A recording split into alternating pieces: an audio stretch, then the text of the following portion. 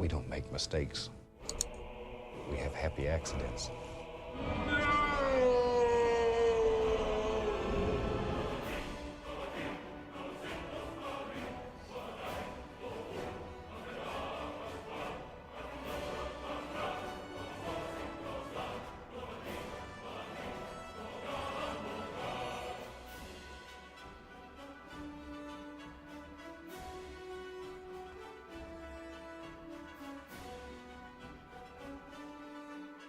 We don't make mistakes. We have happy accidents.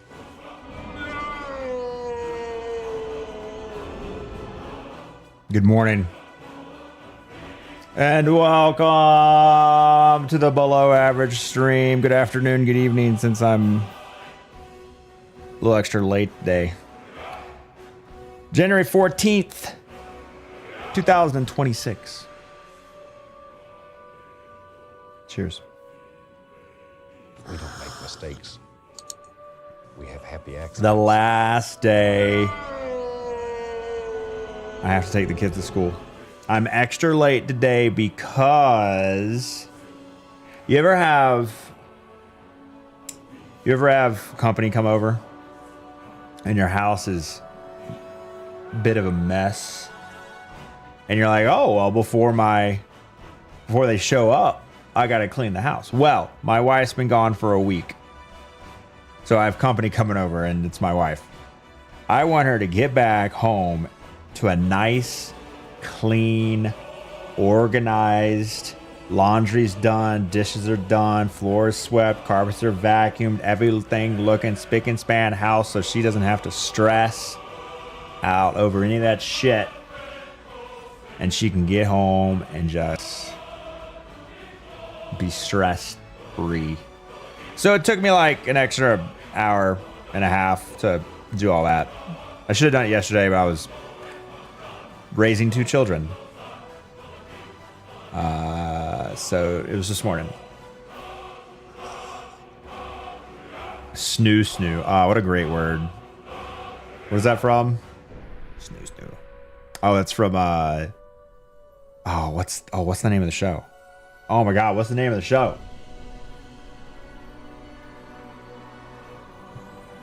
With Fry and the Cyclops and Bender and the professor dude, I can't remember his name. Goes into the future. Futurama! We'd get there eventually. Sean, thanks for 59 months of hard-earned money. It's almost 6 years. Stranger with a 51 he remembered to go live. I did. Gotta pay those bills. Ardent candidate with a 23, almost 2. Men died from broken pelvises. Hell yeah. I gotta watch that show again. I watched that show when Luke was 6 months old. I had to stay home because he was super preemie and no immune system. He weighed like 4 pounds, maybe 5 pounds. And so we didn't want to send him into daycare to go to work. So I would go in at 10 a.m. Then our friend Kelly would come over for 4 hours. And she'd watch from 10 to 2. And then Carrie would get off and be home by 2 because she went in super early. And that entire time I was watching Luke, I would just watch Futurama and, play with him. Or feed him or get him asleep or whatever he needed. I had to fight the germs off him myself. Yes, Big Flip. Good morning. Wait, they're still making Futurama episodes? I had no idea. Starting the stream this late requires you to play the Leopard Don't Work song. Wait. We don't make mistakes. We have happy accidents. Is there a He Don't Work song?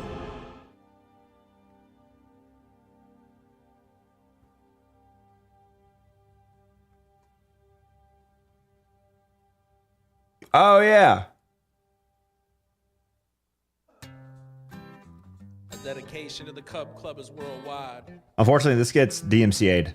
One time. We don't make mistakes. Say, We have happy say, accidents. say, I remember when we used to watch before his government job in coding. Papa observing the averageness as it's sprinkled with good people from stream.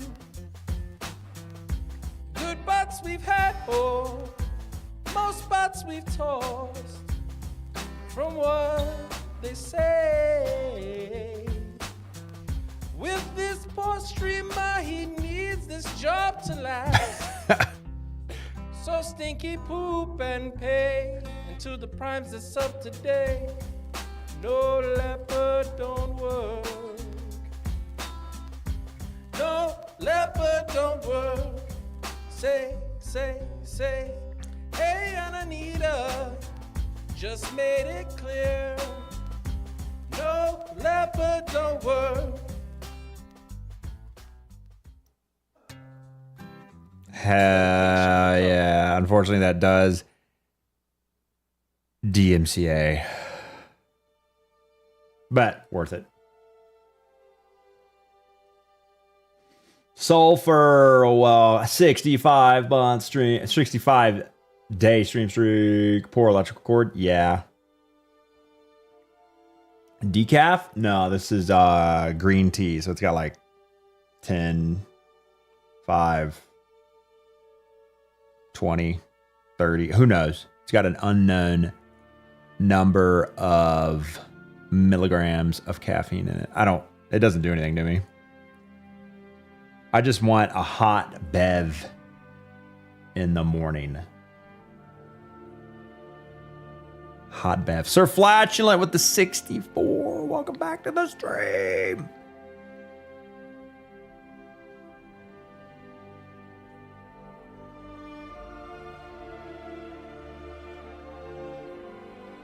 Good morning, Death Bomb with the 50. 50 months of enjoying watching you suffer and hate money.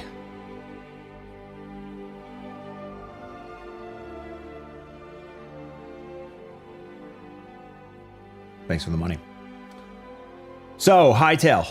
I've heard talk of this game. I looked over it briefly, and it begs the question. So it's like, how is it different than Minecraft?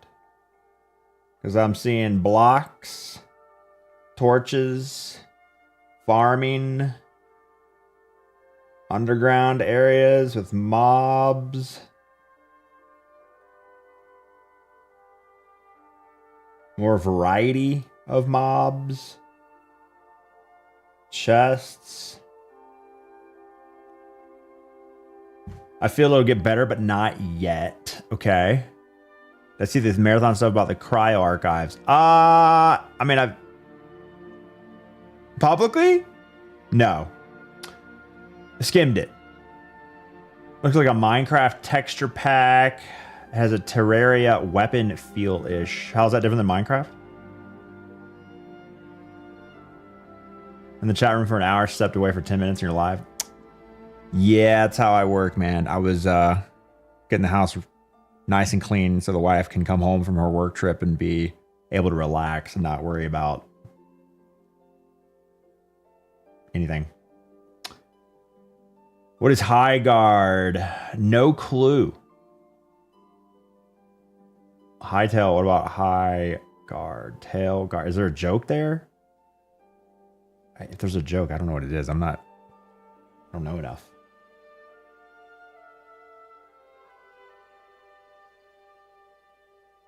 Is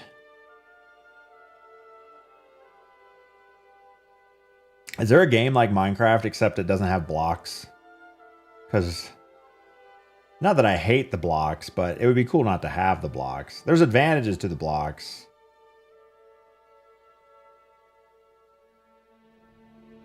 They've updated Minecraft quite a bit, though. Like, cows look different, or things look different per biome now. Added spears. We played last weekend. What else they add? Oh, it's like a lot harder to get netherite gear. You have to have like blueprints or templates from the ancient city guy. What's his name? Warden. We don't make mistakes. We have happy accidents. Releasing January 26th. Get that bag, Highguard. It's hard for me to get excited about games these days. I think I'm just like, I'm old and crotchety now. My opinion doesn't line up with the majority because I'm crotchety. Oh! Yes. You know, this game has a chance. I'm telling you. This game has a chance. It could be really good. You don't know until you play it. I do agree, though, trailer-wise, and everything I've seen on it so far is not buttering my parsnips. It is not tickling any pickles. But you never know until you try it. Until other people play and say, hey, this hero shooter is actually straight gas. Oh, it's gonna be Concord. It's actually gas.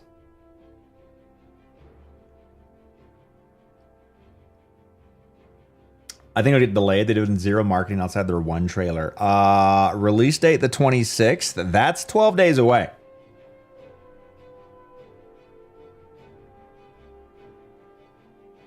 This game releases in 12 days. If you're going to do a delay, 12 days away is about 100 days late to announce a delay. They're just going to do like a media surge starting like tomorrow or today. Huge. You're going to see Highguard ads everywhere. Or they're going to add Highguard skins to Fortnite. They're going to add a projector arc enemy in Arc Raiders that shoots out billboard ads, and the first one's going to be Highguard. Highguard ad during the Super Bowl, 100% guaranteed. 12 days late, it's too late to start marketing. It really is. It's way too late. This game doesn't need marketing. It will sell on its own. Potentially. Wait, does it cost money? Is it free? If it's free, then... I mean, yeah. They're chilling.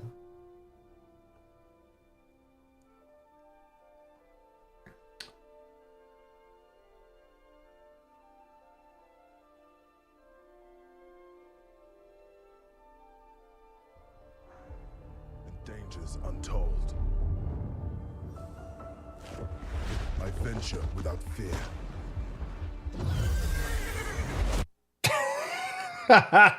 You know, it could be fun. It could actually be fun.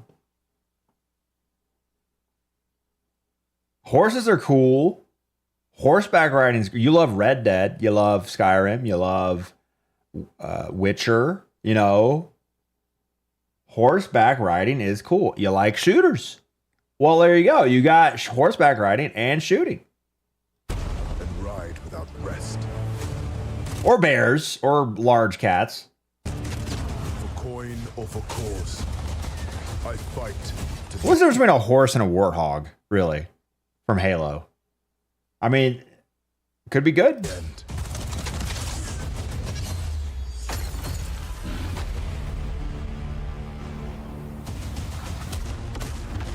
Gameplay looks solid, but not gonna lie, so did Concord.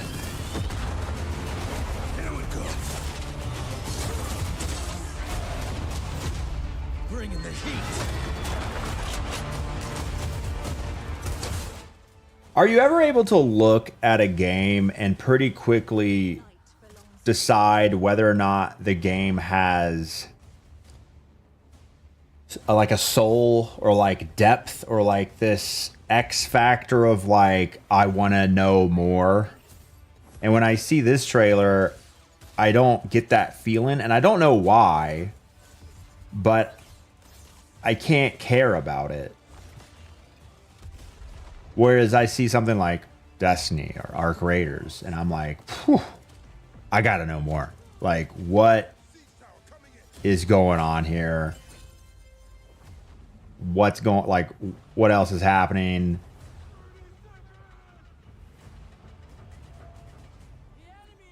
It's a jumbled up mess of games, so disinterested.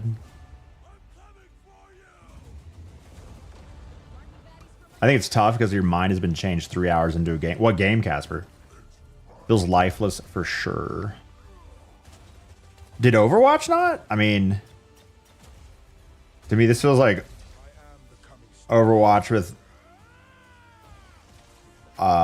more. I guess Overwatch comes from League, though, and League has like this huge history of shit and world. Is that true? Isn't that true? Overwatch comes from League? Can't remember. I think that's true. Could be hero shooter fatigue.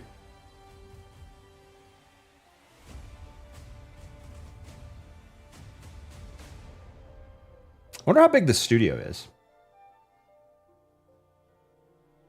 I mean, that looks cool.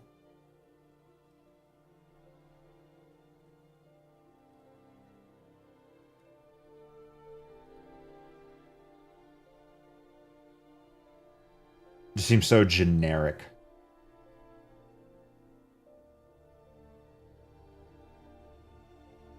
Yeah, you want to load into like a game like this, but it looks like an Elden Ring.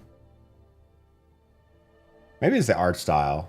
Little water brush. It's got that free-to-play gloss on it. What do you mean?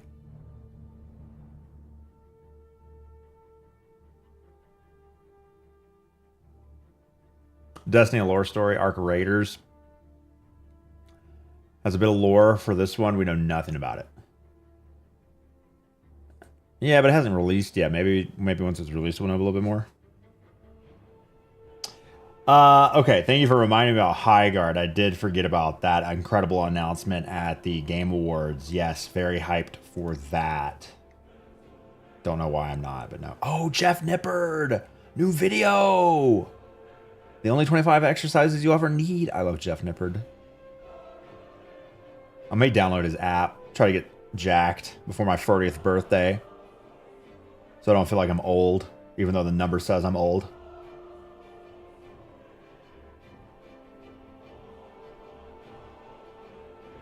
Yeah, Hytale looks like Minecraft with more objects.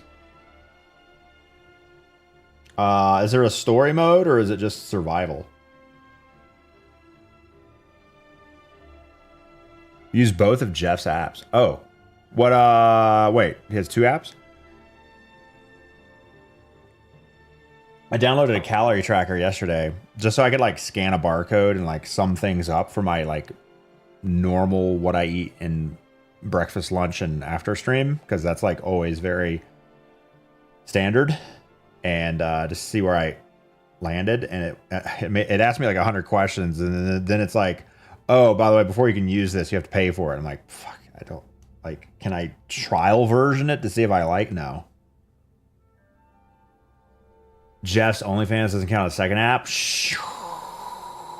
Supercharge your dosage of TRT. I don't make enough money for that.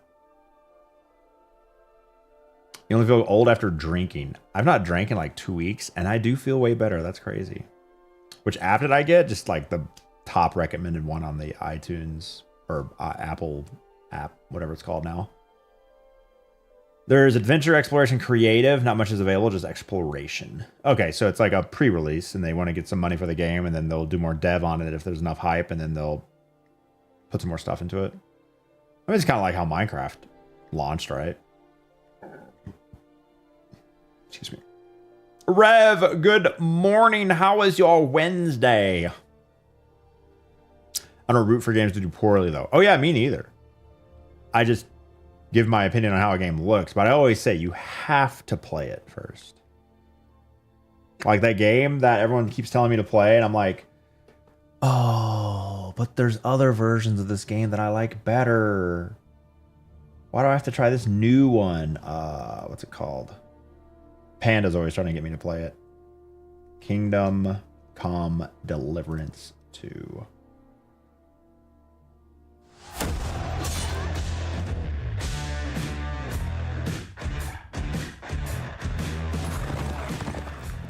That is fucking impressive.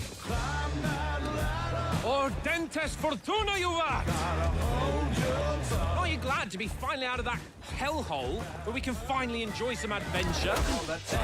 See a bit of the world! And simply have some fun. Sure, and I'm personally responsible for your safety. Females! Christ, Henry, don't be such a stick in the mud! Be gone! What are we gonna do? You can do as you like. Country! That does look pretty good. How's the gameplay? You've been lying to me all this time, and you dragged me into it. Let me introduce a young master of our craft and new owner of Kutenberg's old forge, Henry of Skalitz. When the Black Death last swept the town, it also started slowly. I want to see a bit of the world. Learn things, have more adventures. I don't want to be stuck in some hole in the woods. One day you'll realize that's exactly what you want. What the fuck is that? Take cover!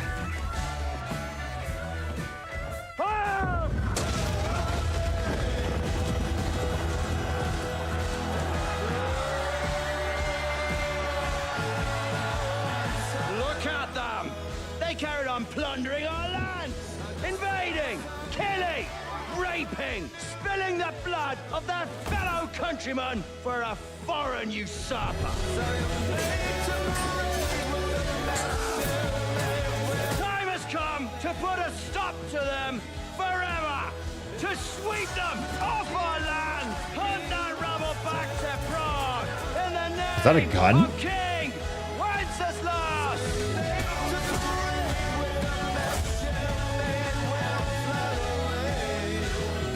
You can't do this! Kill them!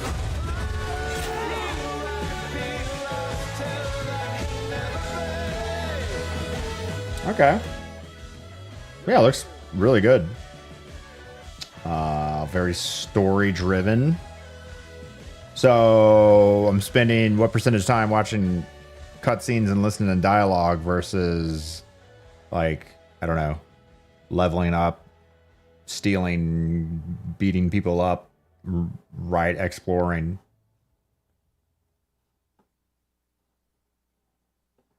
RPG, medieval, open world, single player, realistic.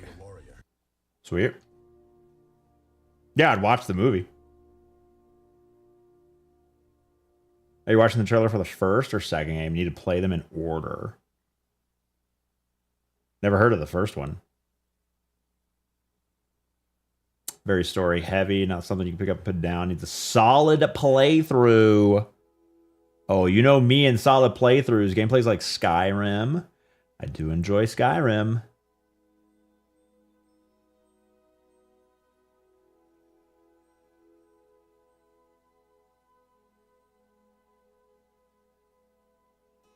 But more realistic medieval setting. Would kill the stream. Too much story. Rev cut out alcohol, smoking, started walking 10K steps, eating healthy, blood pressure is through the roof. Well, getting old's weird. MyFitnessPal is pretty solid calorie tracking app. Scan a barcode, you have to pay for that version.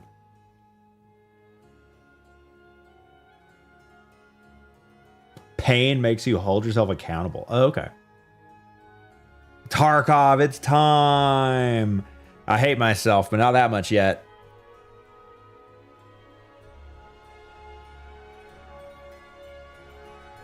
Leaks said Highguard might shadow drop. That's why there's no marketing.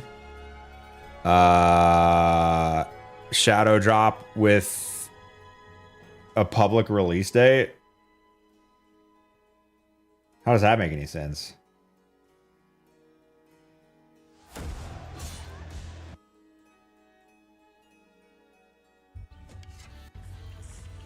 adventure found me. I found this lot. I can see why people wanted it to. Did this game come in like second to Expedition 33 in all the game awards? Sloppy Steaks, welcome. Highguard gonna flop harder than LeBron. LeBron James doesn't flop. You must be talking about soccer players.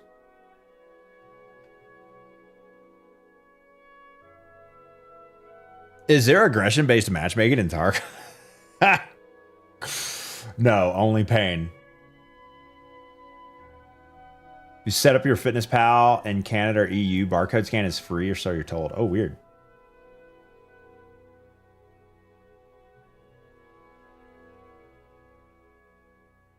Astro Flex, a good morning. You showed up work 3 hours late, you probably would have been fired. What if you told your work that your wife was out and you needed to deal with parenting and get the kids to school? And then you worked extra later on to make up for it. Wait, in fact, you always work We don't overtime. make mistakes. We have happy And accidents. you're the only one that can do the job.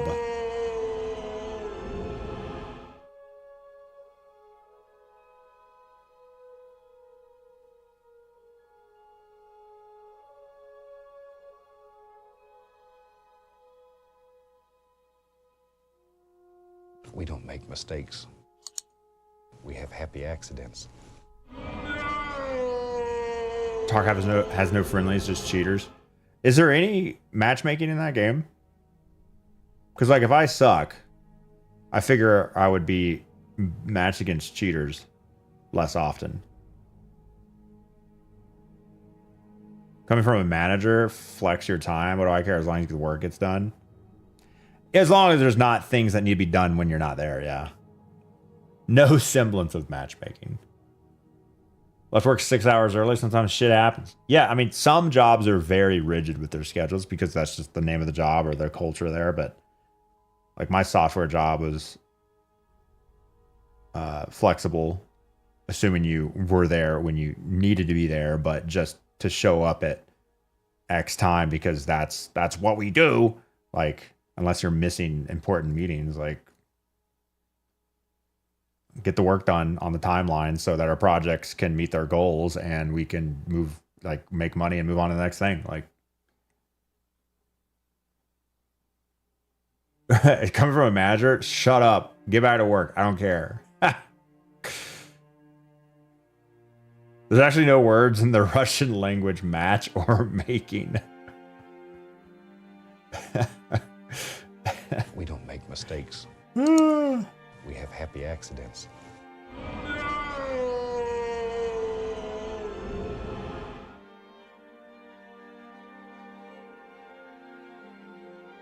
If there is something to be done, I would have set up the team to have a serviceable backup. Beer Belly, good morning. Tripolowski, comrade. Privyet. No word matchmaking in the Russian language. Arthur X with the 65 months of free money. Holy God. Thanks for the free money. Why'd you do it? I guess this is what I did a little bit of research on yesterday. Oh, this game does look good. I kind of do. I think I'll throw this on like the...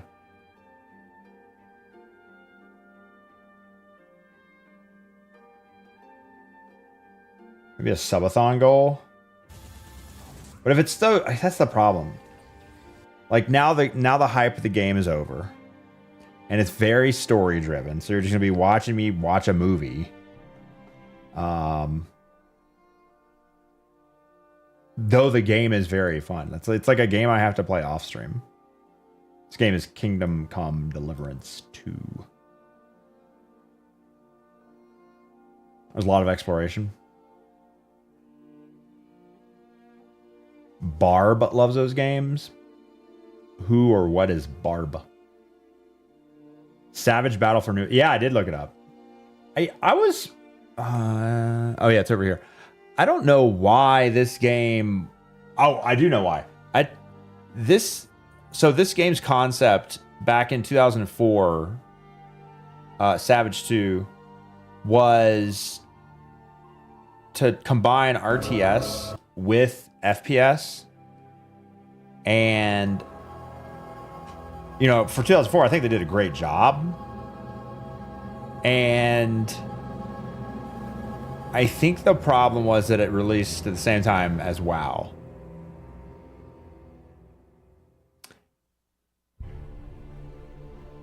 But, and I'm still not exactly sure how they combined RTS with FPS, because from the trailer it's not completely obvious to me. Is it like you just click a button and switch the mode, like when you're in RTS mode here, and then you just click a button and you go FPS mode? Or is it like a multiplayer thing where some people are FPS and other players are RTS?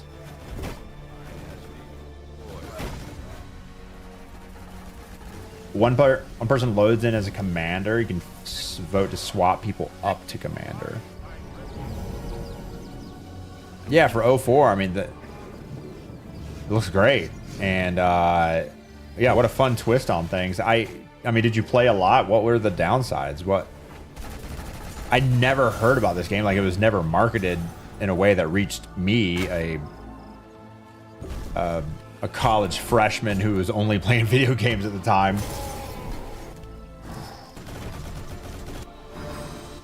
Like, that's all I was... Maybe I just don't remember it. Kingdom Come games are very story-based. Who's here to see gameplay? Oh, come on. I play games all the time.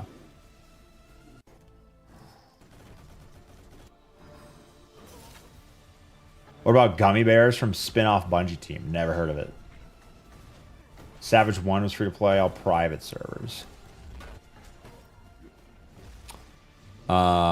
Yeah, I guess that's another thing. Public servers are a matchmaking system that just throws you in with less clicks and less hassle and less coordination.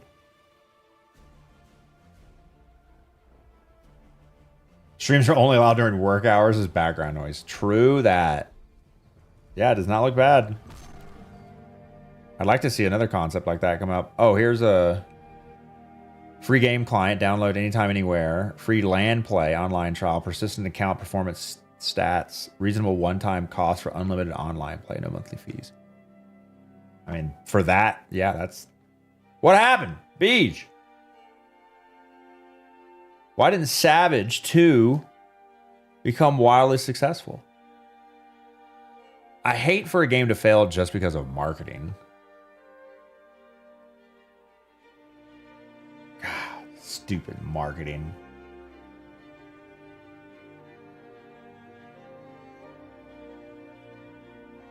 Sounds like natural selection mod for Half-Life where one person was a commander, everyone else played FPS. Never played it.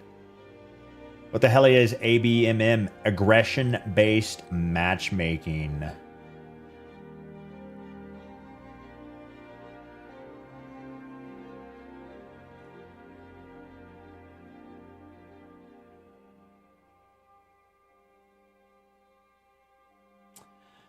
A developer at Embark Studios has clarified previous comments from the studio's CEO regarding the controversial aggression-based matchmaking system and its hit third-person extraction shooter Arc Raiders. While the matchmaking system in Arc Raiders is aggression-based, as previously revealed, Embark says it'll continue to fine-tune that, and that labeling it aggression-based is a bit of a misnomer. These days, many live service titles like Call of Duty, Battlefield, Fortnite will use some form of skill-based matchmaking as their main system to pair players with each other while when searching for multiplayer match. The finer details will of course vary from game to game, but Arc Raiders matching is a little more complicated. Shortly after the game launched, fans began theorizing that the shooter used either aggression-based or one that took into consideration the level of gear a player was taking topside. After a few weeks of speculation, Embark CEO finally revealed that Arc Raiders uses an aggression-based matchmaking system. We introduced a system where we also matchmake based on how prone you are to PvE or PvE, the CEO explained. Holy ads, holy ads, holy ads, holy ads. Embark CEO said the system isn't full science, but explained how players are less likely to be paired with PvP players if they themselves only engage in PvE. Now, in a new interview with Game Radar Plus, design lead Virgil Watkins has expanded on how the system works. Quote, it's a bit of a misnomer calling it aggression-based, the developer told the outlet. He goes on to explain that Embark is going to keep tuning the way the system works, but people aren't far off in how they think it works. We have happy accidents. Ads. Watkins was asked if Embark is concerned about people playing the system to put themselves into PvE lobbies, one of the many concerns Arc Raiders players have about the system. But apparently that's part of the experience, according to the dev. If you really want to try to adjust and play in a bit of a less hostile environment, you are afforded a way to do so. But it should be clear to people, I hope, that it's also not binary. It's been binary to me. I've not been shot this season. Obviously, you can tell it's weighted one way or another, but it's never like you are now with only PvE players, so now you're only with PvP players. It's a weighted system. There's a lot of layers to it. It's not quite so A and B as people might assume. I'm on a hot streak, baby. I'm on a hot streak of PvE. I guess I am just an outlier. Despite his previous claims from Embark CEO Patrick Sutherland, Watkins says there isn't any form of skill-based matchmaking taken into consideration either. This is fun. Okay. We don't do anything like skill-based matchmaking or gear-based, the dev said, shutting down speculation that these factors are also weighted when looking for a match, whereas skill-based matchmaking is often used in titles like COD. Embark says it plans to continue with its current system. We'll keep monitoring match health and player response and tune it from there. The design lead then went on to break down the circumstances behind any PvP engagements and whether or not the system can actually differentiate between self-defense or straight-up aggression. We can track who shoots first and who takes damage and who does whatever, the dev says. He goes on to say, but the one thing the system does not do is attempt to assume intent. If I'm a very bad player and you're a good player and I'm the aggressor and I just miss all my shots and you defend yourself, the game doesn't know what the intent was. They just saw you kill me because I'm terrible. I like this guy. So while the system can track certain elements, it just doesn't assume intent, according to Watkins, which means there are no value or moral judgments. It's simply a system that registers whether or not a player is engaging in PvP, which is what we thought. After a monumental first few months, 2026 is shaping up to be a big year for Arc Raiders. While the studio is yet to reveal its roadmap for the next 12 months, it's already begun cracking down on cheaters and hackers. Embark attempted to diffuse the anger among the community as cheaters run rampant. In a new statement, studio says it's taking the issue very seriously. Remove cheaters, blah, blah, blah. Okay. That's funny. Yeah, so as I suspected, I think what needs to happen is, at least just for me, on some outlier run, I have literally not been shot this season. And my games are boring. Oh, we'll just start shooting people. Then everyone shoots me back, and there's no mystery to it. Now I have to assume everyone is going to PvP me. Therefore, henceforth, no mystery, no tension. Everyone's out to gun. Okay, well then just find a way to play right in the middle where sometimes play... What? Like, that is just messy. It's messy. This system is good, but my account needs a tweak or something, because I'm trying to get all this expedition shit done. I'm trying to get 5 million. And I know if I go to shoot someone, even if they are in a weak state with a lot of loot, my next game, I'm going to get shit on a whole bunch. So why, if I care more about progressing, would I then put myself at a massive disadvantage? Then I have to go through several more PvP, PvE lobbies, or maybe they're just PvP lobbies, who knows, for many games in a row until the system puts me back into these nice, friendly PvE lobbies like I've been in for the last week, where I have about 50 hours topside and no one's shot me. Incredibly boring, and I almost want to stop playing, but I know if I start shooting, my progression slows down. Do you see my problem? Do you see my problem? Who are you talking to? Eska, do you play Arc Raiders? Leg someone every couple of rounds and slow my progression down so it takes longer to get stuff done. You see that? See why that's bad?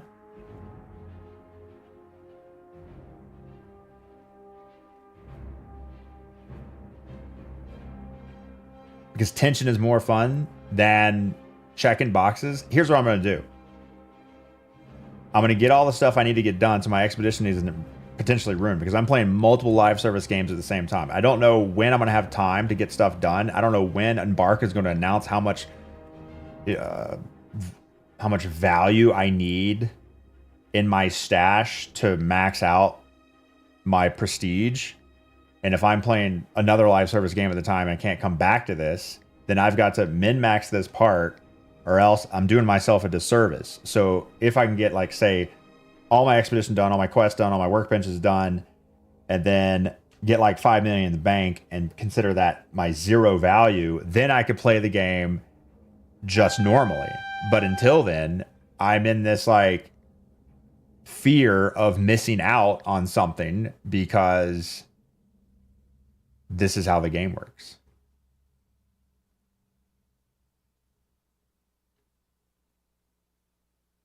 How to stop complaining? True. Yes.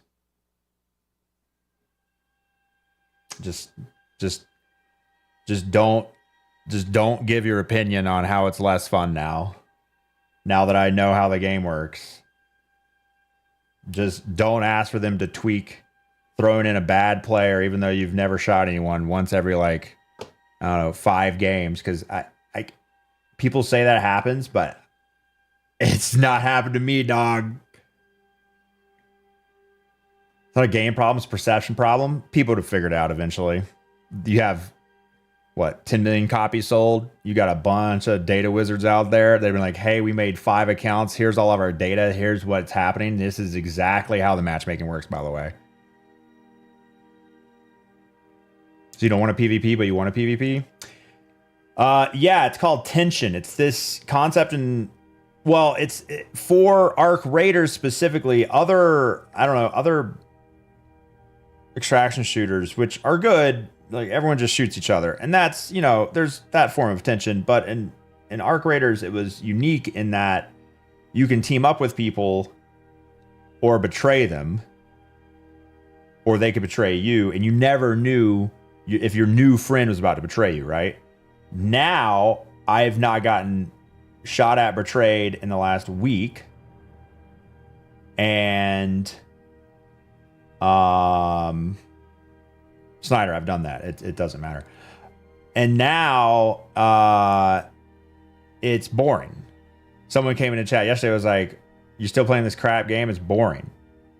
And so I could sacrifice my PvE progression, sacrifice my expedition, sacrifice my prestige, and switch to, you know, engaging in players. But then I'm just gonna be PvP and nonstop, so all that progression is gonna end. It's a big cost to start to kill people, because then more people start killing you, and there's no mystery to it.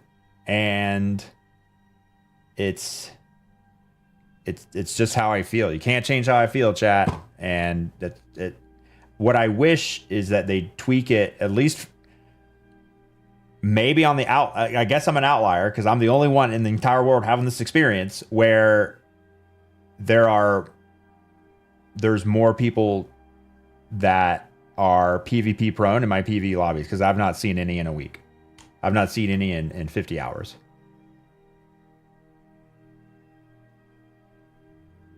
And if it's happening to you, that's great. But there's maybe 1,000 factors to it.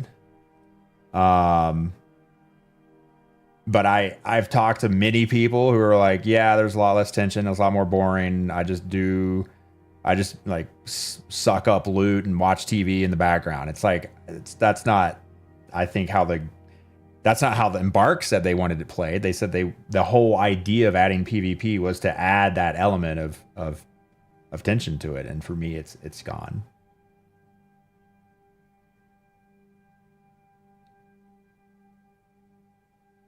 Yeah, I don't think killing PvP players and Arc Raiders gives you a massive benefit, Mad Mikey. You have so few loot slots, and you get like killing other players, you just don't get a lot. Like 150k worth of stuff. I can make 250k an hour in PvE lobbies. Like it's definitely an issue.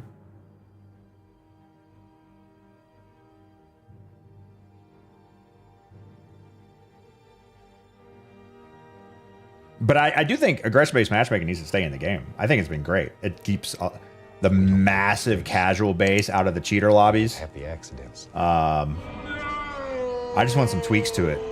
I just want to be shot in the back.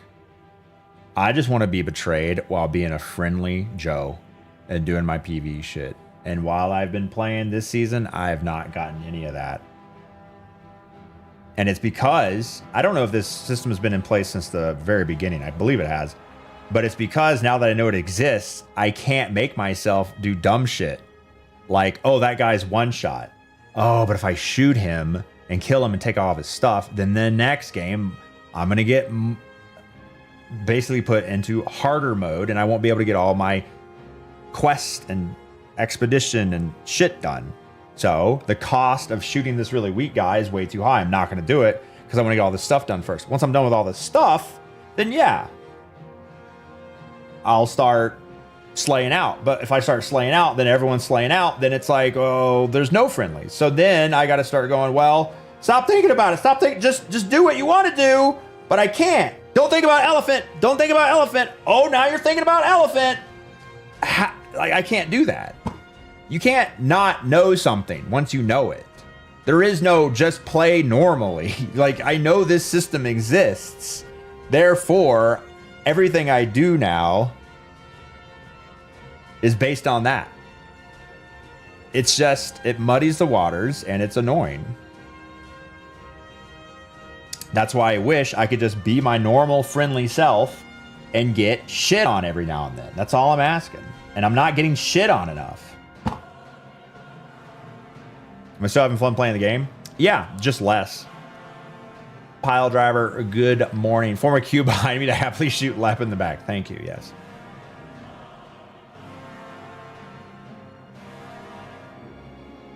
It's not a game problem. It's absolutely a game problem. Absolutely, they need to continue to tweak this stuff. And this is valid feedback that they take into account, because I assure you I'm not the only one having the same problem. And my stupid Twitter post has 80% of people responding that have put no thought into their response and just want to say, man, shut up, streamer. And then the other 20% are like, yeah, it's a lot more boring this time around because we know about aggression-based matchmaking. So it's clearly valid feedback, and it's clearly something they're going to continue to tweak their algorithm with. But for me, so far, it's been very A-B, and something in the algo needs to change to make that not a thing. This is why you never tell gamers how matchmaking works specifically. And they haven't. They definitely have not. They're very... They may have said a little bit too much, but I don't know. People always figure out, if you have enough data sets and enough people sampling and enough responses, people will always figure out. They'll take all the anecdotal evidence, combine it together, and go, oh, this is aggression-based matchmaking because, you know, we took all this feedback and figured it out, even though those devs said nothing.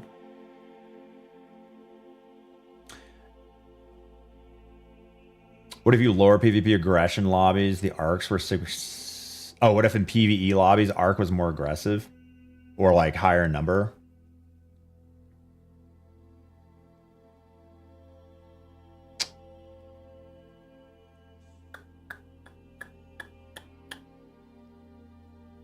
I mean, I'd try it, but I think that is not the best solution.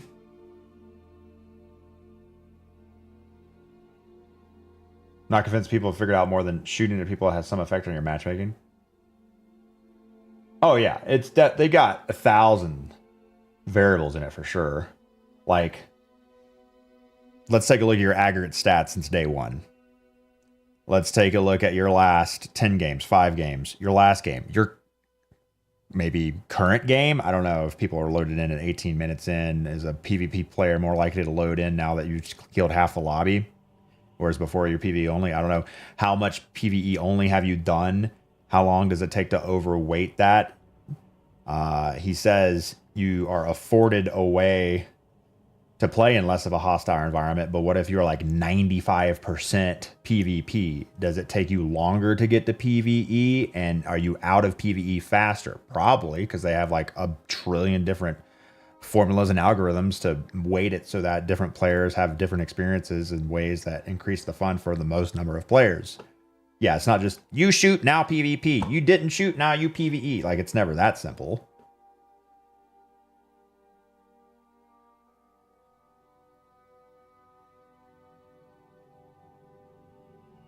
Dad joke of the day, the H in Jesus, H Christ, stands for Hubistan because Jesus died for a reason, and the reason is you. I don't get it.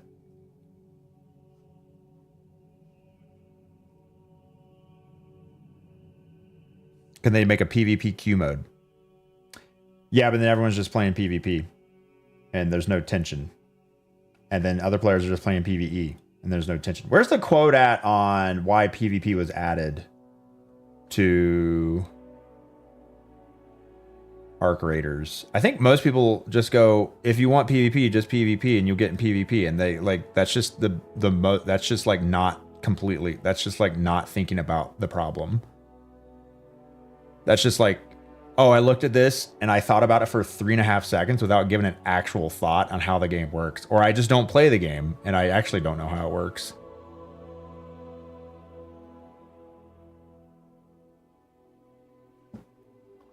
I think it's this. At present, I think we're okay with the fact that you have some agency over the situation, meaning I can control how aggressive my lobbies are. If you want to try to adjust and play a bit less hostile, you are afforded with... Oh, no, that's this. That's the flame. Nope, it's not that one. That's the thing I just read.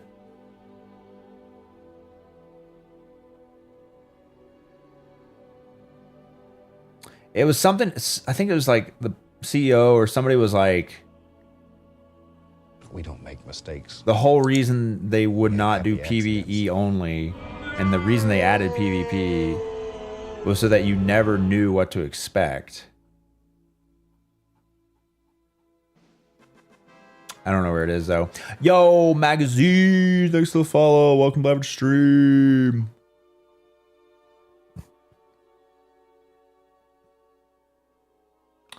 Nah, yeah, I know it was in the video, but it was quoted somewhere as well. It's just easier to pull a quote than...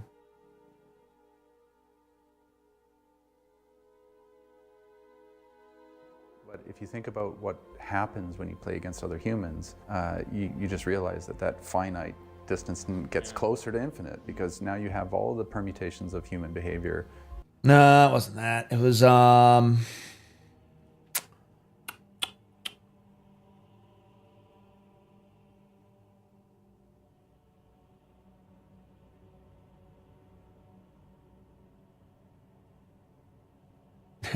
It's so interesting how to me how like 95% of Twitter responses they just don't think, they just type.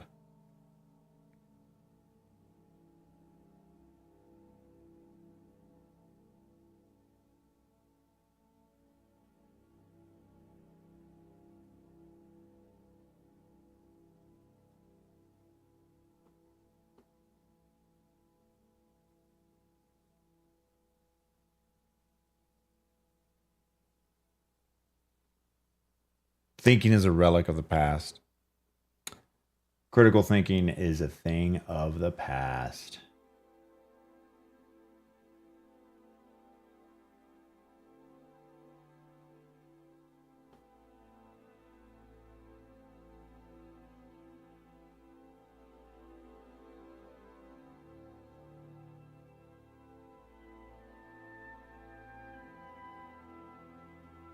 Yeah, it's not, thanks, but it's not that. There's a quote that I saw that was exactly the opposite of what aggression-based matchmaking has done for me. I'm just trying to find it.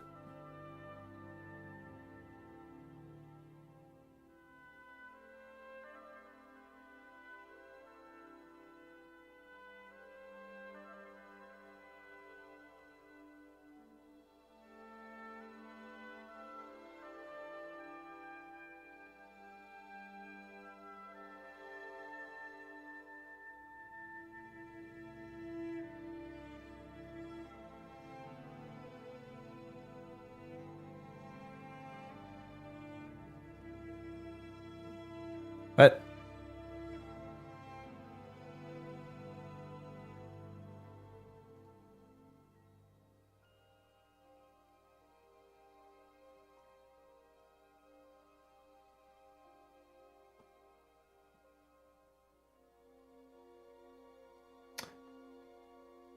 progression-based matchmaking is a progression path without a reset option.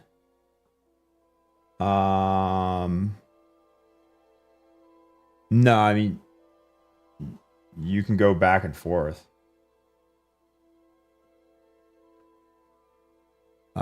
People say 5 games, 10 games. People say trios affects it. People say trios does not affect solos. People say that when they're super friendly all the time and match with 3 other super friendly people in trios, that they get put into PvE lobbies that have solos and duos when they're trio matched. I've seen that from 2 different people, which is wild that aggression-based matchmaking outweighs party size, if that's the case.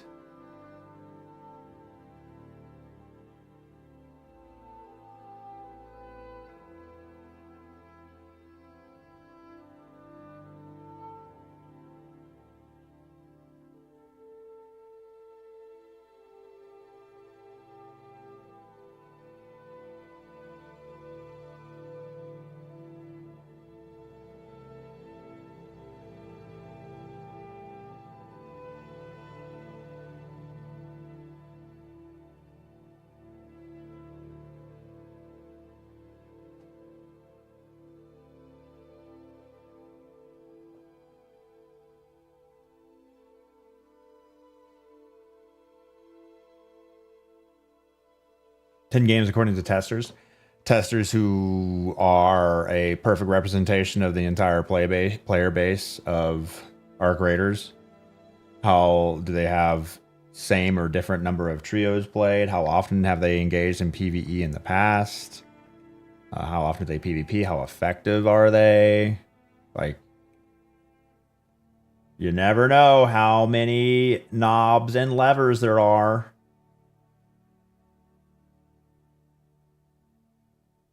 Not having prox chat may encourage shoot first, but the interaction with randoms is too good not to have it.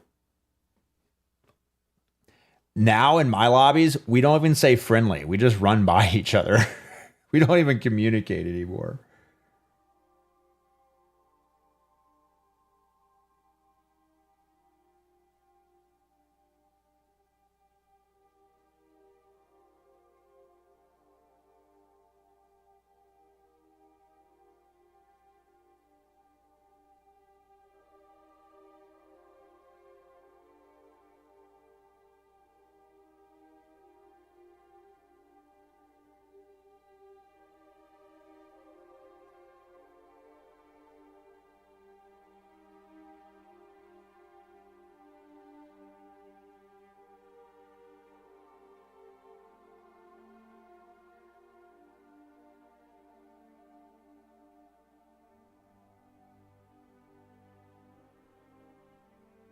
Yes.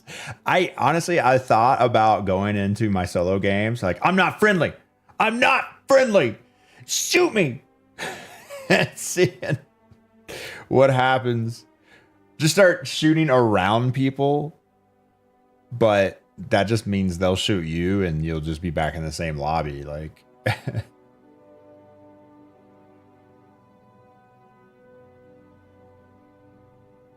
because like, at some point, you're going to shoot around or be sussy around someone.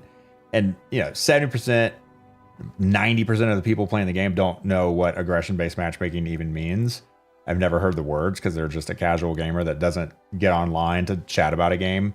We're seeing like online discussions represent Reddit, Twitter, Twitch chats, YouTube comments represent what, less than 5% of a player base. So yeah, unless you're like,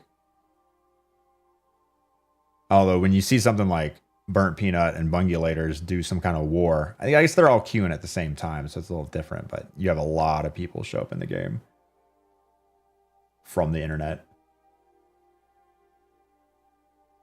Wife and I are both ready to jump in. Oh yeah, it's great. You'll have a lot of fun. I'm still having fun. I'm just saying I'm having less fun. Like when I play a game, I think about game design constantly because my brain is broken.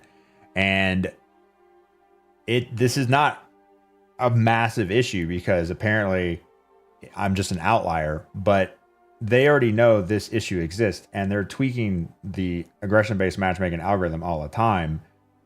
My feedback is wherever I am at in the algorithm, make it more hostile.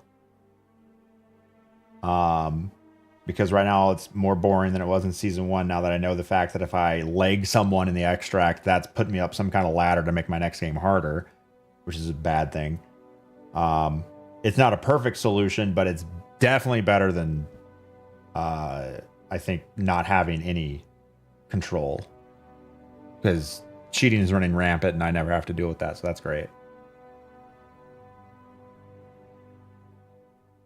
Be the change you want to see and shoot that raider, and then get put into PvP lobbies and only have to PvP ever, and then really have really slow progression, and then everyone PvPs and there's no more friendlies, and that's boring because there's no tension because everyone's just shooting you. Do you see the problem? I don't know how many times I have to repeat myself. Feels like Twitter.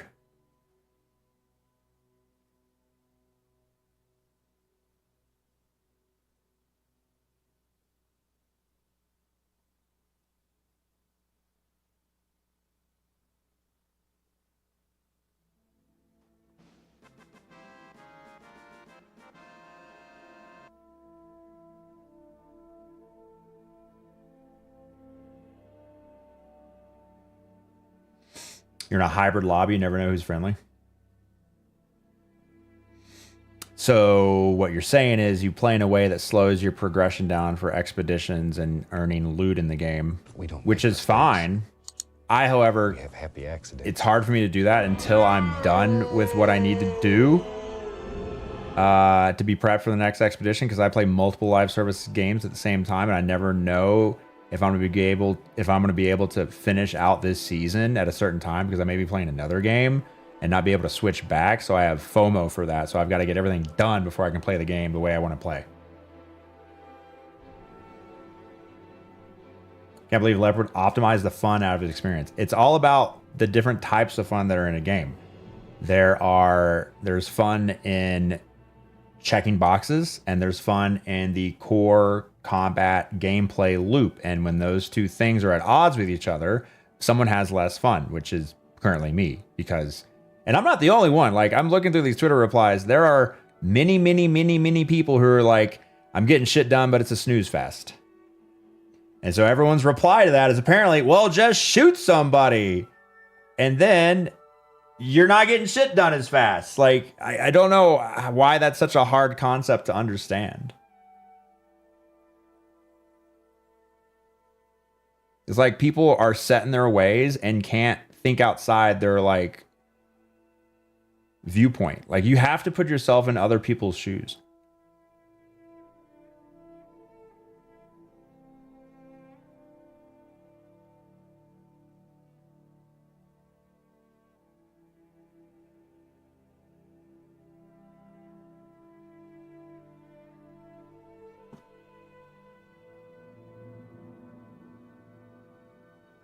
Agreed, says eggnog. I love eggnog. A little rum. Anyway, at first it was fun smashing out all the quests. Once the next expedition has been supplied, it got boring pretty fast. Trust me, I'm a massive fan of the game. Just need that fear factor added back in. Season 1 solo was peak. Like...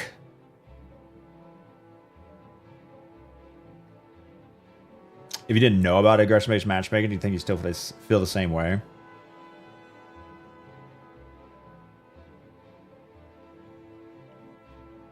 It would depend on what the community was posting about their findings with with the matchmaking system in general, like loot-based, aggression-based, skill-based, whatever, and whether or not how well they were researched. And if I did my own testing, like if someone just wrote out this thing like, hey, this is definitely aggression-based matchmaking. Here's what I did. Here's what multiple people did. I was aggressive for 2 games in a row. Then friendlies went away. And then I was friendly again, PvE only for the next 10 games. And then everyone was friendly again. Oh, okay. And then if you see that multiple times, and then if you try it and it's the same way, then it's concreted in your brain that that's the way it is. And now you've changed your playstyle because you know how to make the game, you know how to get your shit done faster, min-maxing. Sorry, I'm a Destiny player. Whoops. Now I can get all my stuff done, and then I could... You know, my joke I always say is, like, I do all this, like, grinding and work and leveling and all this stuff, and then I go, I can finally play the game. Like, that's what it feels like, which is not a great feeling.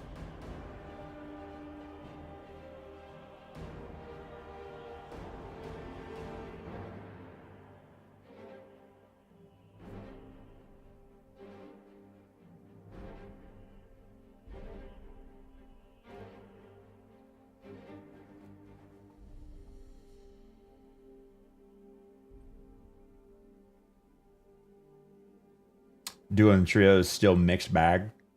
That's because you're queuing up with people on your team who are not friendly. Tension dies when matchmaking removes uncertainty, not when PvP exists. I mean, that's what I said, I guess in different words. No easy fix other than to soften it. Yeah, I'm definitely promoting loosening how powerful it is, how strong it controls your matches. Some people have different experiences, though. They said they get gunned down even in PvE lobbies, and I've not had that happen in the last 40 games. And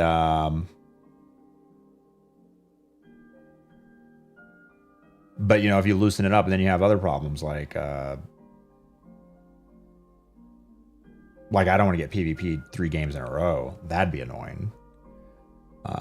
You don't want the casual player base having to subject themselves to cheaters all the time. That'd be annoying. My experience since Expedition has mirrored yours. I'm no longer legging people in the extract, but now I'm progressing faster.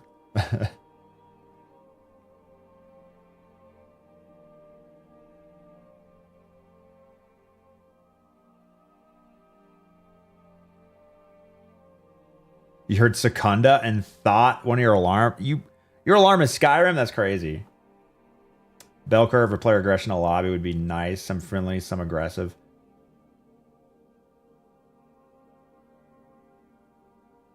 The problem is players can change their aggression at any time. I mean, maybe that's how it works. We don't know. Like, do they just throw in like one PvP only player in every lobby? And that guy just happens to like that guy's just happened to never come across me. 99% damage resist if you get shot unless you fire back. Oh, then that's just opt-in PvP. That's not, there's no tension with that.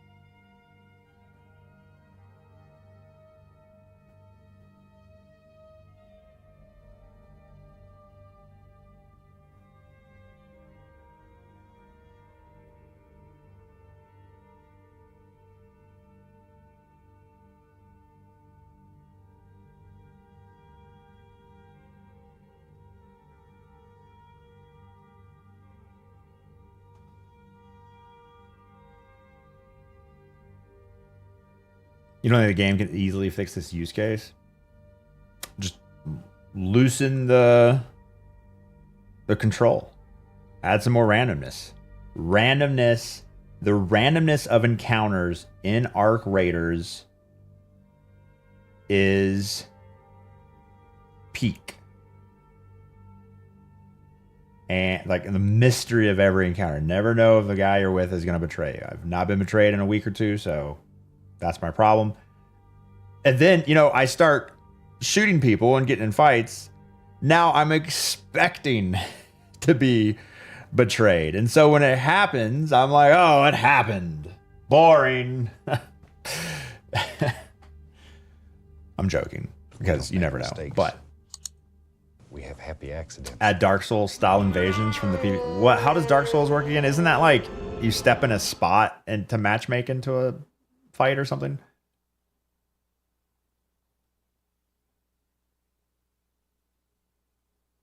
Baron Maki Dog, thanks for 66 months. Welcome back to this stream.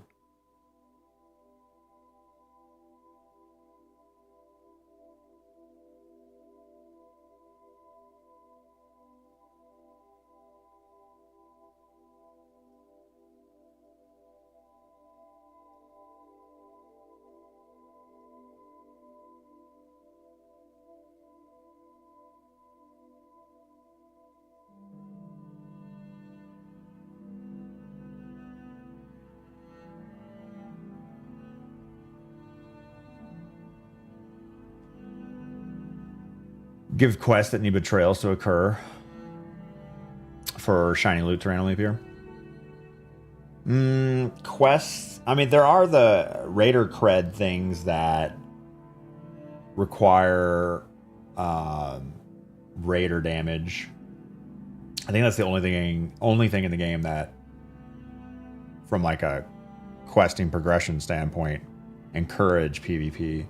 They may have actually taken that out. I don't know if I've seen that recently. I don't pay attention to them because I'm maxed on cred, the blue currency. I'm sure it's still there, but they don't have any quest for that like they do in Tarkov. I think a dev has said, and maybe was it this interview?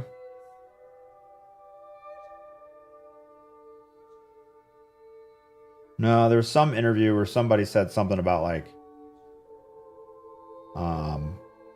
we actually don't want to encourage PvP. It's just there as an option or something.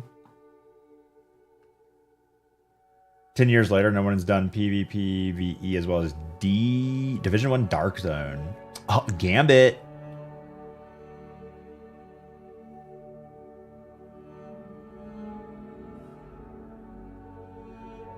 You just need a random raid from time to time where it throws you in the sin bin. I like that. Randomly throw me in it. This guy has not got shot at in 10 games. He's about to get fucked. Oh no, he just took in a hull cracker with 100 ammo. And 40 snitch scanners. Because he's trying to do his trials. Whoops, sucks to be that guy.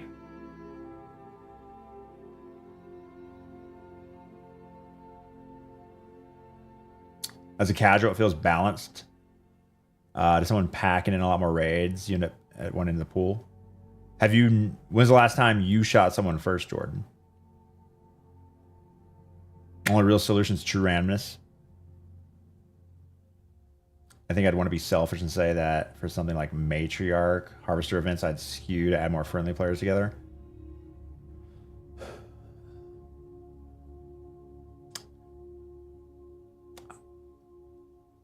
It's just I'd want to see aggression based just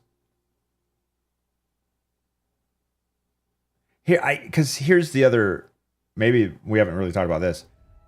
I think in solos the vast majority of people are friendly. I think it's at least it's over a majority. It's got to be. It's got to be. Now that being said, you have kind of like centrist. I'd consider myself sort of a centrist in Arc Raiders. If I see before I knew about aggression-based matchmaking, or that my actions had impact on future games, therefore slowing my progression down, if I saw a player fighting a hornet and that hornet hit him, and I'm sitting there with my anvil going, do I shoot the hornet? Do I shoot the player? Season 1, I've shot the player and killed him. Looted him, got out, blind to any other impacts. Because that moment, I felt like it. It was a good opportunity, and I did it, and I got loot for it. Felt great. Sucks to be that guy. Get good. And that happened to me all the time. I'd get shot by Ark, and then I'd get shot by another player who was sitting there watching me. Cool. This season, that doesn't happen. It's not happening at all. I sit there, I see someone getting almost dead by Ark. I'm like, oh, I'm going to save this guy. Because I know it's going to feel good to save that guy. But I know if I kill that guy, it's going to feel shitty later because I'm trying to get all my stuff done. So I think if you take out aggression-based matchmaking altogether, you will still have a majority of players who are down to be friendly unless there's a certain opportunity that arises, like that one I just explained. And you'd still get a vast majority of friendly lobbies. Yeah, you're still going to have content creators who like to go in and make an entire video for $3 where they friend up everyone in the lobby and say, hey, you want to team up? And they betray them, and they do that to like 12 different people in the lobby because that's the only content they make. You're still going to have those types of players and those types of encounters. There's just going to be so far and few between, because I really think the vast majority of these of the player base is, at least for solos, friendly. Not vast majority. Let's say 60%, but we don't know.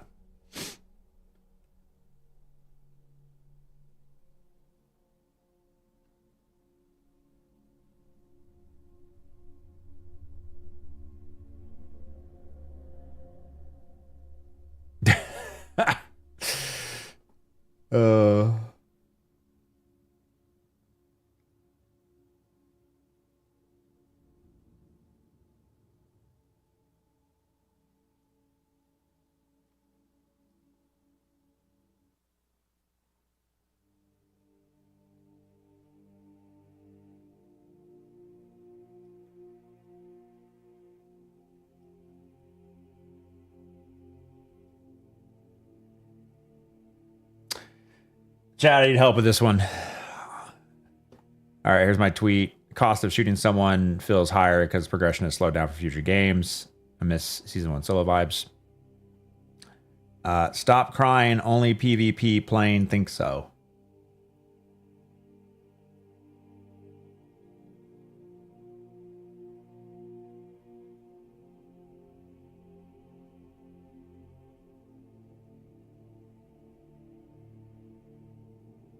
Classic Twitter response.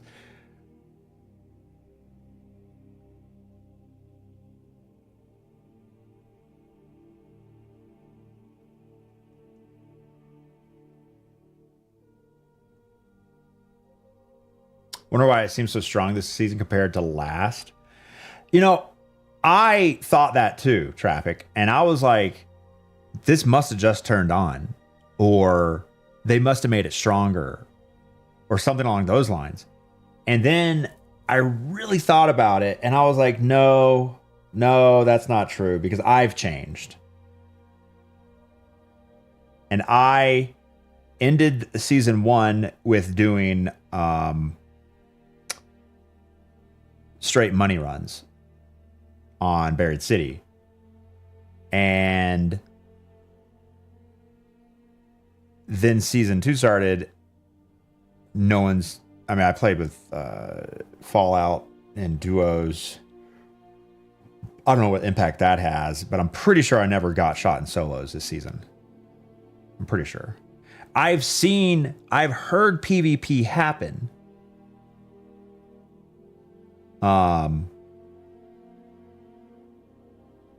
It's just not happened to me yet. And sometimes though, people will fight in solo lobbies because they're both they're not necessarily aggressive. They're just suspicious of each other. Maybe they didn't communicate. Maybe one guy doesn't have a mic. Maybe bro had his gun out and aimed in a certain way. Maybe they're both passive players, but you know, certain situations you're going to want to pull the trigger first. I don't know. And they don't even know aggression-based matchmaking exists. But I've stopped caring about doing raider damage. I've stopped joking around with legging people and pickaxing people and extracts, all because I know it has impact later. And so I've definitely changed my play style. So I can't say it's gotten stronger. I think it's me that's caused that. Playing with Fallout put you in the adult learning center lobbies. Wait, what were we doing? Oh, we were doing duos where he was trying not to die. If he dies, he deletes his account. Oh, that's right. Yeah.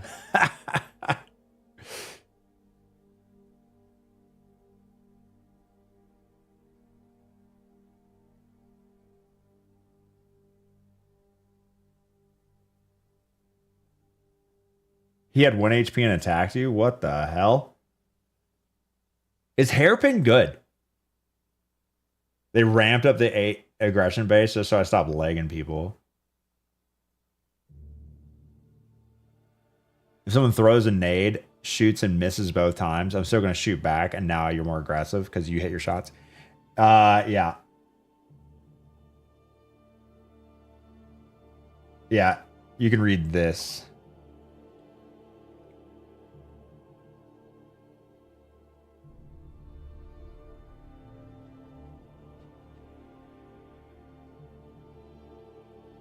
Hairpin's good on arc? I thought it was light. Is Hairpin medium?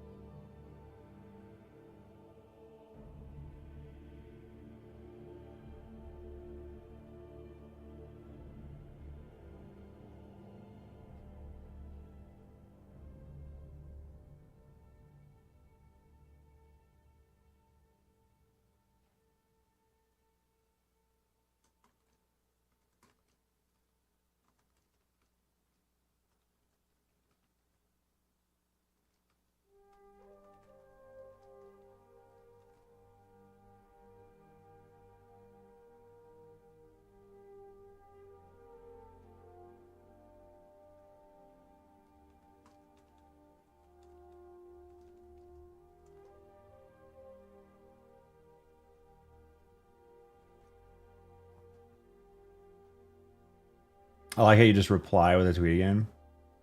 It works for like 99% of these responses because I didn't include it in the original tweet because I thought it was obvious, but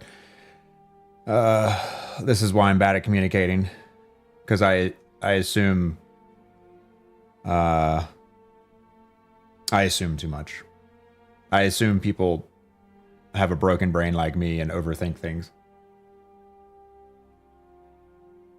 It does seem to differentiate between squads, solos. PvP with friends go back to very friendly solo lobbies. Yeah, that's what I assumed. But I've seen... Oh, here's the test, Snashy. How about you run some friendly squads for a while? Pantry Ray, thanks to follow. Run some friendly trios for 10 games in a row. As last night, still enough RNG to stay cautious. I don't PvP, you got an extraction camper. Okay. So people shot you in the open after we'd been chilling. Oh, and duos. Yeah, I mean, waiting is going to be different for every player, every playlist, every time of day. Like, there are really so many factors. I wonder if it's because I play in the middle of the day in my time zone, and it's also matching me with players in my regional area. But I mean, unemployed people play when, 9 to 5. So I don't know if I'm matching outside of my area. Midday is so much more chill. See, in my experience in other games, that is not the case. When the dads get home from work and log in to Fortnite, that's when I started getting W's. It was so hard to get W's during unemployed hours. Is my crossplay on? Actually, I don't know. I haven't checked in a while.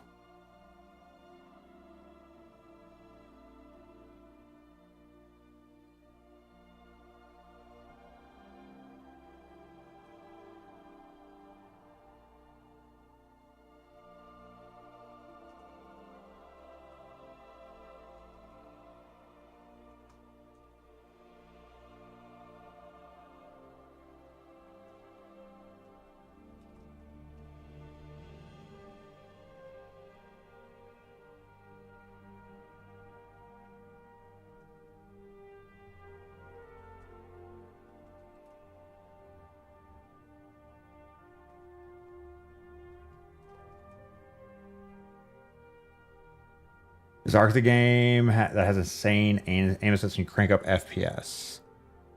I mean, at least against Ark, yeah. There's that clip of Nick Merckx at 200 frames per second, and it's like hard for him to aim away from the Ark.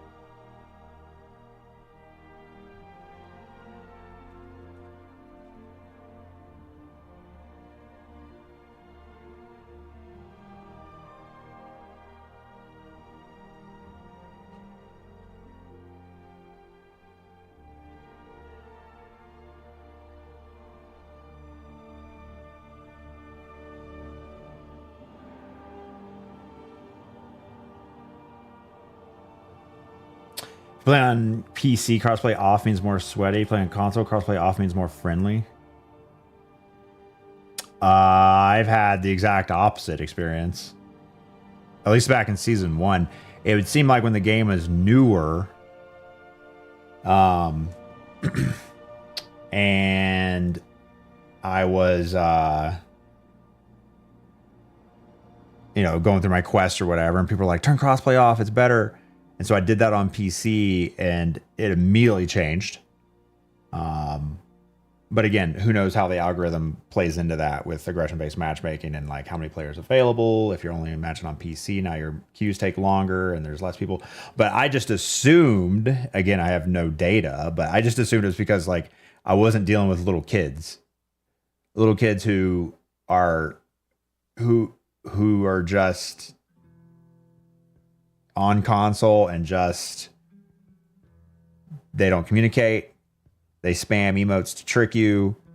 That was my assumption. It's probably not true, but that was my assumption. And yeah, I don't know if it's on now or not.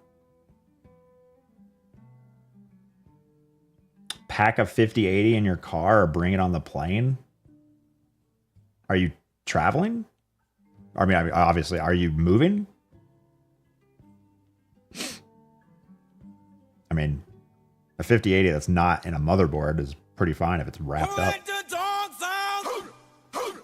Who let them dogs out? Who let them dogs out? Moving to AZ. That's quite the trip. Nah, just put it in the car. Wrap it up. Put it in your safe pocket, yeah.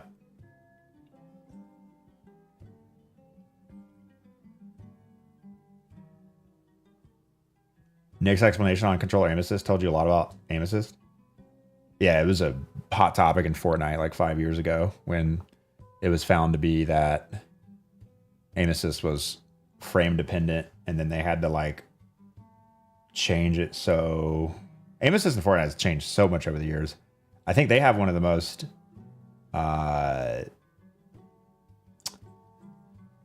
systems with the most tweaks in it. Like I think their aim assist now in Fortnite actually involves human reaction speed. So like in most games, aim assist is just 0 millisecond latency aim adjustment. So if someone is strafing one way and then in the next frame strafes the opposite way, your aim assist will do something that's not humanly possible, and that's adjust back and immediately start changing directions. Mistakes. Whereas Fortnite has added like a 150 millisecond or 100 millisecond delay into the switching of directions or the updating, so that it represents a human instead of a bot. I don't think any other games do that. And then Halo Infinite kept their aim assist pretty strong for controller and didn't want to lower it because it started making the game feel worse overall for the majority of players. And so they added a aim like a friction for mouse players, so that cross-play was less, or cross input lobbies were less lopsided, because controllers were just dominating. Especially, they still dominate at the pro level, but like me and Diamond, like it's pretty even when you look at like hit percentage for players that are equally ranked.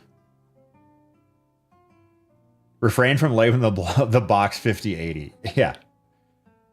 TSA gonna inspect it and break it. Yeah. Keep it in the car, wrap it up.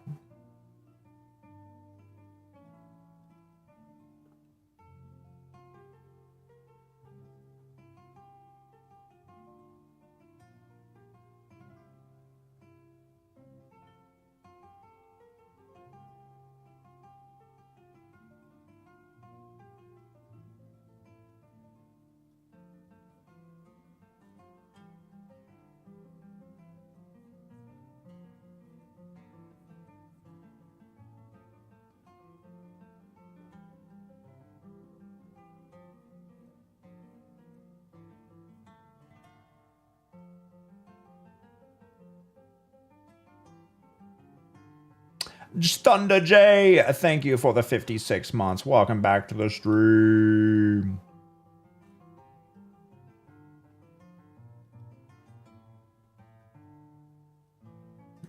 Label it bomb so it gets special care during inspection.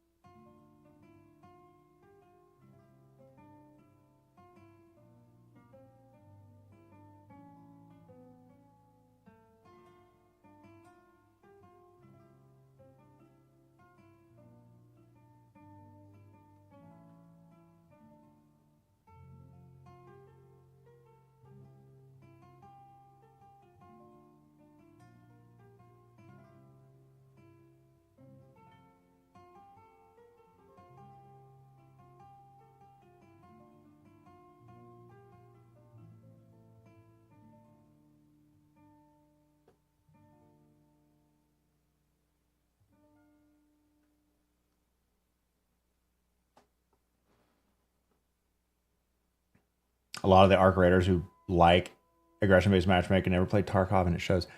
I like aggression-based matchmaking.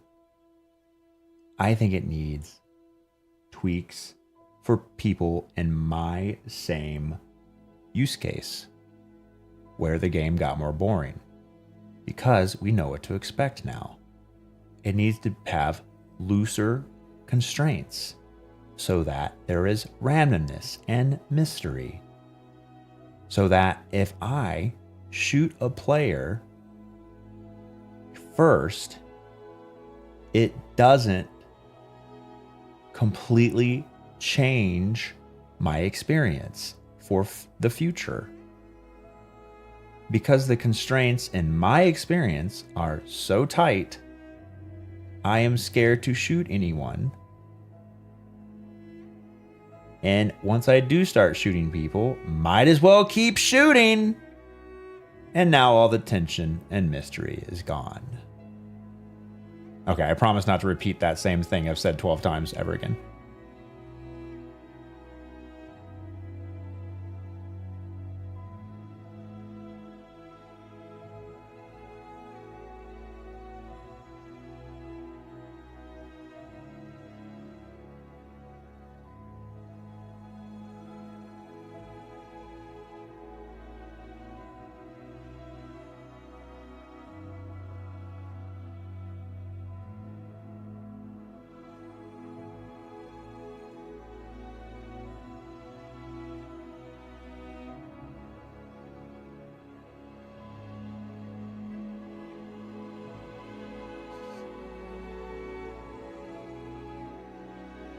Gameplay? Yes, but unfortunately it's just earning money on Buried City.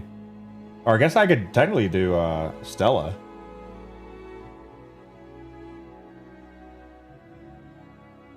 I kind of want to learn Stella. Like the back of my hand, like know every door.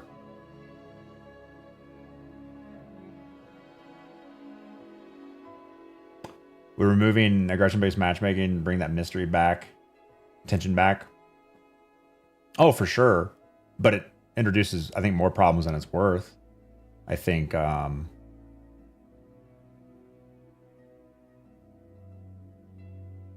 think the perfect scenario, which is not a real world scenario, but in a vacuum, it exists, but no one knows that it exists, and no one ever knows that it exists, and no one can ever test to prove that it exists.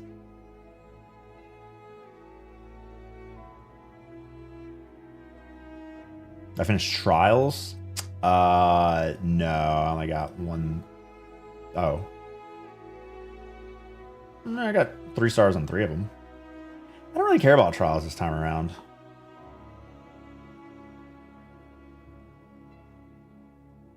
I'm already up for 3 times promotion. I mean, this will drop after a little bit, but... Schrodinger's matchmaking, yes. Curious if Stella will have aggressive players that are aggression. I played on Stella for 10 or 15 games in a row. Some of them Night Stella. No one has shot me in the last 2 weeks or a week or two. Does Trials lose its novelty? I think my problem with Trials is I like to hunt for, you know, top of the leaderboard and all that. But there are... The min-maxing of Trials is not fun for me. I think getting the 3-star is fun, but to like be over here, you've got to do a bunch of dumb shit, and it's just not my thing. And that just turns me off altogether. Like, if you wanted to really max out carryables, I mean, you got to load in with 3 people trios, and then hopefully you can all find, hopefully the most carryable spawn, and you all deliver a carryable because progression shares in teams.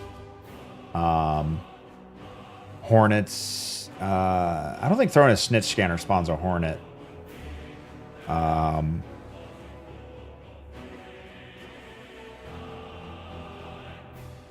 Yeah, there's nothing. I don't think there's anything this week that's super. What's the word? You can't really min-max these. So some weeks there are things like throw snowballs. You can't do it anymore, but throw snowballs at a Rocketeer. So the strat, the min-max strat, was to flip a Rocketeer upside down next to a snowball thing, or bring in 1,000 snowballs and pelt it forever. Maybe that wasn't last week, a couple weeks ago. So you get like 200,000 points or something ridiculous. If you really min-maxed it on like... If you really min-maxed it. What's another one? Wasps. If you bring in a bunch of snitch scanners from previous raids, you bring in like 50 snitch scanners. Every time you throw a snitch scanner, it'll spawn 2 wasps, I think, if you throw one. I think when it does it, it spawns 1 hornet and 2 wasps. I think when you throw it, it just spawns 2 wasps. I'm not exactly sure on that. But anyways, you can min-max it that way with a team of 3, and you all have, you know, max loadout, and, you know, you get lucky on like hidden bunkers. So you have 45 minutes to do it. Like, there's just all these ways to, like, it just takes the fun out of it if you really want to climb these ranks. And that is not for me. But 3-starring things is pretty nice. I think the 3-star score is pretty well balanced. There are 30-man lobbies getting people 300k plus. How does having extra people help get you more points, though? Because progress only shares on a team, right?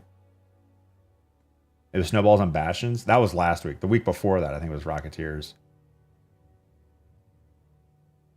I'm in Daredevil 2. I dislike the trial system. If you're in Daredevil 2, you are not disliking anything, dog. You are 1, 2, 3, 4 from the top. You are having a blast. You may be hating it, but you're having fun.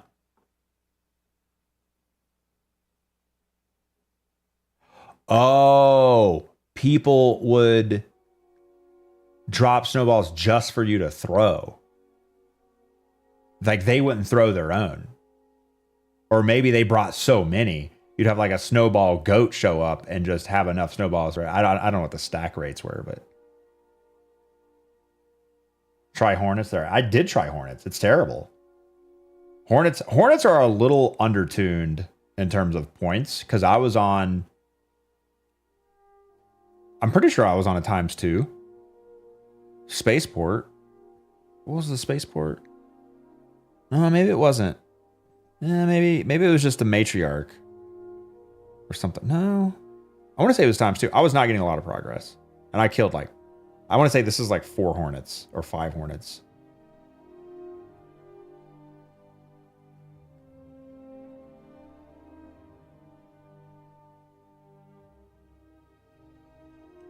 Oh, Jordan, they're 100% tuning this matchmaking every other. They are tuning it, not every other day, because they need time for things to settle and actually look at the data and make, you know, informed decisions. But they're definitely tweaking it all the time with no communication, and that's another annoying thing. Is like, you know, I've made this post and I've said what I've said, and you know, like the next game I load into, I'm gonna get PvP'd a bunch. And people are like, see, told ya.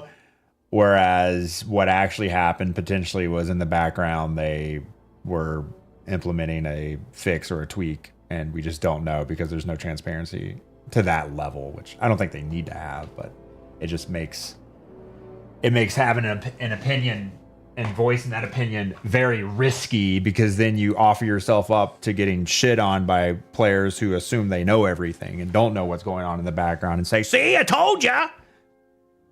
Whereas they completely dismiss my last week and a half or whatever of, you know, 50 hours of gameplay where I've not got shot a single time in this season. Cool. 14 Hornets to get 3-star. 12 on 2x on a 2x map. Oh my god.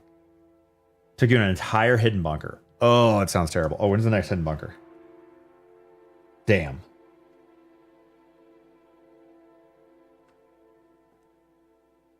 $50 hours. We wish we get 10. I wish I could tell you how many hours I played. 124 total. Yeah, I'm probably only like 30 this season. Imagine dying to a Rocketeer. Couldn't be me. Imagine dying to a Leaper because he was between you and the door and you couldn't get around his leg. I literally remember all my deaths from this season. Aside, oh yeah, no, I do. Wait, does this go back to This is only this season, right? This list right here? Yeah. Falling through the map with Fallout. Actually getting killed on Blue Gate with Fallout.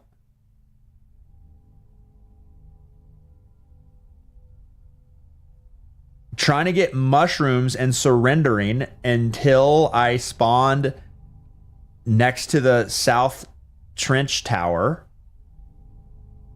That's what all these were.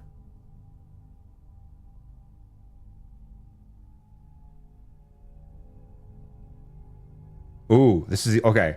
This was the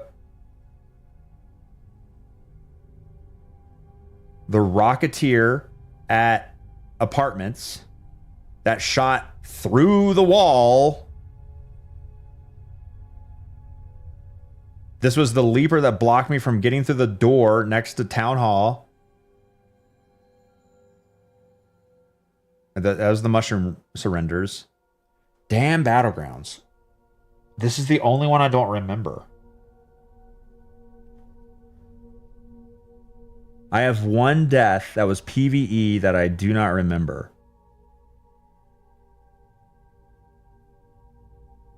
Feel weird to get not shot at for 2 weeks? Yeah. Oh, no, that's not true. When we were doing the duos with Fallout at the beginning, one of the early Buried City ones, we got shot at.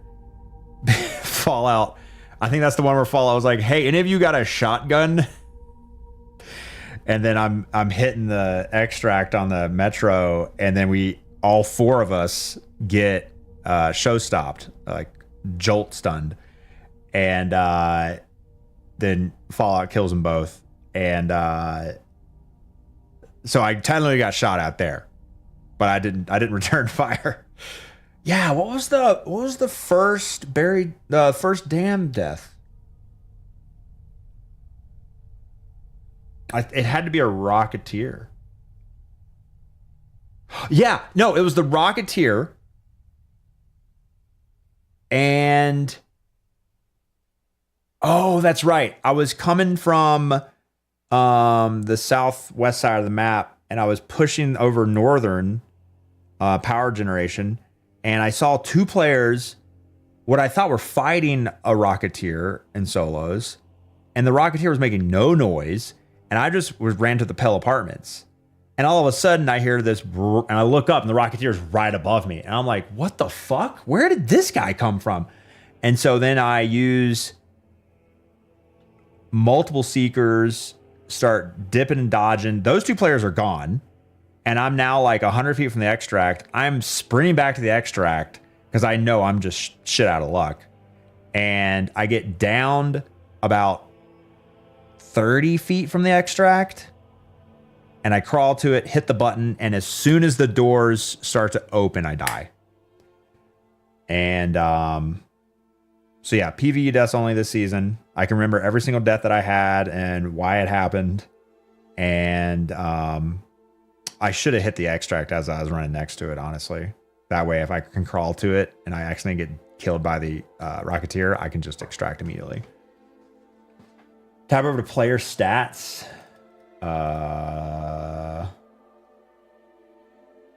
Oh, you're telling Jordan. Okay.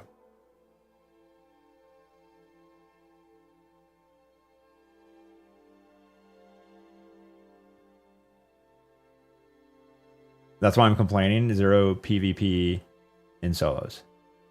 Yes. Now to be fair, I have heard PvP fights. I hear 2 gun shoot. I know one's not an arc. And I see a Raider flare go up. So they're in my lobbies. I just personally have not been shot at. Oh, check my crossplay. Yeah, that's a good point. Off.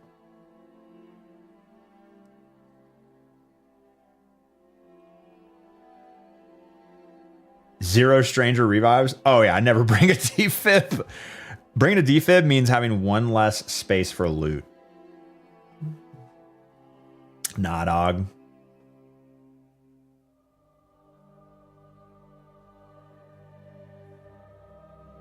2,100 subs, crossplay enabled for sweaty PS5 lobbies. 5 get a sub, shoot someone on site.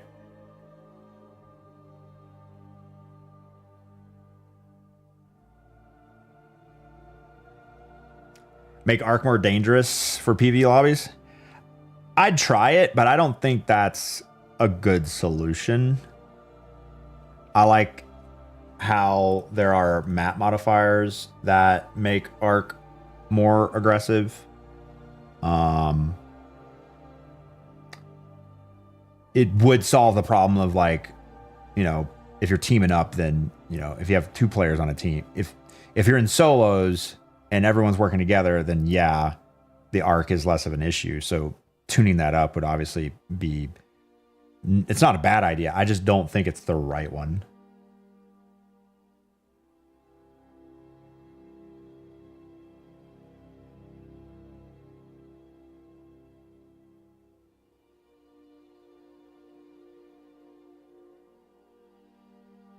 If you don't have a defib, you can loot them once they die. And that is not very aggressive. What's my players knocked out number? Like 100 or less? No, less than that. 0 this season.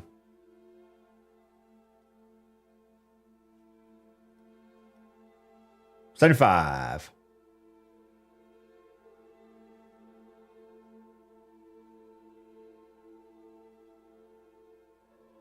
Wait till they add passive aggressive.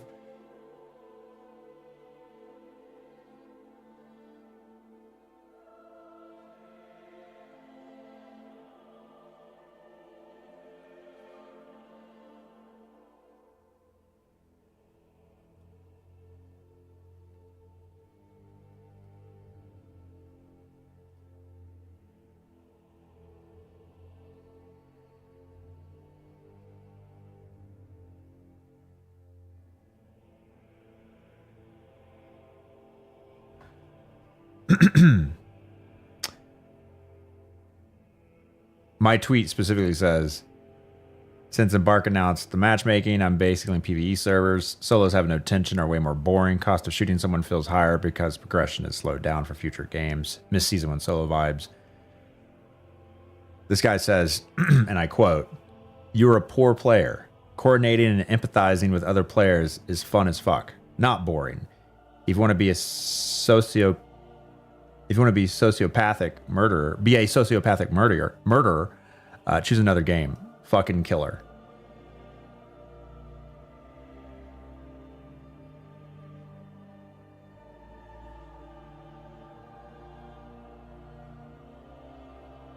I'm not sure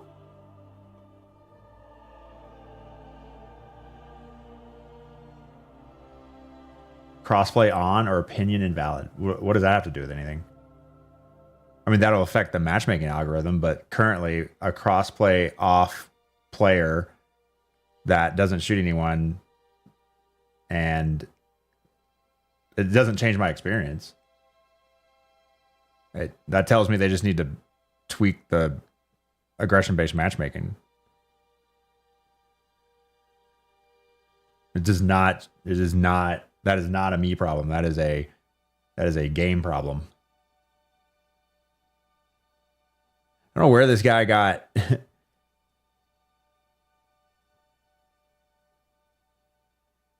I'm going to hit him with the old boop and see what he says to that. For me, aggression-based matchmaking completely removes tension while I'm in control of what solo lobbies I get, whether I'm in friendly mode or PvP mode. Tension, the aspect Embark devs, was critical to the game.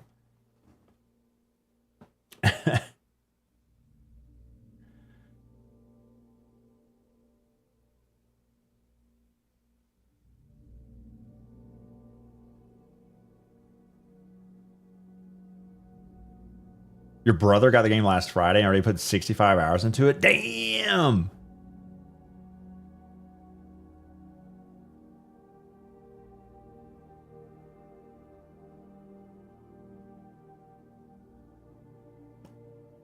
Game by Embark's definition was made to be casual, never meant to be like Tarkov. People wanting more tension in PvP should play Tarkov.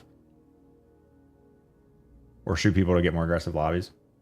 I disagree. They said literally PvP was added to the game for tension. and I currently have none because I've not been shot this entire season.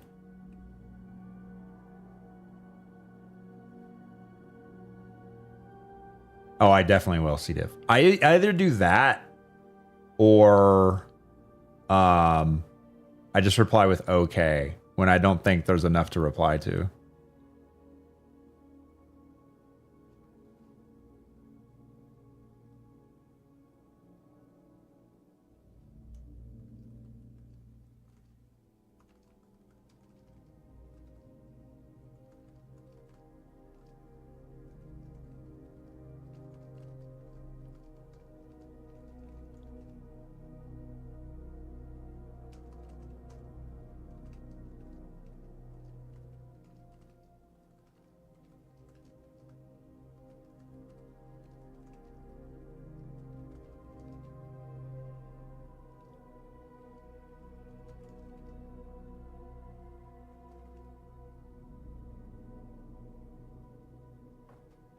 See, I am wasting my time. Why always find something to complain about, to bitch about? And I say, so devs hear the feedback and make tweaks to the matchmaking algorithm so the game is more fun for more players. That's how live service game design works and is successful. It's a constant loop of feedback and tweaks. Now, will this ever be read and comprehended in a way that changes anyone's minds or makes any sense to anyone besides me? No. But will I reply anyway? Yes. Why? Because I hate myself. Social media.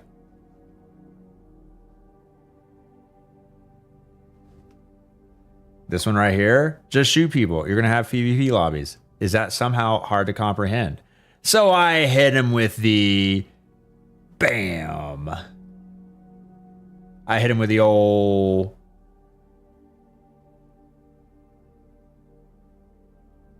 aggressive based matchmaking removes tension when I'm in control of what solo lobbies I get. Easy W.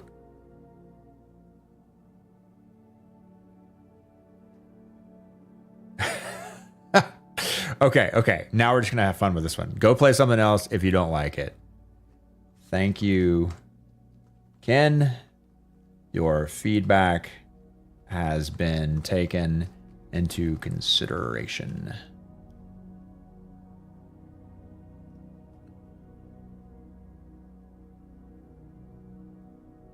Grow some balls and just fight once in a while. Not hard. But you know who is hard? Let flirt.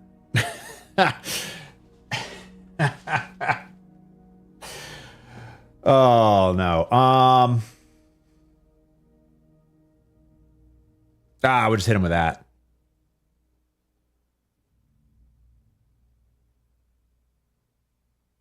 Just don't be a bitch and start shoot. I feel like I could make an AI song out of this and burn some gallons of water.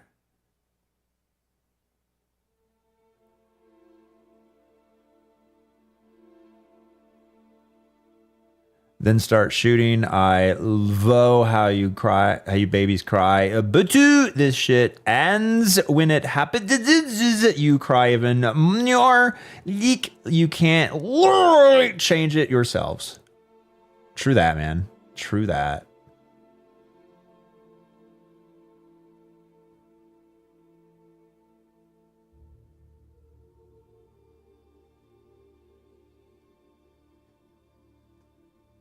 I've not been shot at in solo lobbies this season.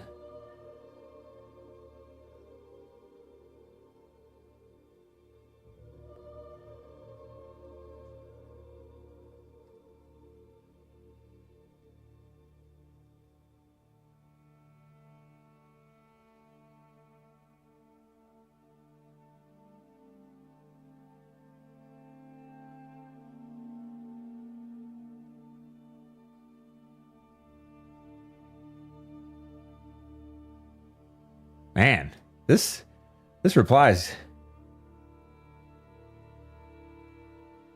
It's getting a lot of work. Is this league chat?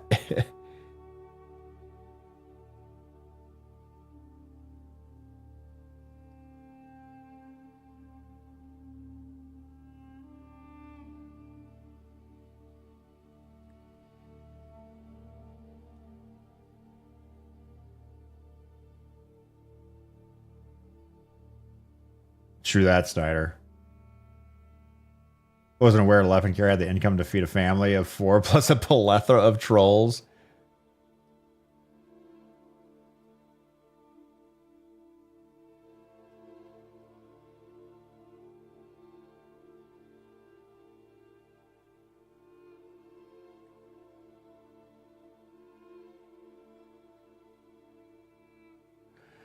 You say that solo PvP lobbies don't exist or what? It's always been this way from day one from the lobbies existed. It's just morons like you that didn't know. If you want PvP, go get some PvP. But no, you hate to see PvP players enjoy the game because you suck dick all day, crybaby. Are these real people? If these are real people, I want to know how we as humans are expected to live alongside other people who have no critical thinking skills.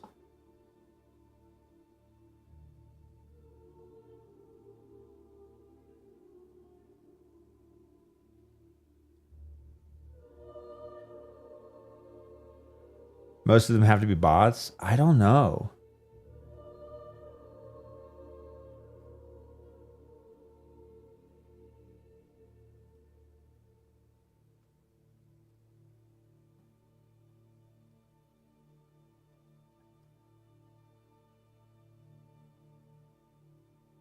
Two hours no gameplay? That's because the gameplay is not that interesting anymore. I'd still want to get my 5 million though. And then I'll probably start PvPing, but then it'll be all PvP.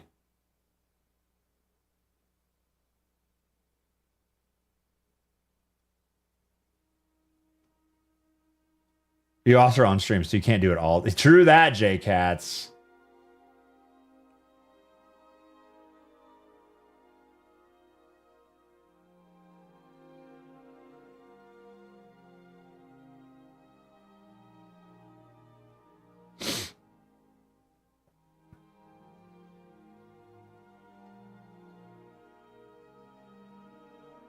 That's correct, Labradorite. If someone shoots at you and they miss, we track who shoots first and who takes damage and who does whatever. But the one thing the system does not do is attempt to assume intent. If I'm a very bad player and you're a good player and I'm the aggressor, if Leopard sucks and I'm being aggressive but I miss all my shots around you and you defend yourself and kill me, you are now more aggressive. You have now gone up in aggression. Which I don't think that's kind of an edge case. I don't think that's a big issue. I think overall people are very unlikely to game the system in that way because I don't see it being like a massive issue. I think that's fine.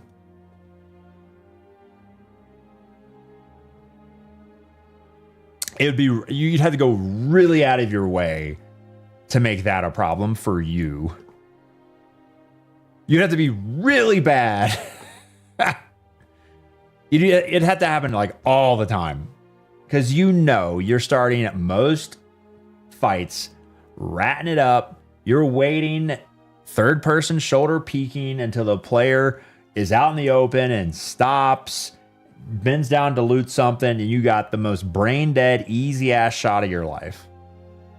Like, yeah, not every time, but that's what's going to happen a lot. We don't make mistakes. We have happy accidents.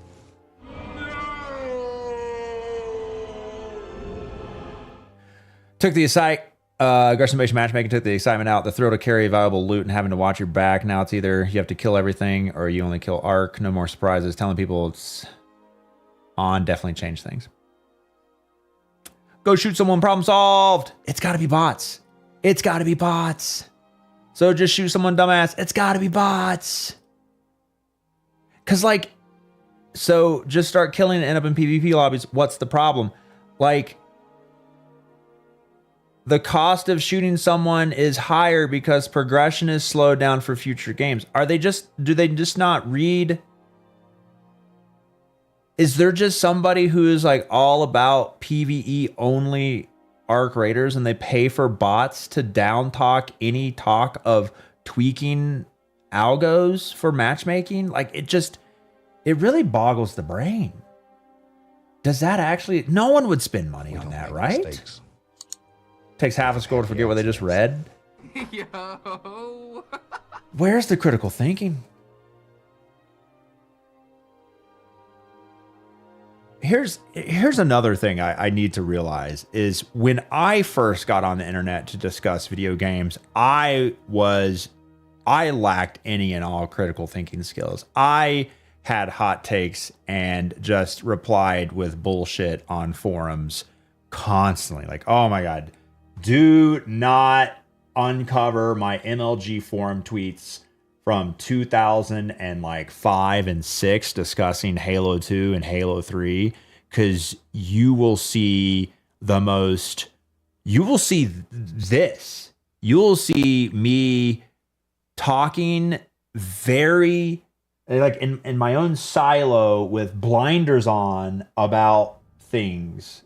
And I remember doing it. And I have so much cringe from that because now because of all my time in Destiny and talking with devs and discussing it with chat and, you know, making posts over the years. And I now can never just say, oh yeah, that's the thing. It happened to me. That's a thing. Like I now have to constantly put myself in the shoes of every single player in the player base and consider multiple points of view and think about things from multiple angles before I'm ever able to give an opinion on something, which makes me a shitty content creator because I, for the most part, say things that are like, well, yeah, sure. And I never have like these hot takes unless it's like hot swap in Destiny 2. Or apparently people misjudging how I just want to tweak to aggression-based matchmaking and not just have it ripped out of the game. Leopard's Hot Takes on Halo2forum.com. We can assume yet again that streamers have ruined the game.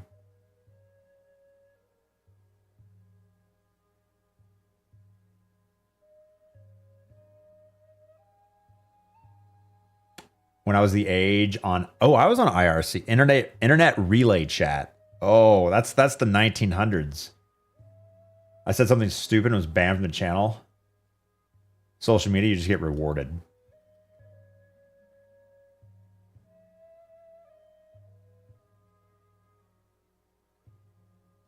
Yeah, I wonder, Evie. Turn it off every now and then and see, because again, well, here's the problem is that we think it's on. So my actions are different. Perception impacts game design.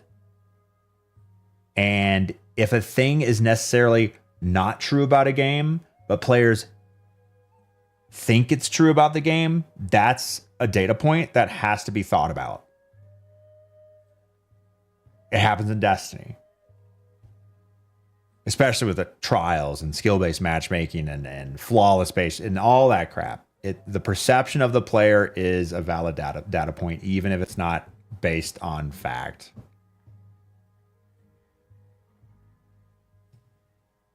They should just randomly lie about it. Okay.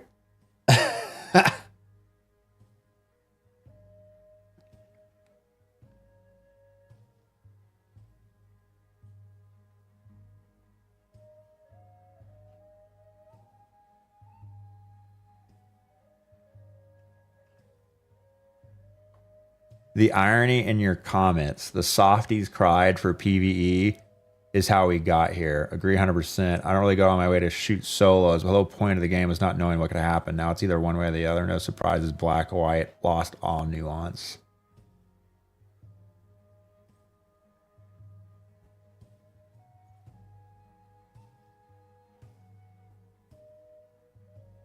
Sounds like a lot of luck. If you miss PvP, why don't you attack others? You don't even have to kill them, just attack them while extracting.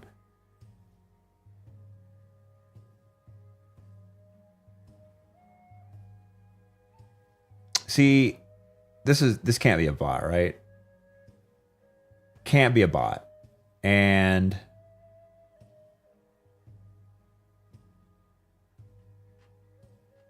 Like, how is my... I just...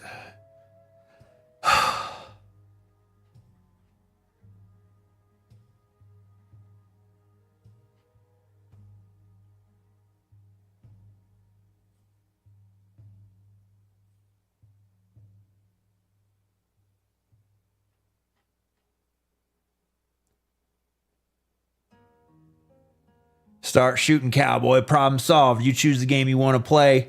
For me, aggression-based matchmaking removes the tension when I'm in control of what solo lobbies I get, whether it's friendly lobbies or PvP lobbies. Tension, the aspect Embark Dev said was critical to the game. If you want more tension, start shooting. You maker the choice of the game you play.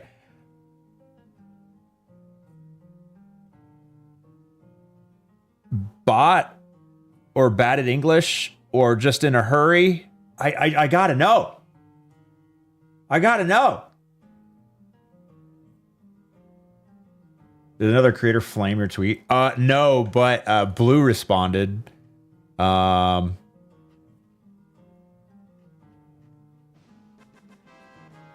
said, counterpoint, lobbies feel better than ever. Keep cooking devs.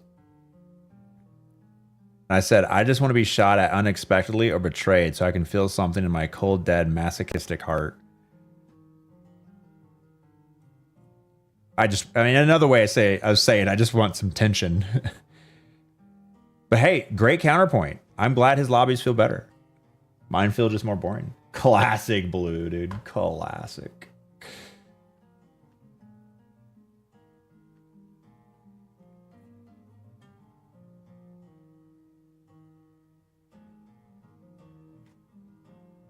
Blue will never not make me laugh.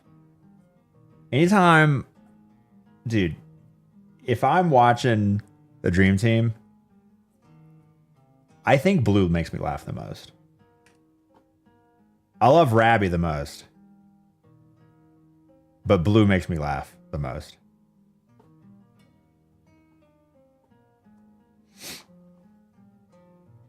I think our senses of humor are just like, he says the things that I wish I could say. Yeah, off the wall shit that just is like, what? I just love it.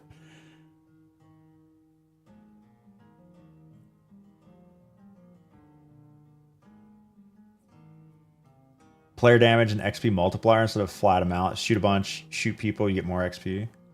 Oh, you're looking for ways.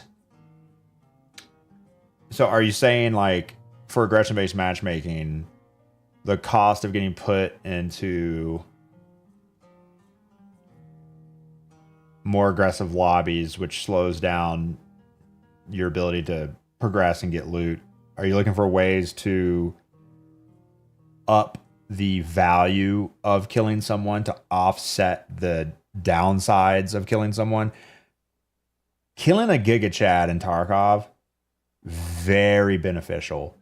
Load in as a scav, kill a PMC that's, you know, the mayor of massiveness and just is level 6'd out of his mind or whatever the hell it's called. Super big boon to your stash, loadout, account, whatever. In Arc Raiders, you're getting out with a bunch of stuff and it's like, whatever. Our inventories are small. You can't really lose a whole lot. And you can't really gain a whole lot. Thus, moving the needle away from pushing PvP. Which I don't think that should change. I think that's pretty well balanced. You start tweaking that impact and it's gonna, your lows are gonna be a lot lower. Like when you go in, like the lowest I've ever felt in the game is going in with something that took days to acquire. That's multiple snitch scanners. That's, you know, very rarely load in with my entire loadout full for a trials event because I wanted to try to get to the top of the leaderboard of trials. And so I loaded in with a whole bunch of snitch scanners, a whole bunch of ammo and hole cracker and whatever else to try to do some kind of like kill wasp so I get a bunch of points on this trials thing. and a quarter of the way through it on Spaceport Hidden Bunker on the very super far outskirts, while on top of a building, there was some other way for some other player to get to the top of the building and killed me, and I lost 200k worth of stuff, lost all my progress for the trials, and from then on, I was like, okay, min-maxing trials to get more than 3 stars is not worth it. That's the lowest I ever felt. And even that stuff could be made back in like a day or two. That was just because of the snitch scanners, though. Everything else was super easy to get.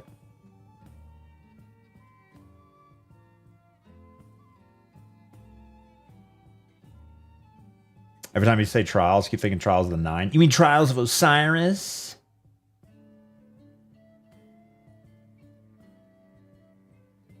Man, if only the gameplay in Arc Raiders was had more tension and more mystery, I'd probably already be playing the game. Instead of just discussing it. Oh god, we reached Destiny levels. Destiny levels. No. Well, we are done with our expedition. I am now in the process of earning money.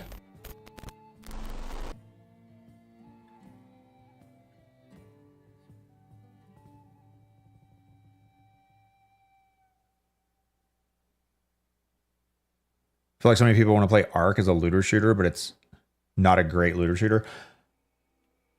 Yeah, that tension has to be there. This loot is way too easy to get.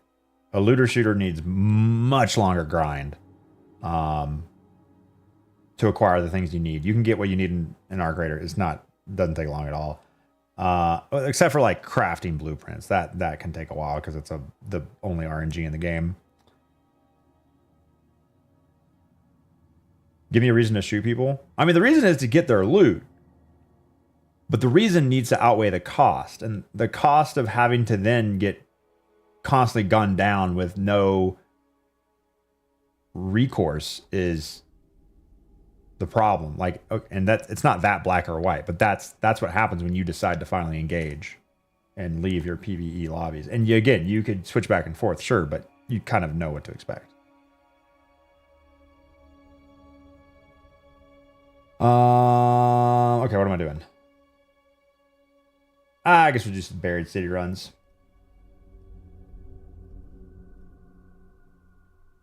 Oh yeah, let me actually calculate my stash value. Gameplay!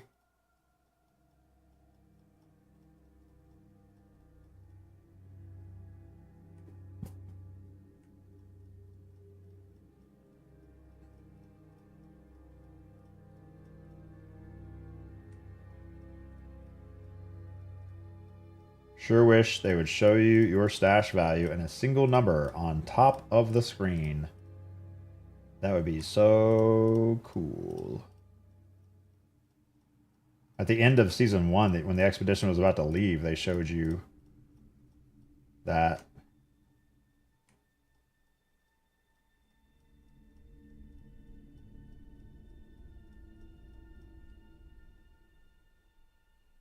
The gameplay. True that, Chad.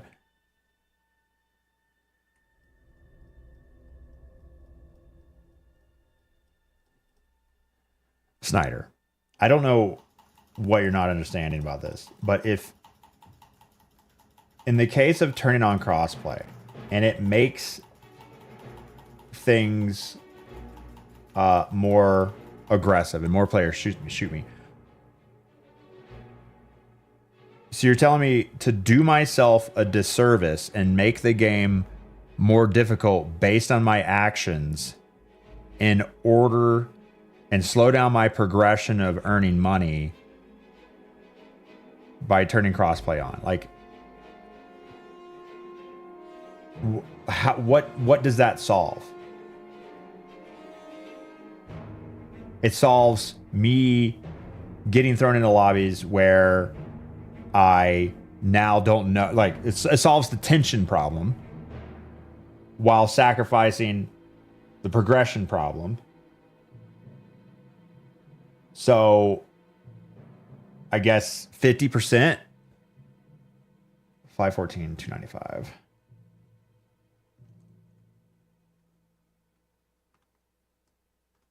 Assuming that's the case, though. 5980.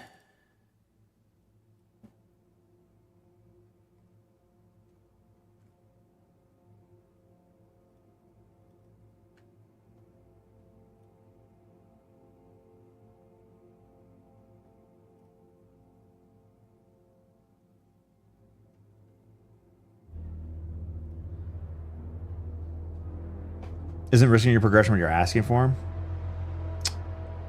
I mean, in part, but to not choose the path of least resistance feels bad. Because I know what the path is. My perception impacts how I should play, and if I don't play that way, then I'm sacrificing my own time. Not a freshie.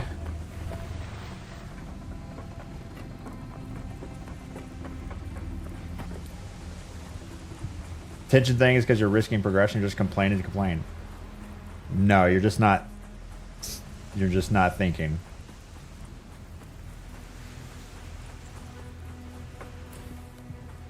That's a you problem, not a me problem. See how this works? Oh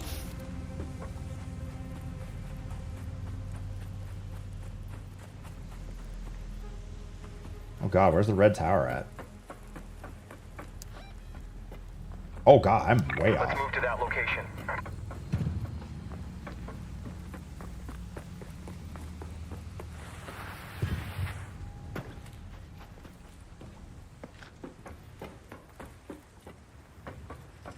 Disabling crossplay would be a step in the right direction. I mean, it depends if lobbies are more random, yeah. It'd be a lot easier if they just, you know, removed some of the constraints of just loosened up the aggression-based matchmaking a little bit.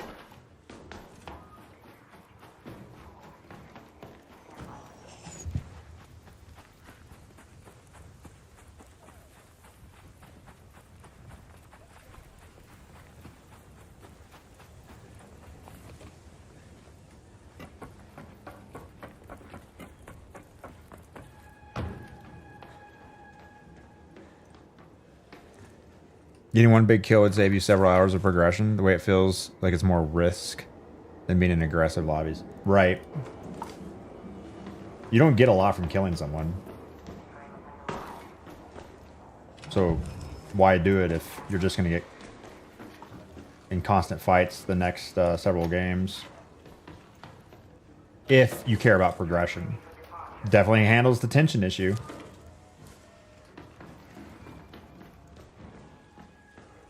You got ratted out your last 2 raids over the weekend?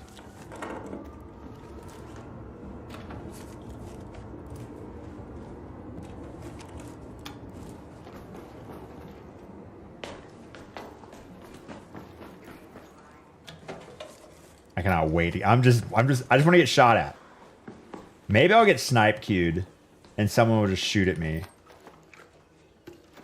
I want someone to shoot at me. I'm going to start acting like a insane person just to be shot at.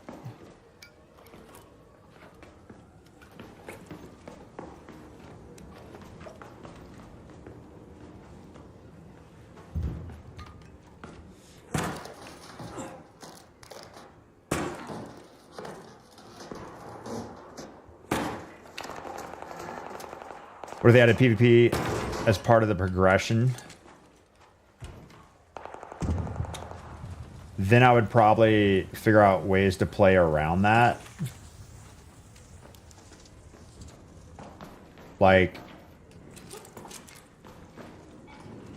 if I knew I had a PvP part of a quest coming up, then I would make sure I was in a PvE lobby to start it.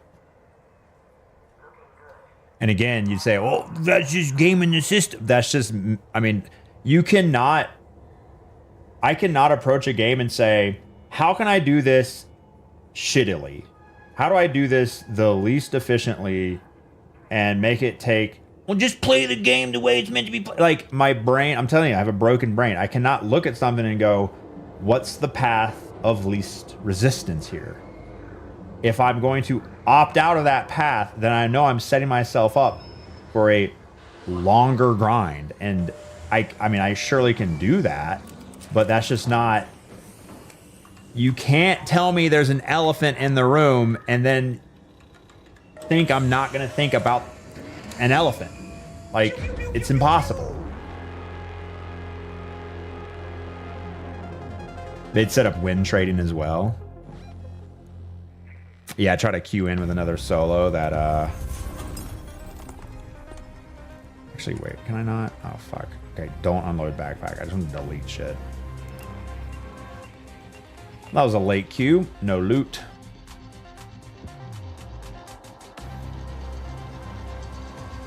You're a poor player, not coordinating and empathizing with other players is fun as fuck. Not boring. Has Bro never played a looter shooter?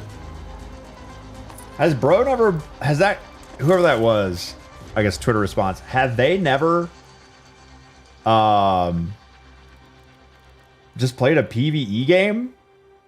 Which PvE games can be good.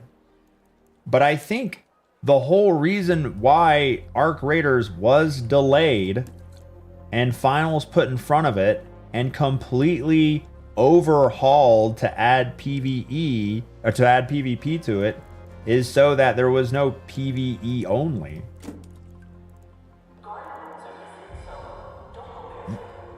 I am at a point where I'm 100% trusting everyone I'm with now, and that is 100% a problem. The next guy who finally shoots me, I'm gonna be so happy, because then I'm gonna be tense again. I'm gonna be like, maybe chat's right, maybe it's true. Oh my god,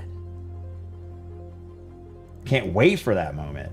I'm going to verbally congratulate whoever finally shoots me. I will tell them, thank you for making the game fun again.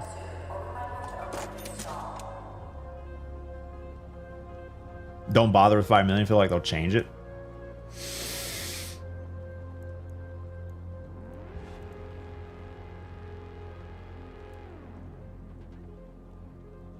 Just shoot someone. Makes the same game so boring, whether it's straight PvE or PvP. I mean, that's black and white. There are definitely mixed lobbies. But now that I know how to control it, it does take a lot of the fun out of it. They're changing the money limit. Oh shit, my wife texted me. Oh my god, I ignored her. Oh no, 24 minutes ago. I'm a bad husband. While I was replying to Twitter replies. Who's more important? Are you having issues with your cellular data? I've been SOS all morning. Oh, is there Verizon issues?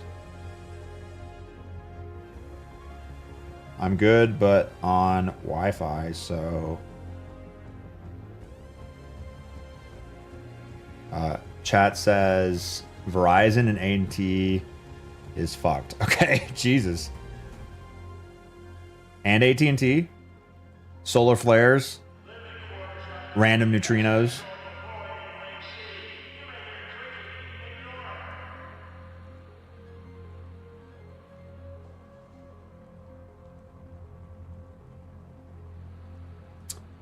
They said the last white made people save too much and use bad weapons at the end. They want to change that.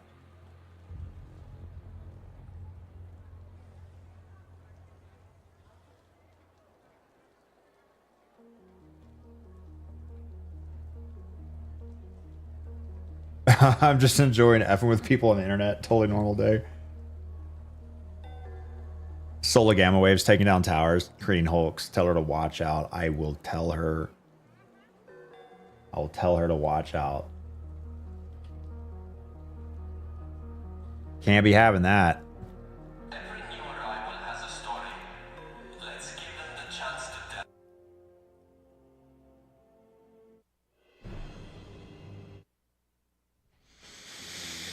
Give me a good Streets of Whiterun. It's so nice to finally have a community that's not D2's rage at LEP. We've come so far, yep. It's a looter shooter. People are going to hoard their best stuff. No, like other extraction shooters, at the end of a season where there's a mandatory wipe, you whip out your best shit and you just gear fear is gone because you know it's going to get wiped away anyway. So you break out the best in slot. In this game, they wanted you to have an optional wipe, which I think is good because it solves a problem while sort of maybe creating another one. But I think overall is better for especially a more casual based extraction shooter, because there's players who don't get a lot of time, who don't want to reset their blueprints, who don't want to get rid of all their stuff because they only get little times to small amount of time to play. So I think it's great that they're trying it. I think that the good side of earning 5 million in stash value, so credits at the top of the screen and the value of everything in your stash, I think having that additional grind was something I enjoyed. Getting to that amount, it creates more to do, but I do agree that I think overall has a negative impact on the game because you're losing the ability to actually use your stuff for the most part if you do opt in to the optional reset. And if they just removed, if you just finished the expedition and that was it, and everyone got 5 skill points and everyone got 12 extra stash spots or whatever they decided doing this time around, if they just removed that and said, hey, if you finished the expedition, you're good to go. Well, now you have less grind, but now everyone can use all their best shit and have that end of the extraction shooter season gameplay back.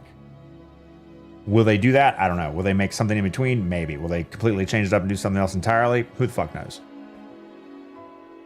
Value hoarding was not the best incentive to gameplay. Agreed. Good in some ways, but not others. Quit Tarkov after the first wipe, such a defeating experience. Yeah, every time I play Tarkov, it's hard for me to play it because it's such a painful game. It's a game that's really hard to get into, really hard to get good at versus Arc Raiders, which is a lot easier. And a wipe is just so scary. Like, you're telling me I spent 100 hours in this and I finally got this stuff that a good player can get in like 10 hours. But for me, it took forever because I'm still trying to figure out which way is north and what bullets go in what magazine into what gun. And a wipe is just like the worst.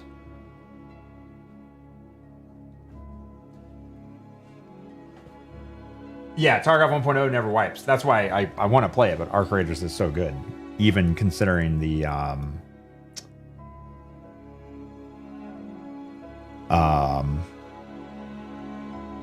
aggression-based matchmaking stuff. It's still fun. It's just less fun than it was in Season 1.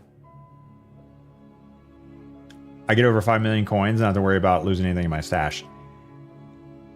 That's my goal. Yeah.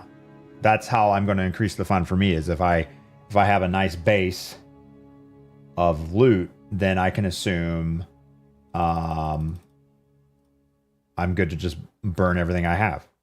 The problem is that's not realistic for a lot of players. Like, you have to be in the top whatever percent for that to be an option for you. So it's a consideration for the game design.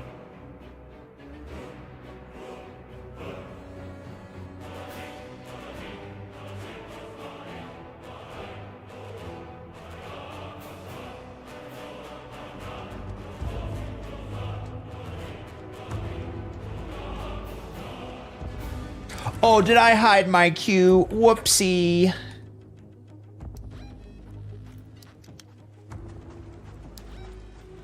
Damn stream snipers. Let's go to Plaza Rosa. Have your eyes adjusted to the dark yet, Raider? Loot is ripe for the picking while most of Toledo is asleep. Though my suppliers say that Ark is twice as vigilant after sunset.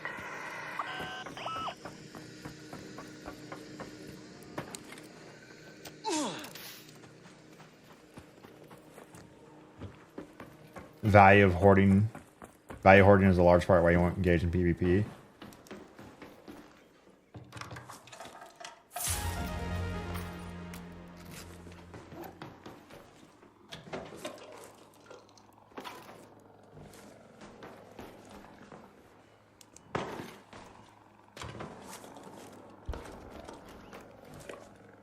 Definitely a consideration.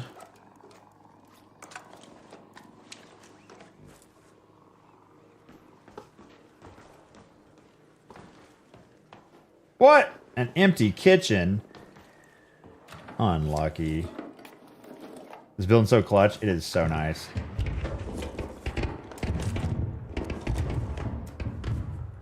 Fireworks?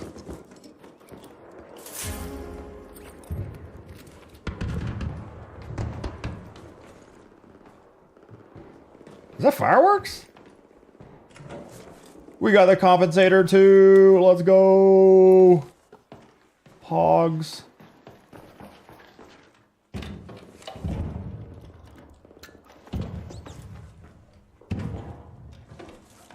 Is that just a wolf pack? Don't shoot. Yo, what up, brother?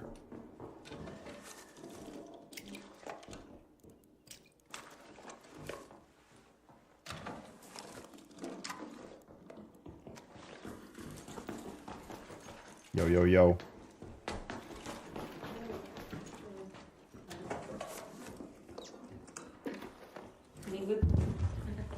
What's up? Yeah, this house is great.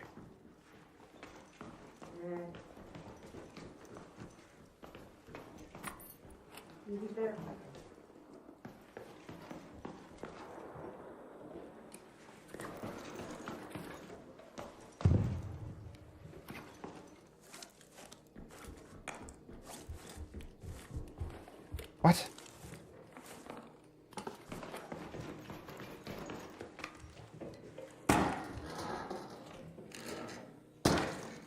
Say I have so much loot on me. See if you don't get shot. Man, I am loaded, bro.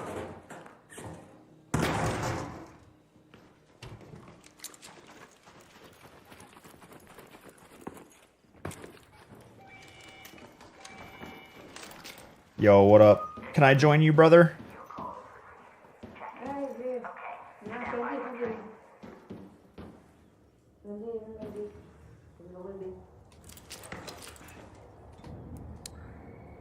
Pew pew pew pew pew pew. Let's go.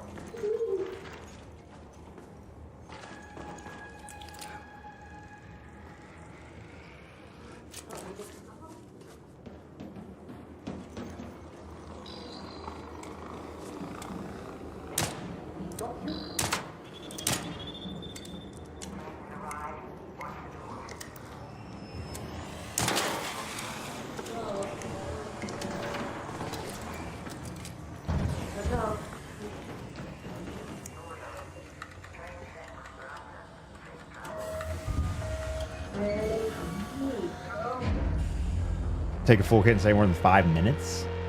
I mean, Oh, you're trying to test a loot-based matchmaking? Oh, crap. I gotta stop hitting that button. I just want to delete everything I get just to make my value go up.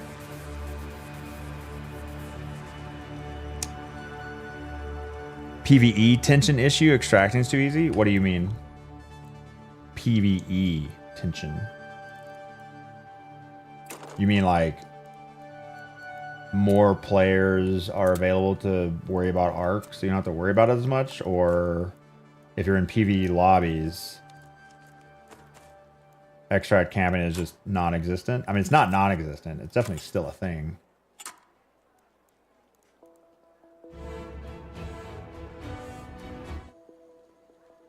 Can't hear the lobby music.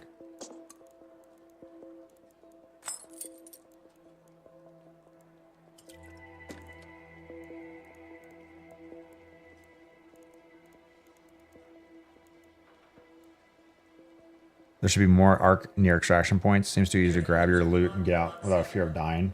In the PvE lobbies, yeah. Yeah, a lot of people are suggesting that you up the arc aggression or number or just lethality in general of arc in these friendlier lobbies to kind of balance out that tension. Like the tension comes from like somewhere else, which I think has merit.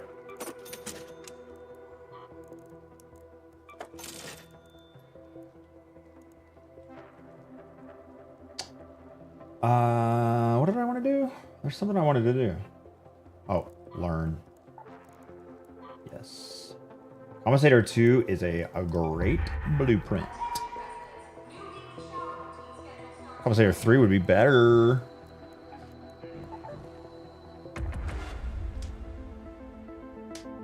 I had your first experience with trios last night. For the near future, I'll be going in free. It's aggressive out there.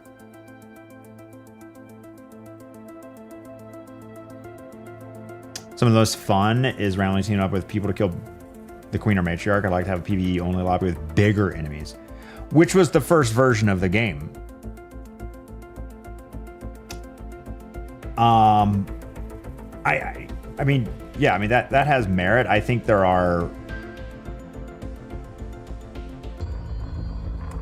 even if you like, if you were forced in a PvE only lobby and there was like, you fought a what are the super big arc called? Not barons, not queens, not matriarchs, the not kings, whatever they're called. If we fought those in a PvE only lobby, like it was only possible if everyone worked together. I think that has merit because that's like a Destiny experience. Emperors, thank you. Yeah. Let's go to Plaza Rosa.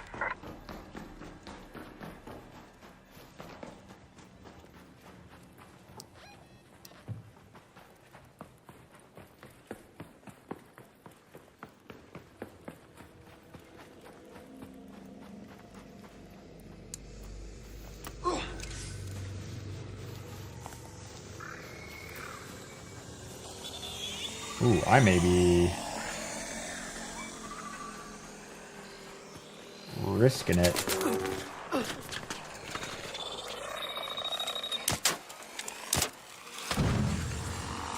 Oh, God.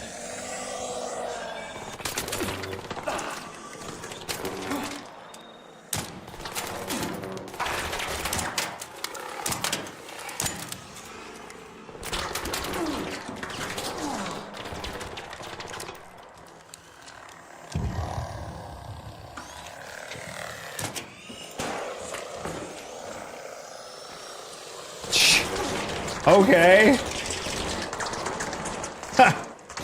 Got a sweaty arc lobby here, dog. I've never had this much shit on me. What the heck? What?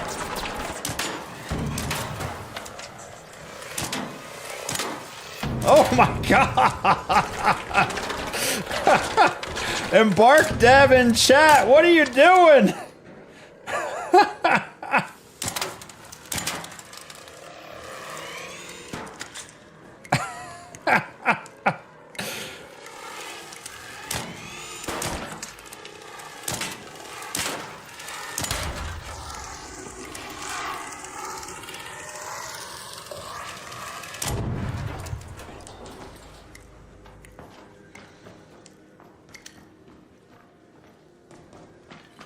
That's crazy. I've never had that.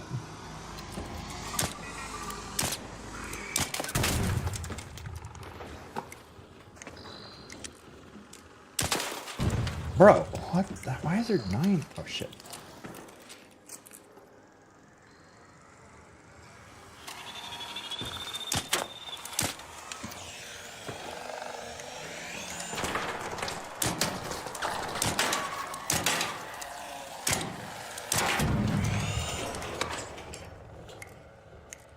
Now I'm just mad I can't get my loot.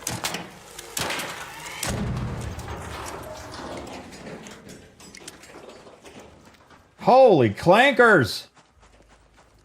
Is anyone looting this pharmacy already?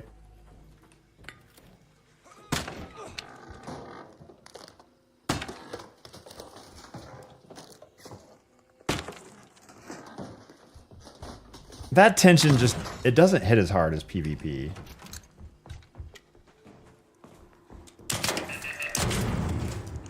Yo, somebody already here looting? Oh yeah, somebody's here. Oh well.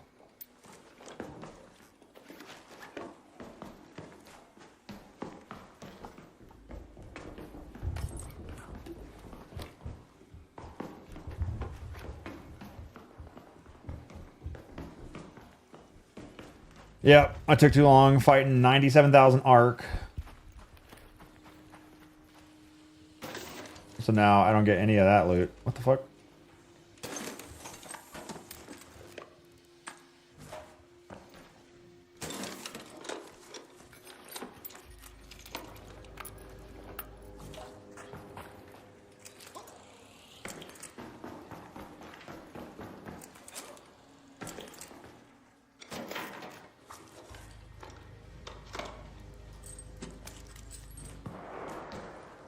Died to PvP in your first raid 45 seconds into it? I guess I'm just lucky.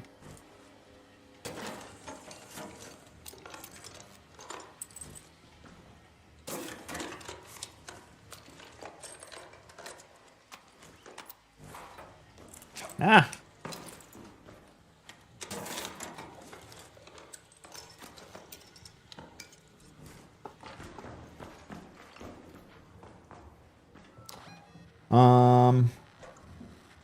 Let's move to that location. Yo, what up? Like, they don't even chat anymore. They just run by, say nothing, and then later say, like, don't shoot. What up? What up? Hello. Hello, welcome to the PvE servers. That guy just stared at me as I ran by.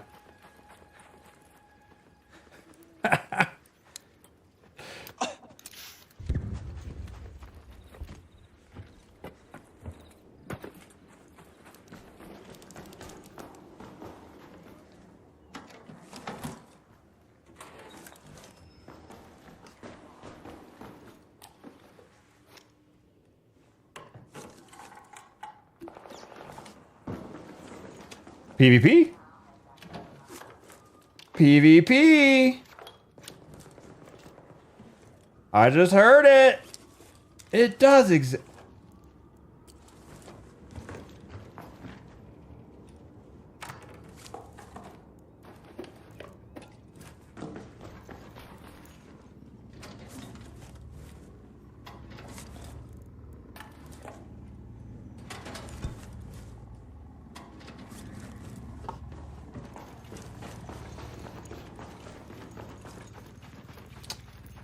What up, brother? Yo, yo. See, he's on his guard. Damn right.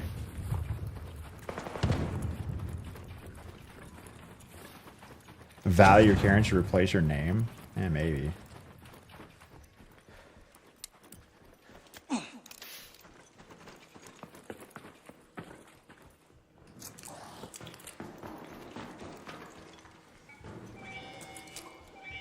So smoky down there.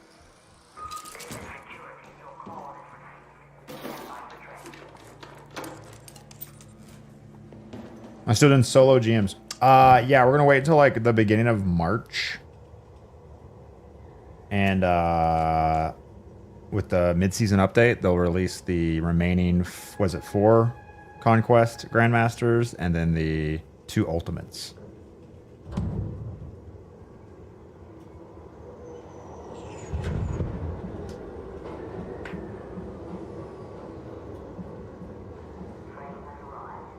Does the game have trading?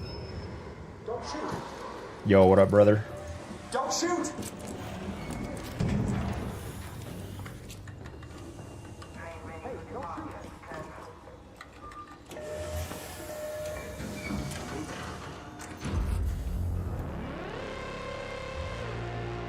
EU servers compared to NA blows this argument apart. Oh, is your anecdotal experience different? How so?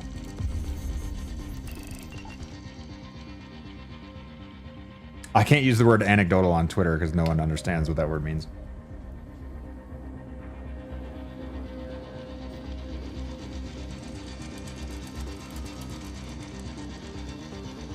I haven't seen my wife in a week. She gets back today. Yay!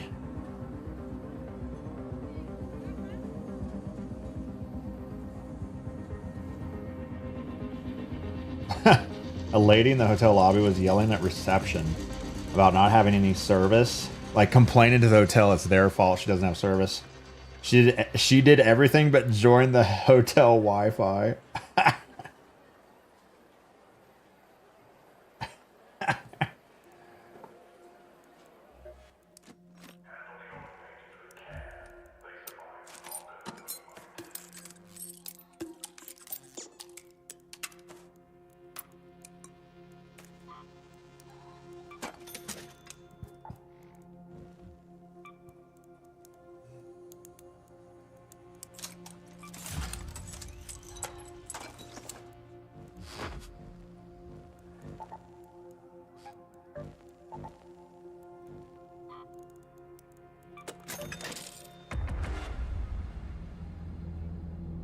Oh, the outage only affected East Coast?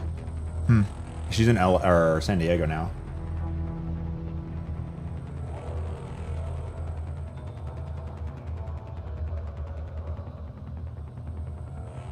You want to be on an aggressive server, play more aggressively? Yeah, it's not about that. It's about not knowing what to expect.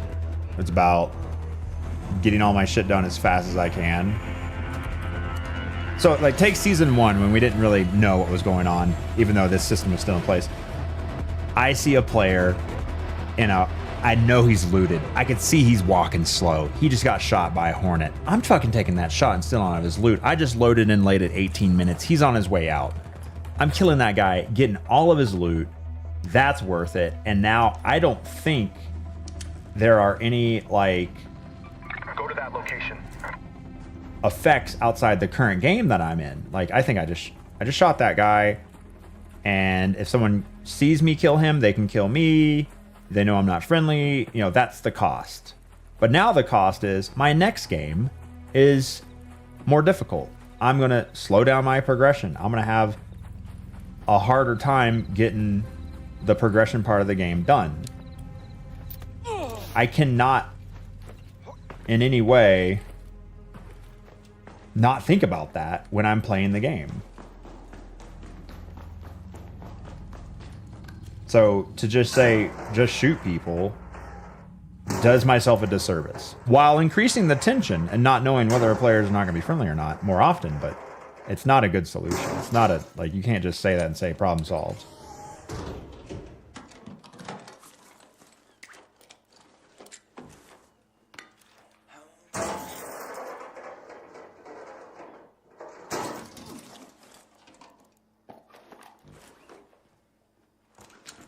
So I'm just looking for a little looser aggression-based matchmaking.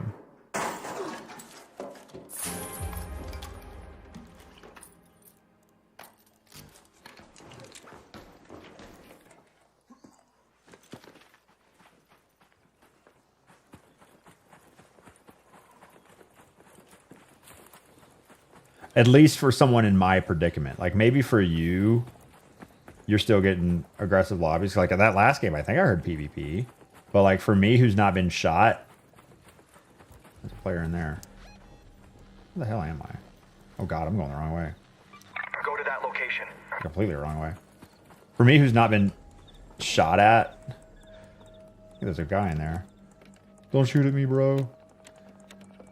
For someone who's not been shot at this season... Oh, shit. What is that? You see me?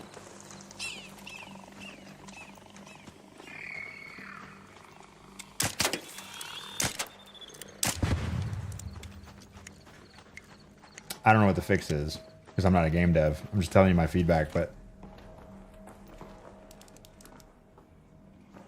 I feel like... if you're constantly in PvE lobbies, like... with me in my current state... force me into PvP.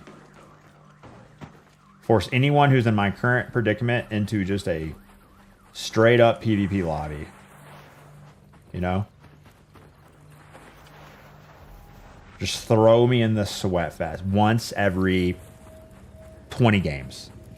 15.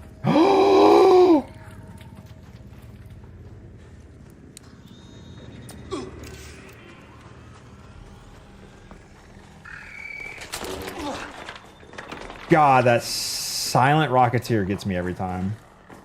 Yo, what up? You friendly?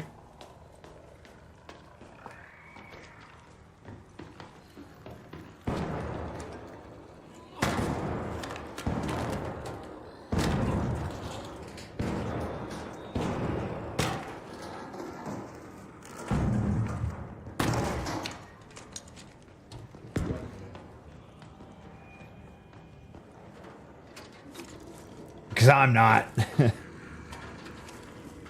Oh, that'd be so great.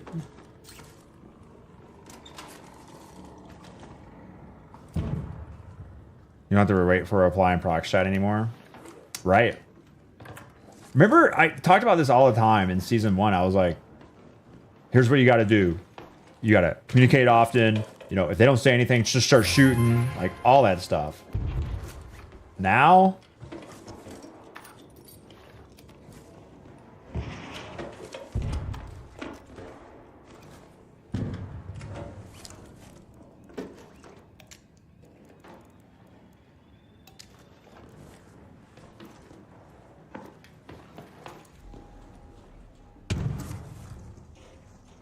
Can we join you? And the guy said negative. Yeah, that was pretty funny.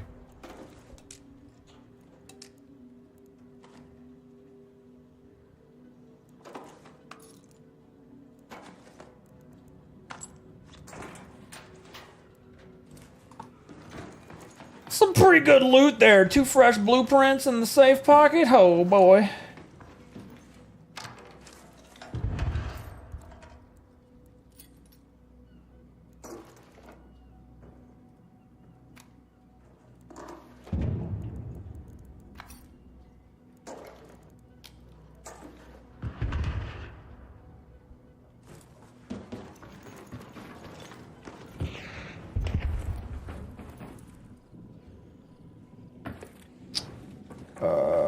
Oh, that's right. I gotta go downstairs first.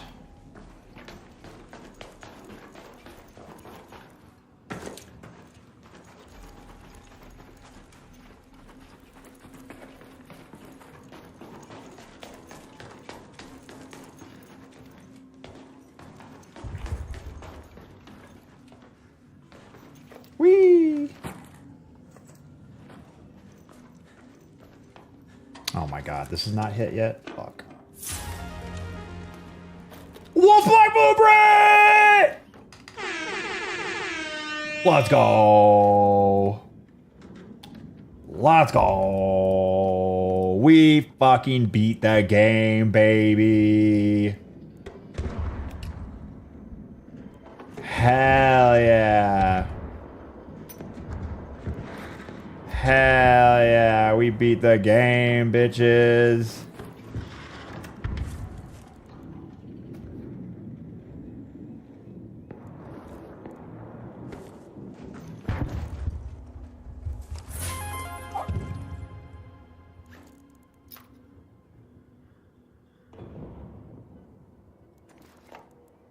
God damn.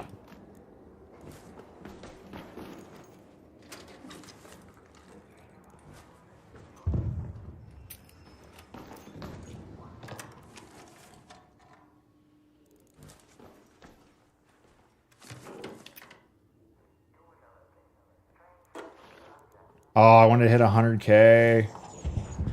100K on a 10-minute run. Shit.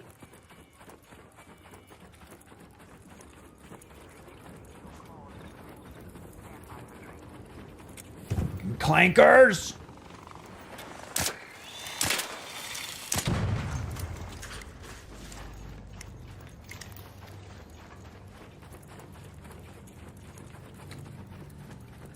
Brother, may I join you on this extract?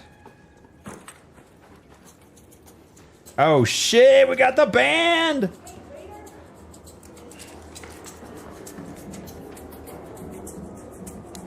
Come on, dance with me. What up, Raider?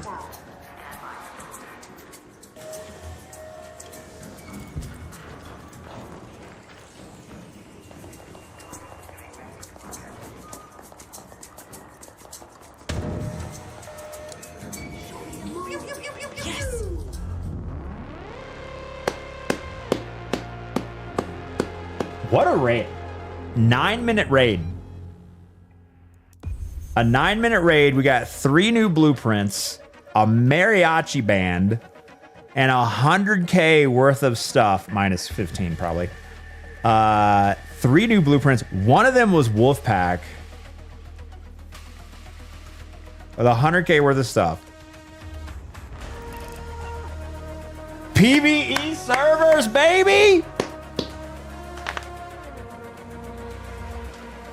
Woo! Game sucks. What was the loop?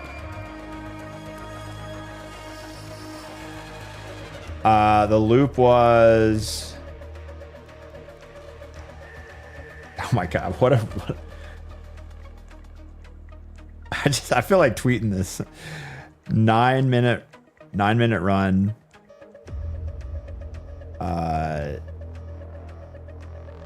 On PvE servers, Buried City Nighttime. The run, I spawned. Oh my god, the spawn was actually kind of shitty. The spawn was warehouse. I went Murano, got nothing, got confused, ran the wrong way. Finally made it down to the breach room. The breach room right here on the top floor next to the freeway. It's like you go up the stairs, you breach it, and then there's like 10 slots. And then downstairs to the filing cabinet room here. And that's it. Both weren't looted.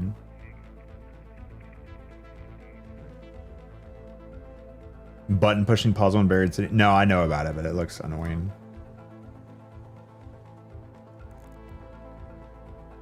Wait. The heck?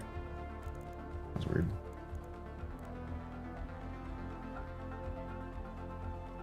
Oh, god damn it. Go away.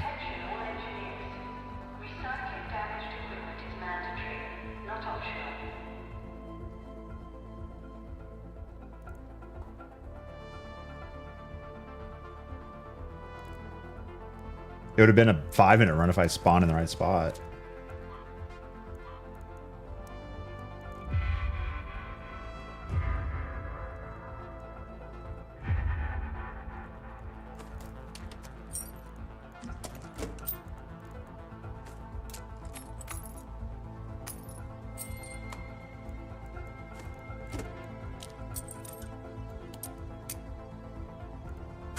I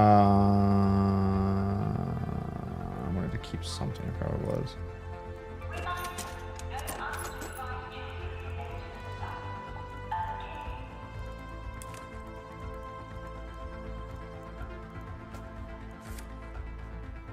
$80 seeds for the blueprint? Too late.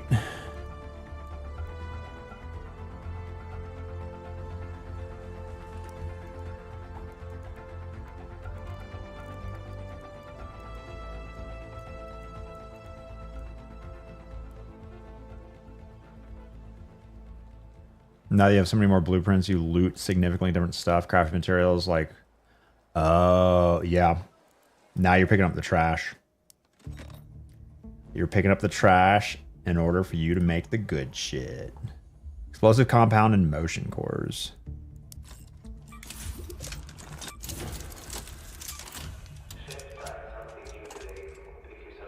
Crude I kept seeing crude explosives as something I needed.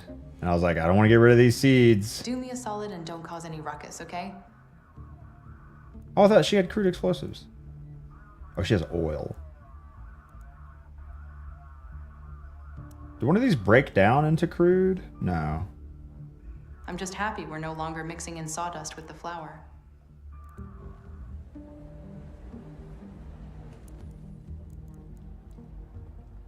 You can refine. Yeah. Oh, you can refine it. Oh.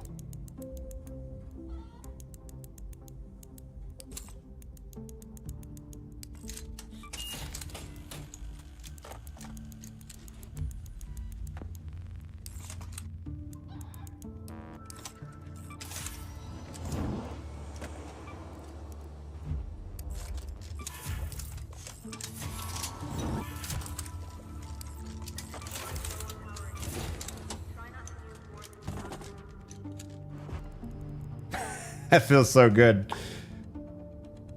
There'll be me though, stash full, have like 30 wolf packs and 20 deadlines. No. That's cool.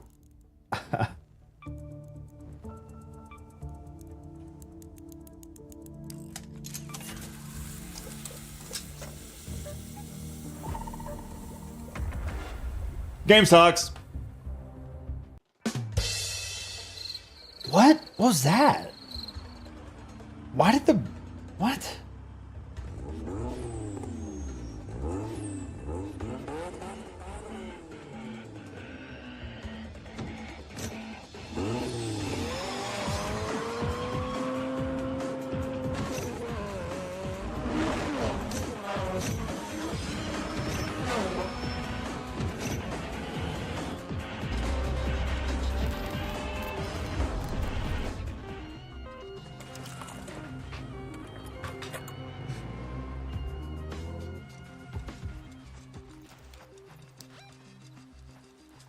Let's move to that location. Mardo, good morning.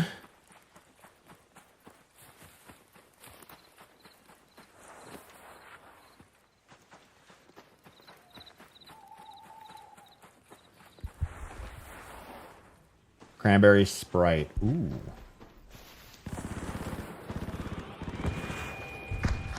Are we for real? Are we for real?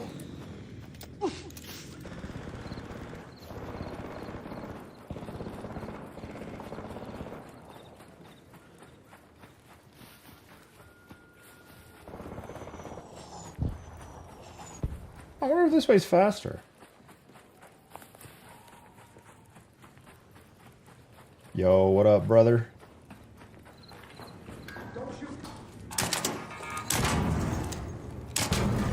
Yeah, I'm friendly. Oh, a lot of turrets in here. What the heck?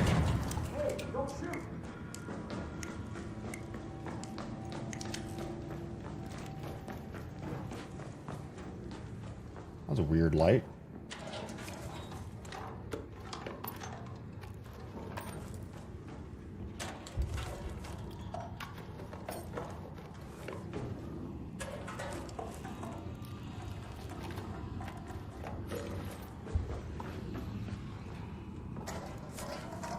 That guy didn't get down, did he? I got shot by the Rocketeer?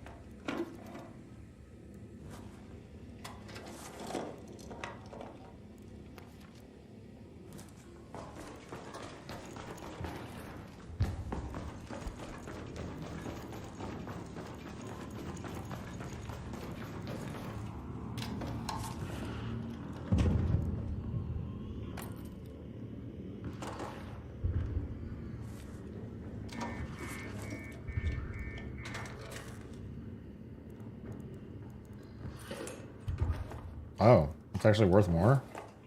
Hmm.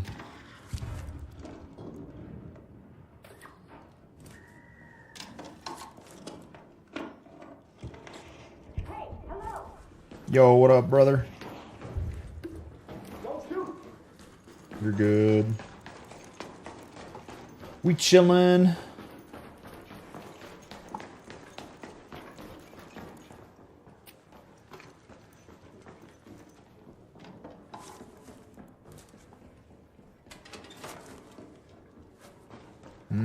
That guy's kind of sussy. Slowly walking behind me with something in his hand.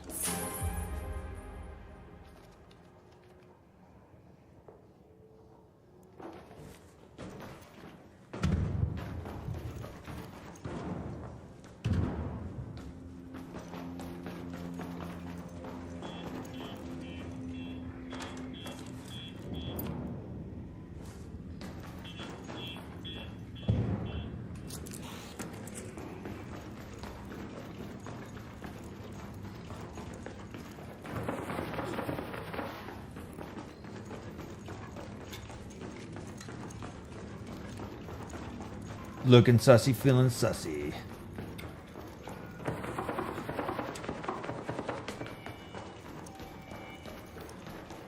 Let's get the hell out of here. What up, brother? Hey, don't shoot. You're good, you're good.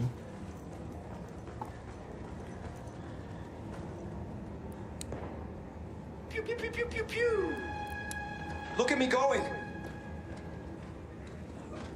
5-minute run, 106K. Yes.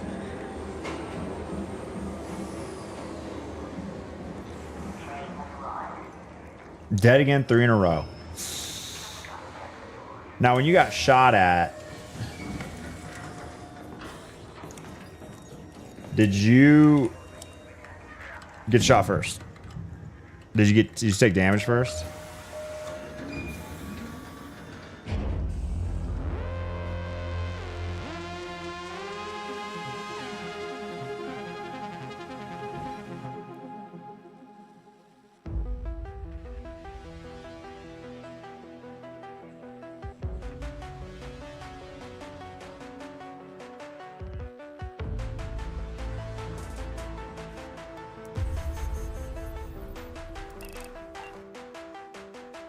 Victim blaming. Might have been the aggressor this time.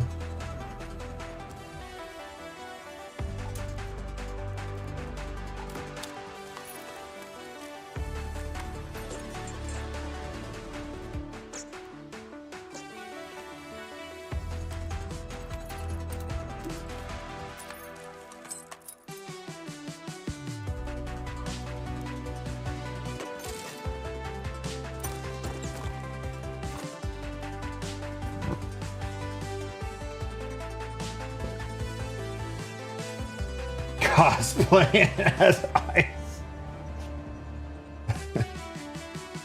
Cheryl, thanks to follow.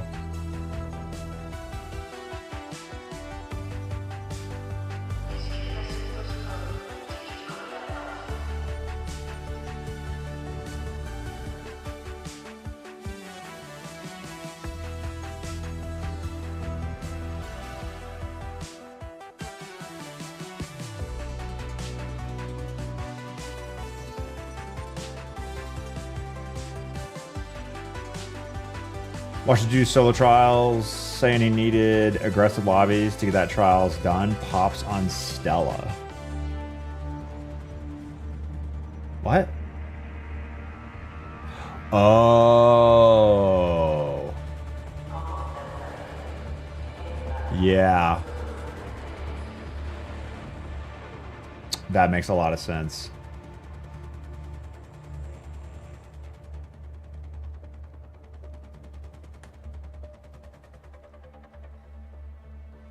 What's your extraction rate this season on games where you didn't intentionally down yourself?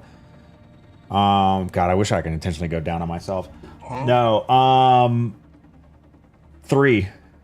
2 Rocketeers and 1 Leaper.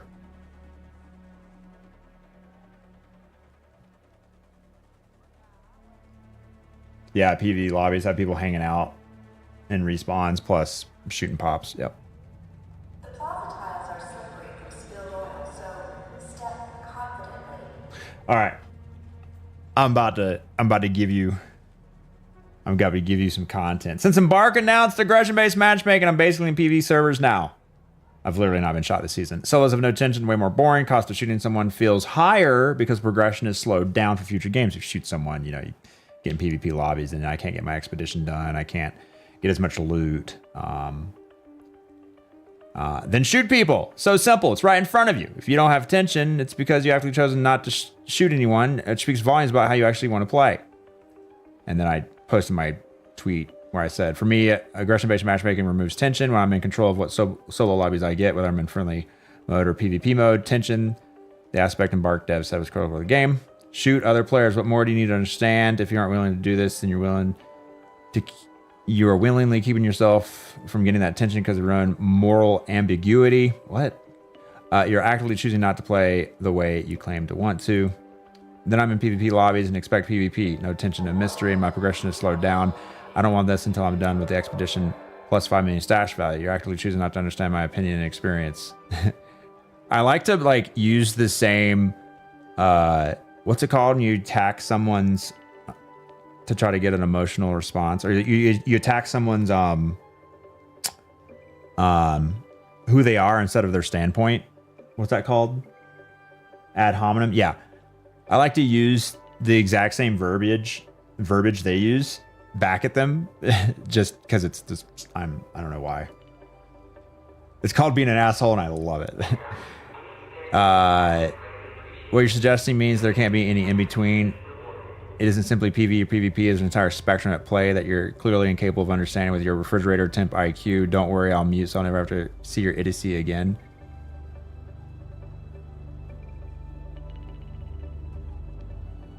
I suspect this person is not empathetic and willing to have a reasoned and nuanced discourse. I like that. I suspect you're not someone who is empathetic and willing to have a reasoned, nuanced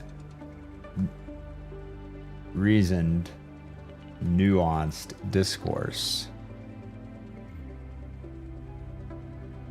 However,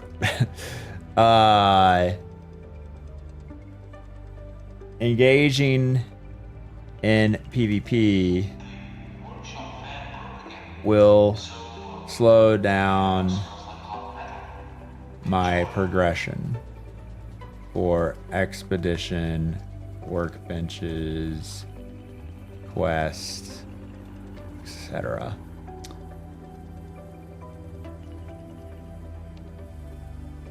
So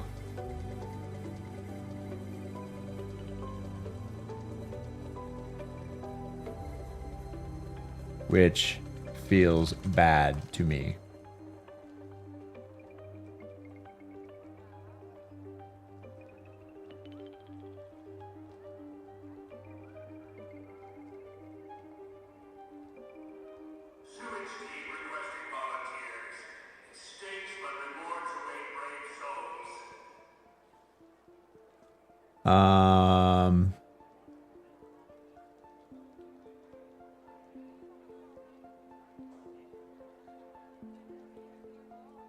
Will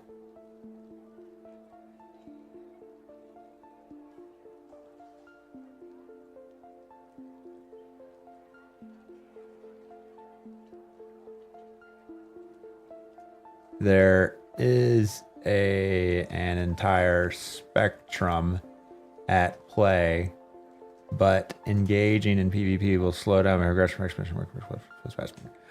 I suspect you're not someone. Okay, there we go.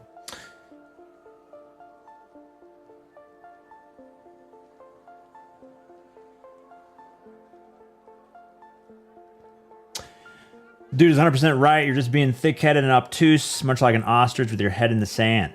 I like you, but you're talking in circles. You have the power to play the game you want to play. Do it or don't. Just stop complaining about nothing. Okay, so here we go. Listen up, old iron jaw. Here we go. I'm going to explain it as simply as I can for the final time. There's two things I want to do. Two things.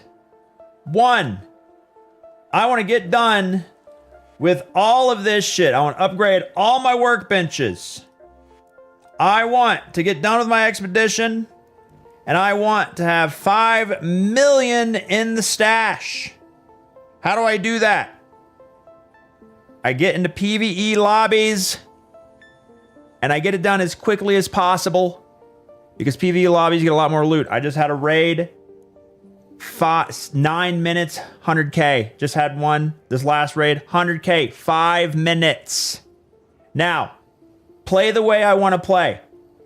I want to occasionally shoot people where it is advantageous to do so I get their loot. I load in late, I shoot them, I kill them, I get their loot, I get out, I get more loot. I repeat the process. However, currently in the game, there's aggression-based matchmaking, so if I choose to do that, I will then get put into a slightly more difficult lobby the next time. I don't know how much more difficult, but more difficult.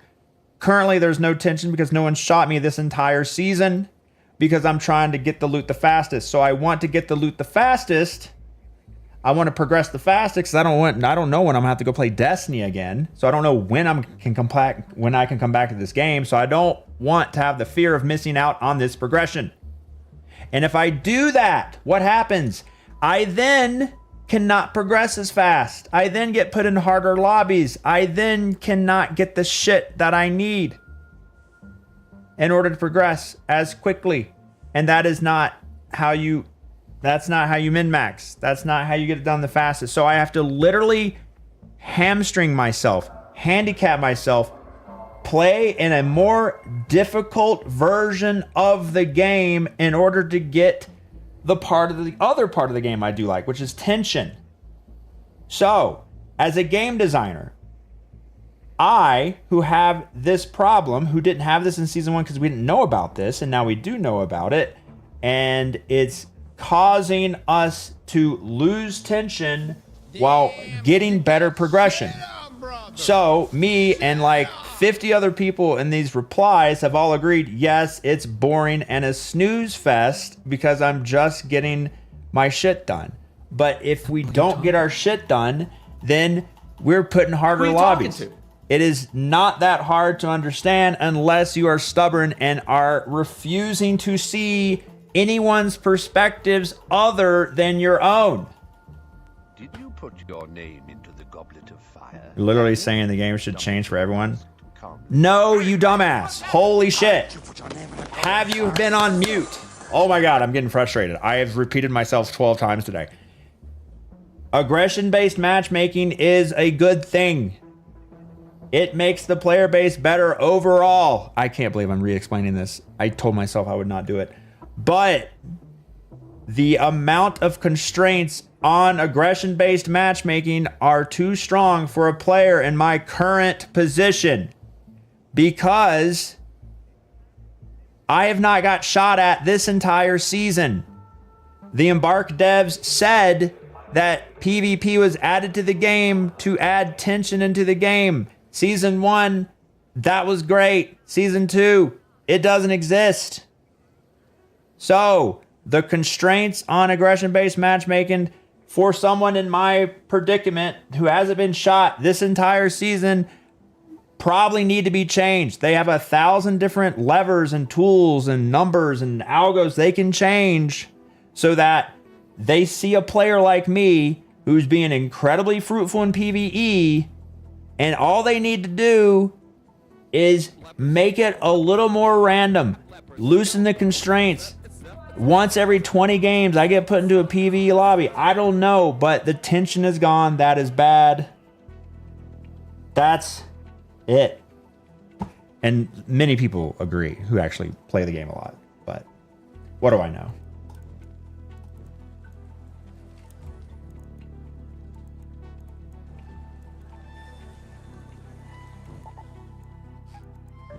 Oh, I missed out on a night raid for that rant.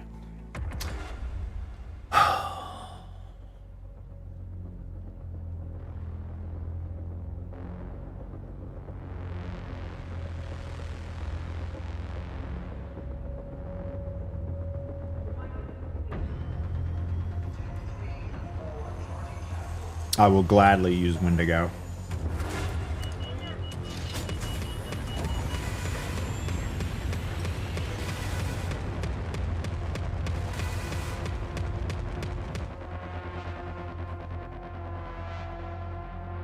I should just make a YouTube video. That'll be better. I want to start... Maybe I should start interviewing people in game. Oh, late raid. No. Hello, welcome to Arc Raiders. Have you played since season 1? Okay. How's your experience? Do you know what aggression-based matchmaking is? Oh, you do? Okay. What do you think? Has it made your games better? Oh, yeah, they're definitely kind of boring now. Or I haven't really noticed a difference. Or I definitely don't leg people in extractions.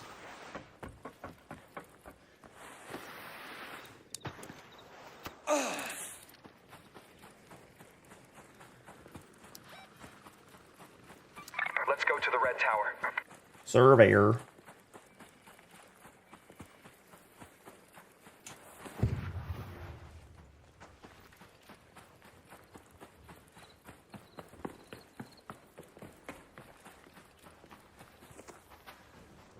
I may go up to players and start asking them what they think about aggression-based match. Like, do you know what aggression-based matchmaking is?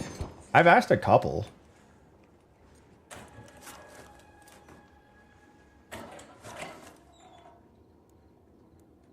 So because you want to progress so much, you don't shoot anyone and put up with PV lobbies? Yeah, until I'm done with everything.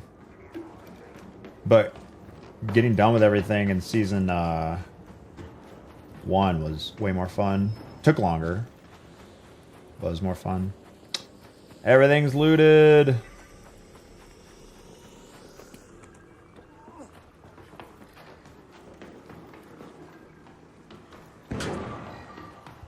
I don't know why people get so irate about, like, your experience is valid. Your feedback and what you're feeling is valid. It's the dev's job to take that and put it into the bigger picture of the health of their game. For the health of their game.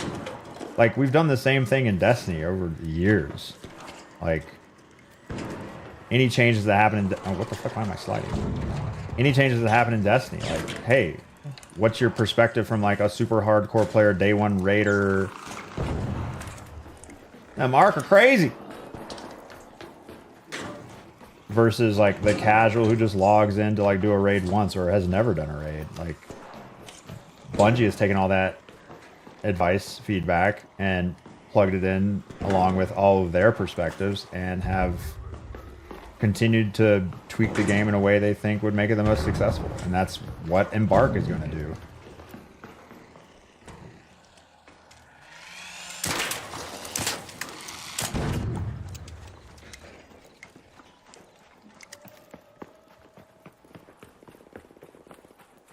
And that's why Destiny's garbage now. I'm gonna go out on a limb and say Old Ironjaw has not spent a lot of time thinking about game design.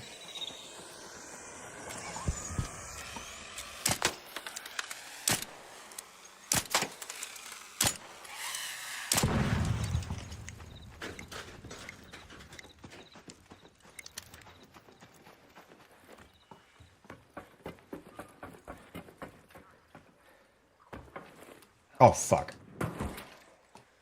That's awkward. What up?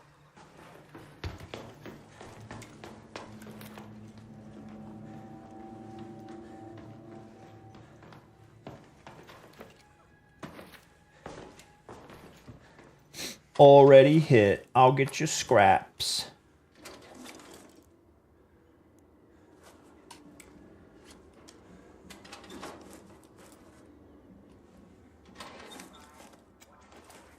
I want to start getting in the habit of not pressing escape every time I want to leave my menu.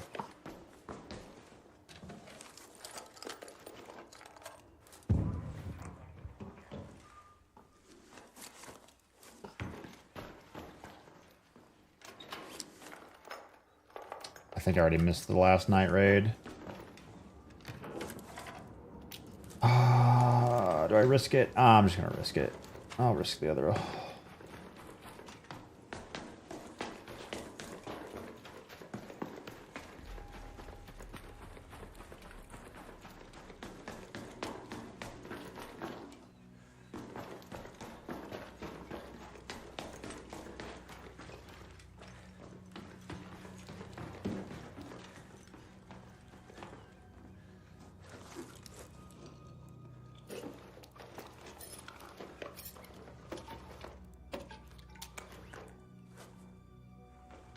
Do snitch scanners immediately aggro snitches on you? No, they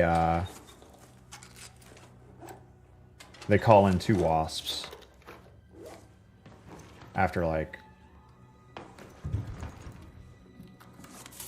10 seconds, maybe.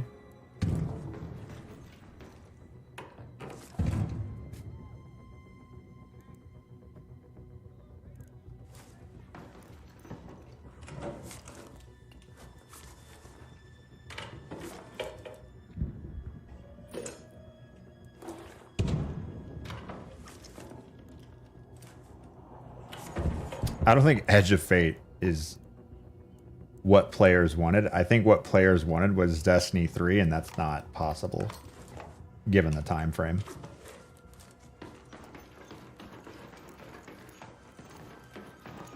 I gotta go down.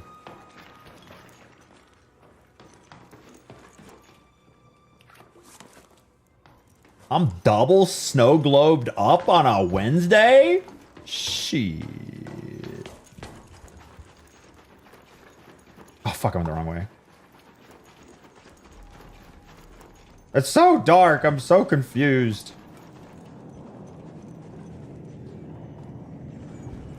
How did I get turned around?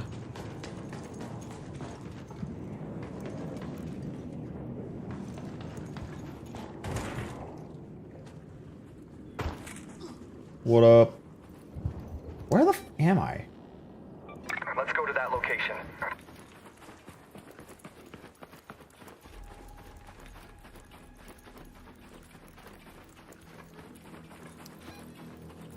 Oh, I wanted to hit that. I think I missed a... Oh well, I'll get it later.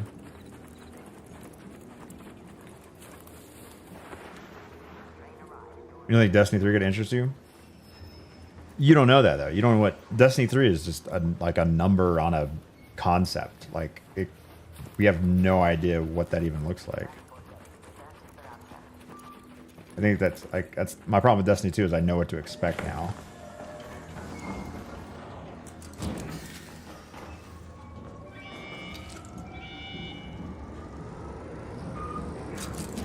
It's still a really good game. That's why I still play it. And I love solo challenges. But like the normal loop of getting loot, like I care so much about... I care so much less about loot in Destiny now because I already have so much shit. It feels like grinding for something doesn't feel as good anymore because I'm just increasing the effectiveness or value of my entire vault by 0.0001% to get the new God roll... I don't know, heavy sniper or heat sidearm thing, or, you know, getting all the parts of the Praxic blade.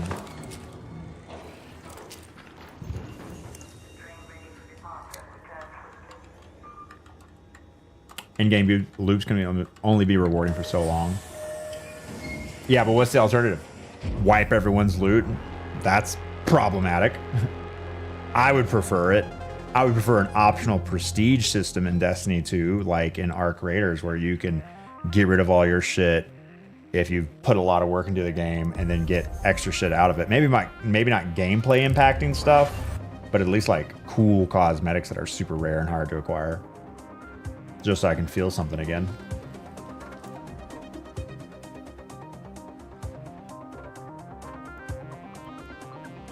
Soft white with a tier system. Yeah, there's been a lot of soft sunsetting, I like to call it, with like the same shit comes back out, but it's got like origin traits on it instead of not having origin traits, or enhanced, you know, whatever. But again, that whole like how much better is what I'm getting now, it's like 0.01%, and I'm at the point now where that doesn't really butter my biscuits. And double snow globed up on a Wednesday.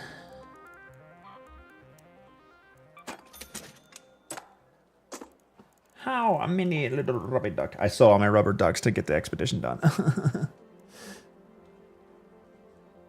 Old school Call of Duty, gotta get the fun badge next to your name. Is that the prestige? I don't think I've ever did I ever prestige in Call of Duty? I haven't played it all since the wipe. Yeah, I started last week, I think. And I'm done with the expedition already and done with almost all my quests. 50, so I have 13 more.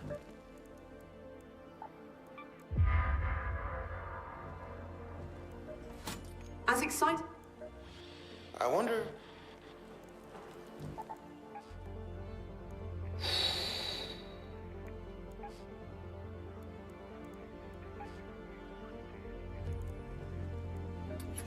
As excited. I wonder why a spaceport would need a medical room.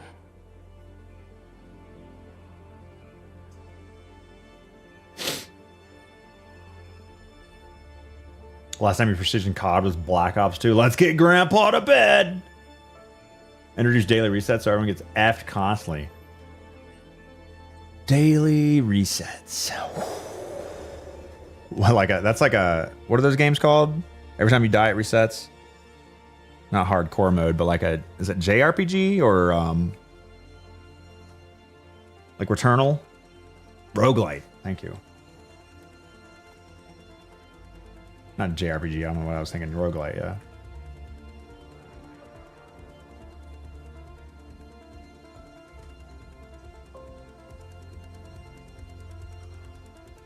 Modern Warfare 3, Black Ops 2, only 2 CODs you cared about the prestige system. I played Modern Warfare 2 and Black Ops 1 the most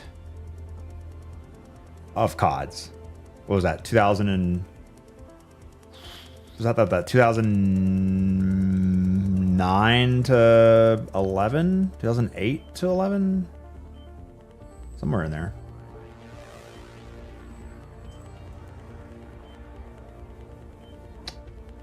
I gotta get these quests done. I wonder why a spaceport would need a medical room. Departure building, spaceport. Okay, spaceport it is.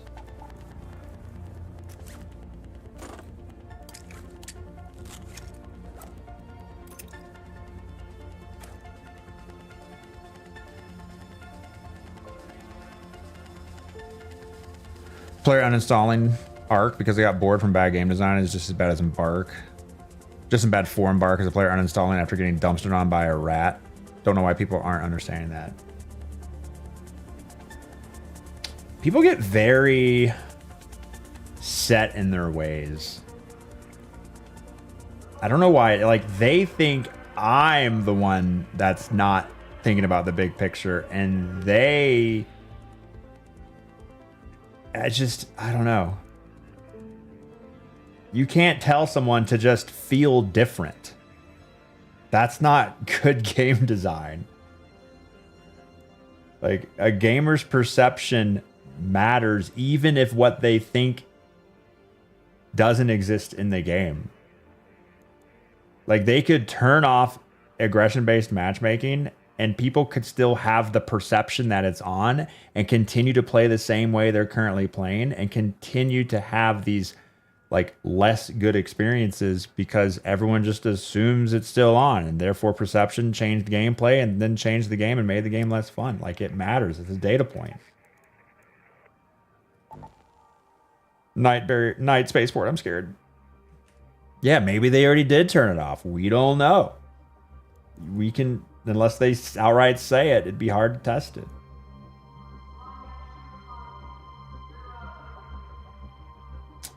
What do I need to check? Oh, prescriptions of the past.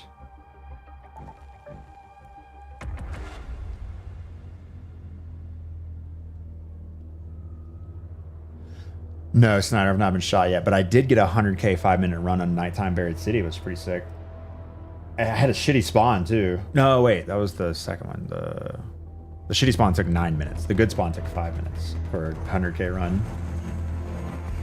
I mean, I only got like 80k out of it because I'm bringing in like probably 20k.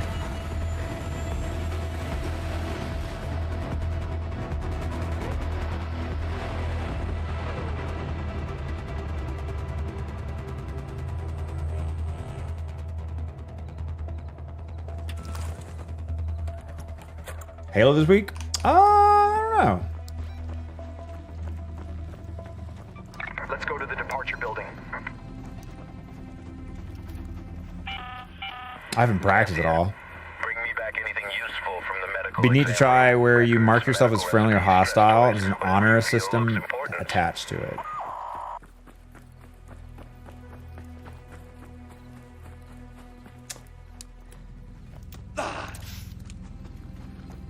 Yeah, but then, I mean, for me, here's the magic of season 1 Arc Raiders. 70% of the people I met were friendly. And I didn't think I could influence that in any way. And neither did they. And you were just in this brand new world with PvE that's lethal unless you have the right loadout. And at any point, someone could team up and help you or turn on you. And when that mystery isn't there, that secret sauce, that unique feeling that we had in season 1 Arc Raiders is gone. Division did that. Everyone had entered the dark zone, and you went, "Yo, what up?" Bro didn't even say anything. Bro, we just ran by each other. Night Spaceport used to be a bloodbath.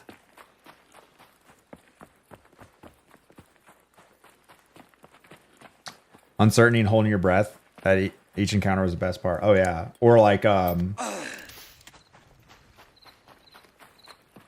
even getting betrayed. I got betrayed.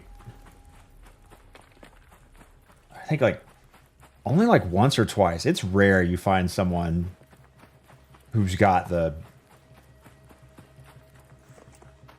I don't know, is it lacks empathy? I personally, I could not betray people. Like you'd have to give me so much of an incentive. Like we're talking like many gifted subs, or it's just the crazy amount of, I don't know, to betray people I meet just for a moment in a video game where PvP is okay. Like, I don't know what it is, but I just can't do it. Is it like a narcissistic thing? And I'm just like an empath thing? I don't know.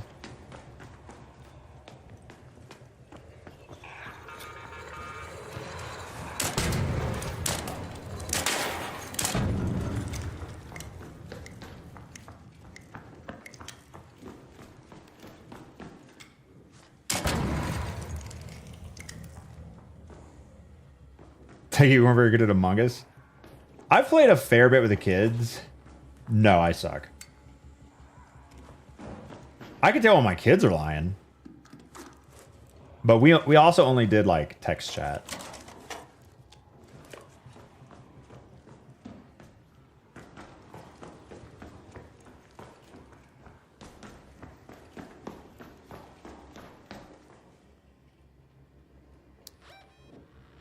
Go to the departure building.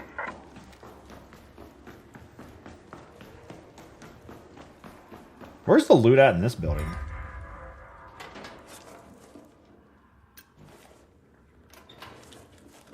Right, how many gifted subs precisely? I don't know what the number would be to make me be like, okay, I don't think there is a number. No, there's got to be a number where yo, what up?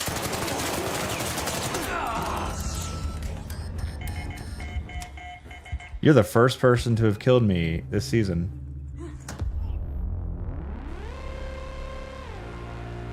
That feels like a stream sniper.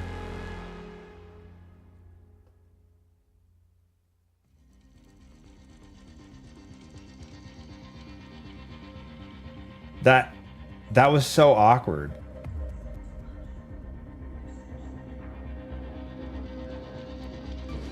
That 100% feels like I've never had that feeling before.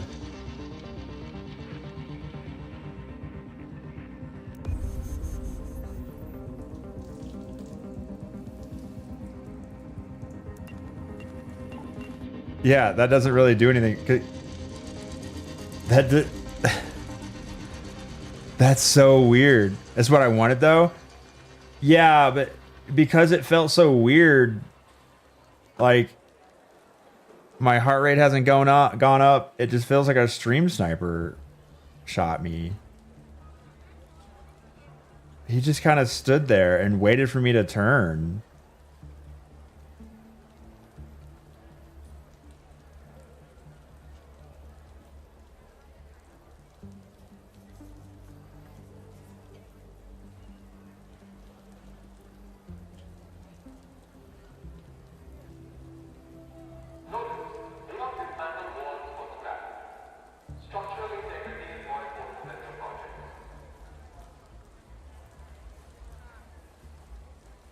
Yeah, it doesn't really increase tension though, because it just feels like someone loaded into my lobby just to kill me.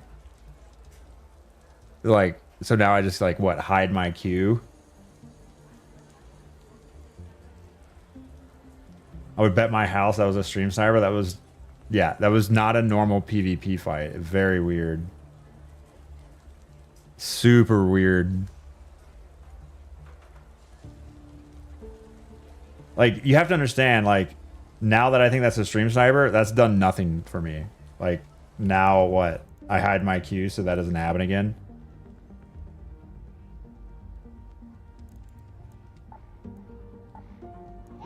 So awkward.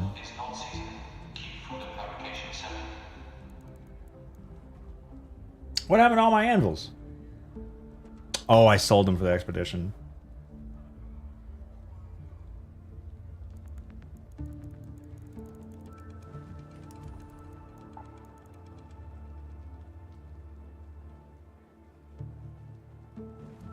Do I have that blueprint?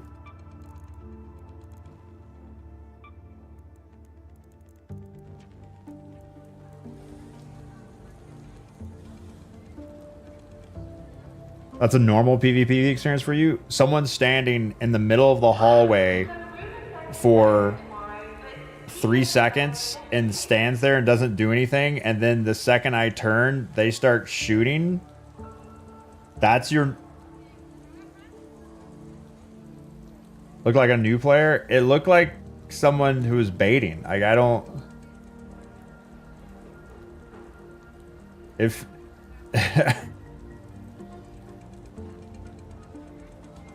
What? And if they were trying to be friendly, they would just say, they would communicate. Like...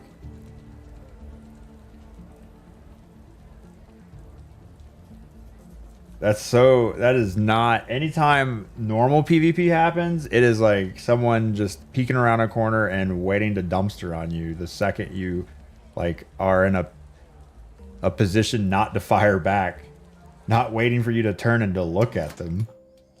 I'm not opening this door. Just tell me what you want.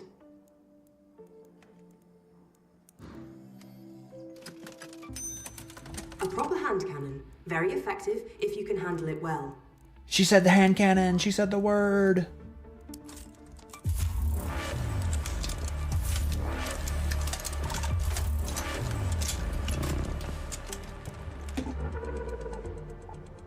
No augments? Oh, I sold them for the expedition. It wasn't shoot on sight, right? It was like a slow play betrayal. I'm just telling you, I've never died in that particular way where someone just goes...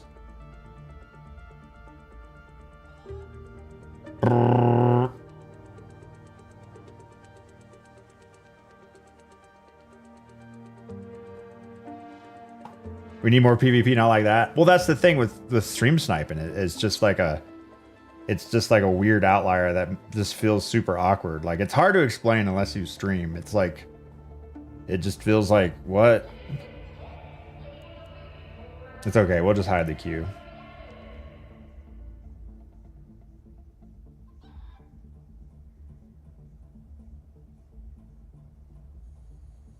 What do I need?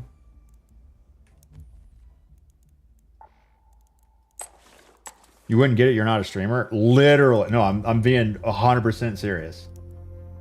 I'm 1000% serious. I've played so much Fortnite. It has been like ingrained into me.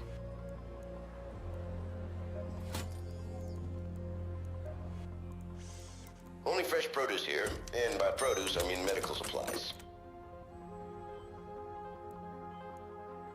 Morality baiting. That's a great idea.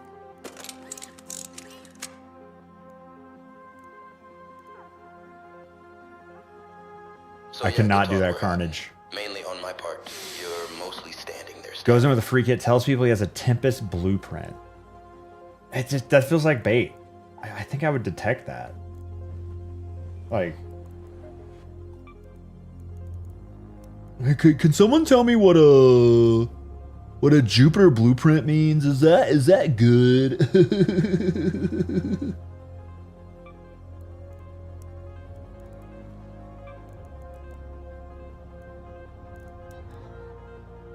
No plastic.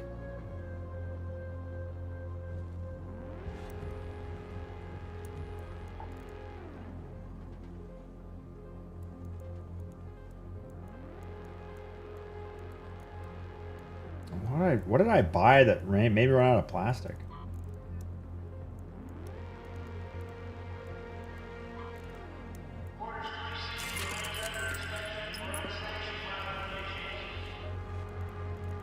You good?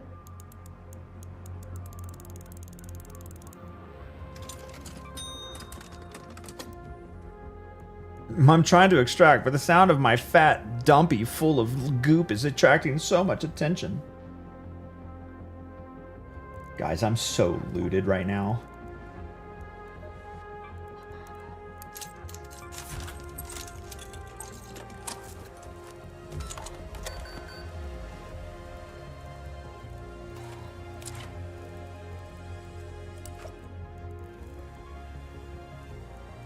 Oh, you know what I can do?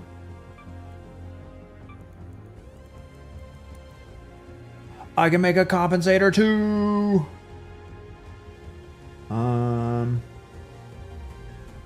Yeah, I'll go compensator. Wires. You're back. Make good use of that.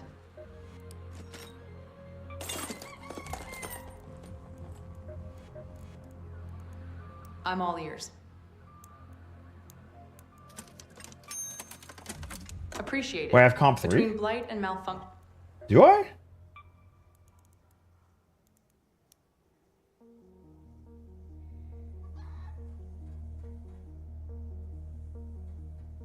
That burn rate, though.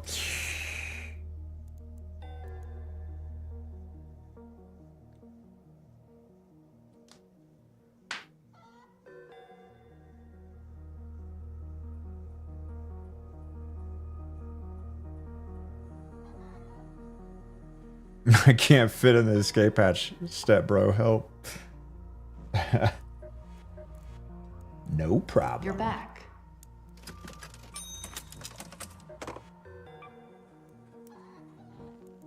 Brother, can I count?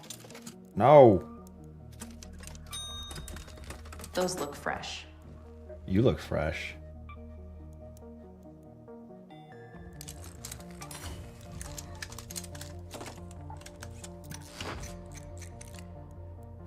A durability burn.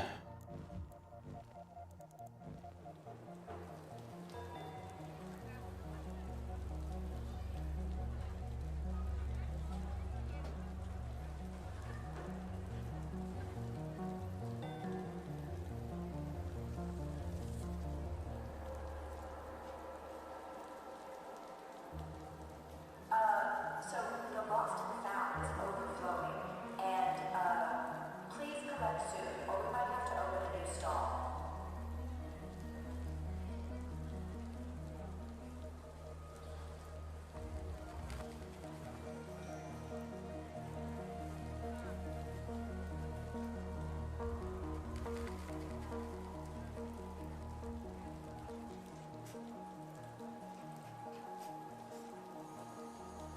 But it's got to be AI. These got to be bots.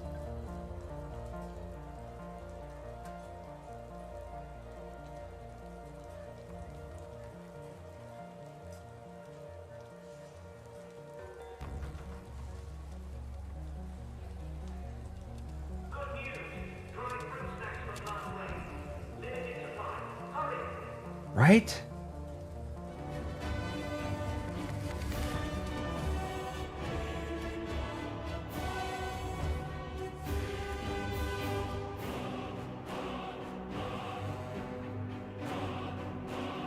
You have too much faith in humanity. Those are actual people.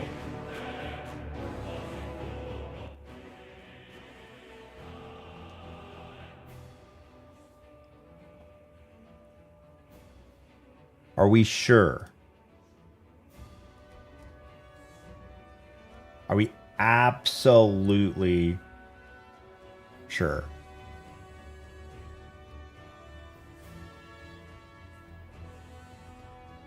How does he know there's no pleasing you? Can you get the Oblivion NPC dialogue music? Oh, is there one type of music for that?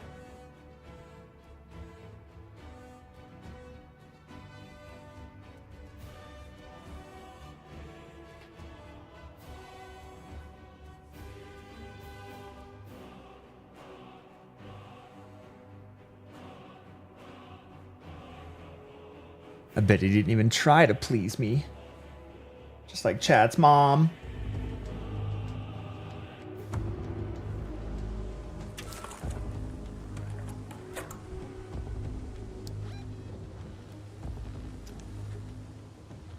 Let's go to that location. Red alert, Raiders. We've spotted a harvester in your area. A queen is guarding it with her life. Only engage if you've brought your best gear, lots of backup, and a very good plan. I have no plan, no gear, and no backup.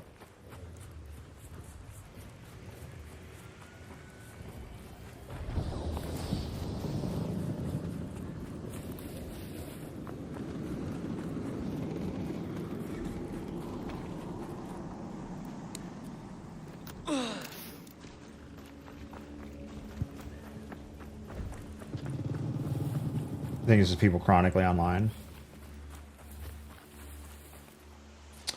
Well, I mean, I can see big creators like being more apt to be kind of like obtuse and say, what's the word? Not inflaming. Things that inflame. Just for clicks and money.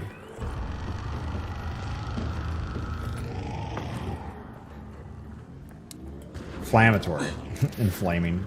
Lol.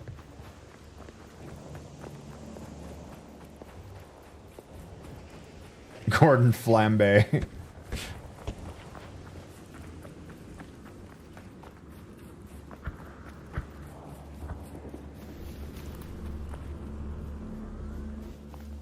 Ads in 1 minute, non-subs panic. Where's this? Is it up here? Oh no, it's the extra. Is it the extract?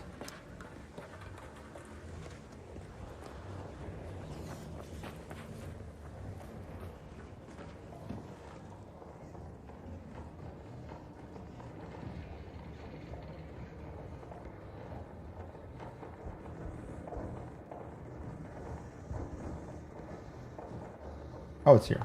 It's up here.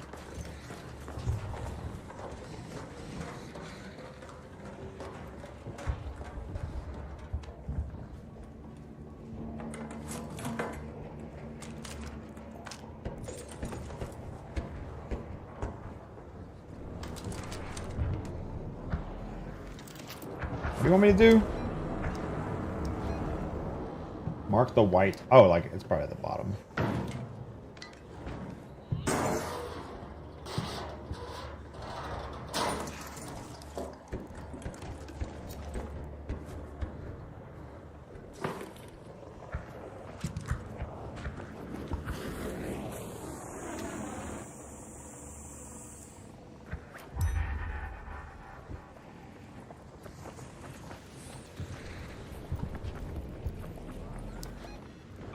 Let's head home at the Overlook air shaft. I always forget how much arc there is on Blue Gate.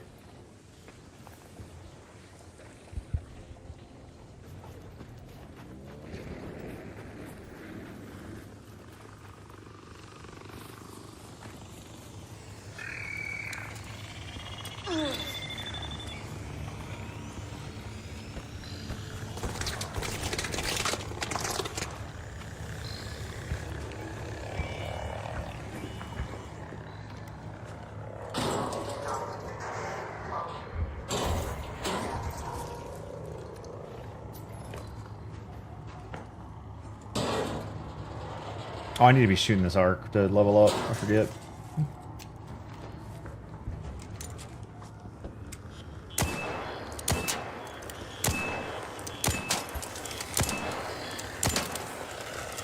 That's weird. The Compensator 3, does it add like a weird little ping sound to the shot? Or am I just really used to the silence?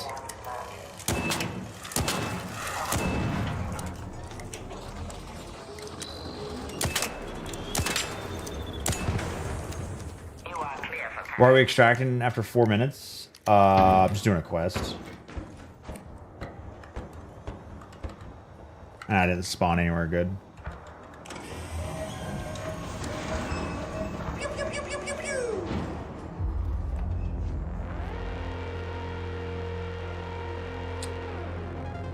You can tell what attachments a gun has based on the sounds. Huh, I never detected that on the... I kind of don't like it. It's kind of annoying.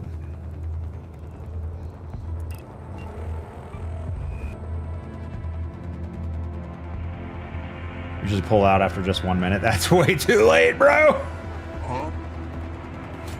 You're back. You. I wonder. This one's in the Patton house. I wonder. The gun does feel much better. I do. Concur. Just concur. Oh, I should have just concurred.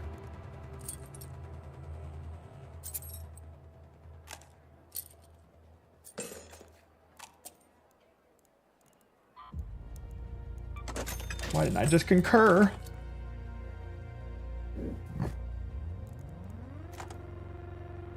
Oh, damn. That burn rate's crazy. Cyborg Compact acquired. Very nice, very nice. Recon. Wait, is that the name of mine? No, mine's Keyzen. Cyborg was the last of the regular. Okay, cool. See you, Sulfur.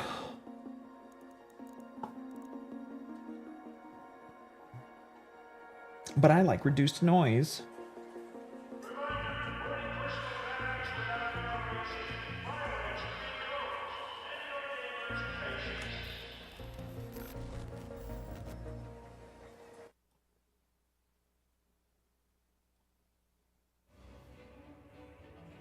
How's it looking outside today? What a beautiful day here in Colorado. Longs Peak, Rocky Mountains in the background. Nice and sunny, a little breezy. Current temperature 58 degrees Fahrenheit. Neighbor! Neighbor trying to get in the shot? What's he doing? Ryan, what are you doing? Oh, is that his wife? I think it's his wife. Yeah. He drives a little gray car. That's his wife's car. That's your wife? Nice. You're at the warehouse. Oh, today's Wednesday. That's right. Yeah. Wednesdays you're at the warehouse. Jump the curb on that? No, we don't judge people's driving here. No. Going to Starbucks? Hell yeah. That's a guess. She's about to get some goop. A little bit of goop. A little bit of goop.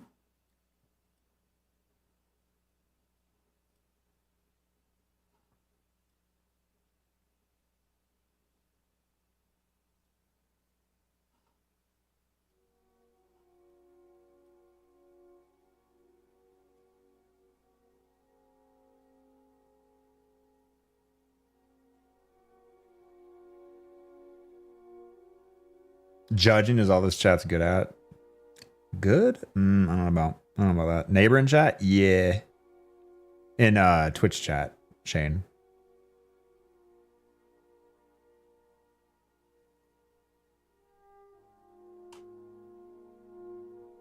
I'm hungry.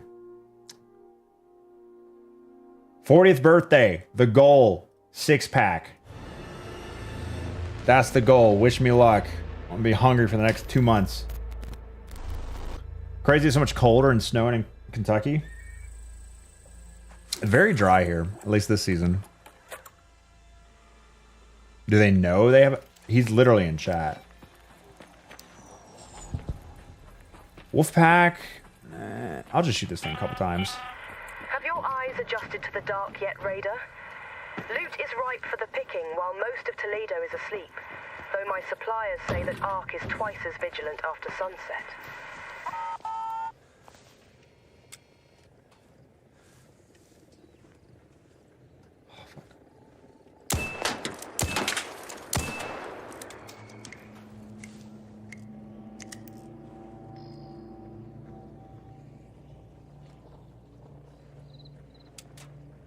Oh my god, that's a... I'm just gonna leave. I was gonna fight it, but there's a hornet and a wasp.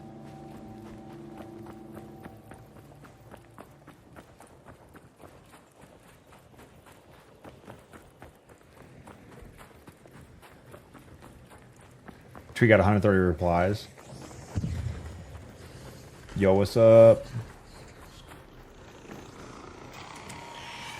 There's multiple. Oh no.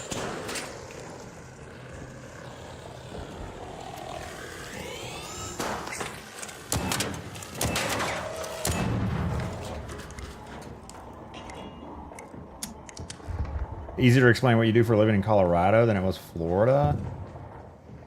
Oh my god, I missed twice.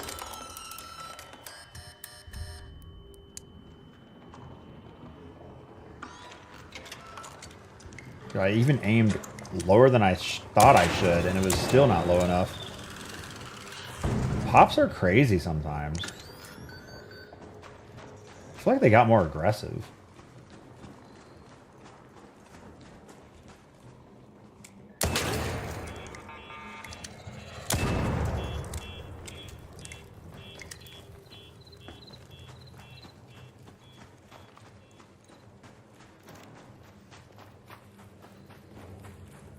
What up?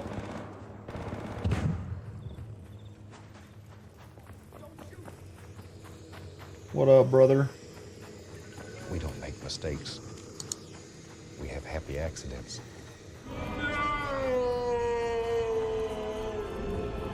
Guardian down, thanks for 55 months. Welcome back to the stream.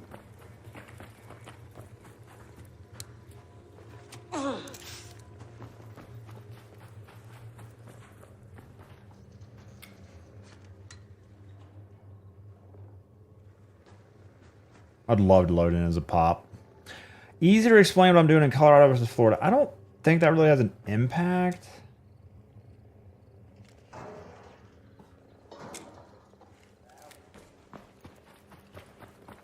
Oh my god, this guy turned. Damn clankers.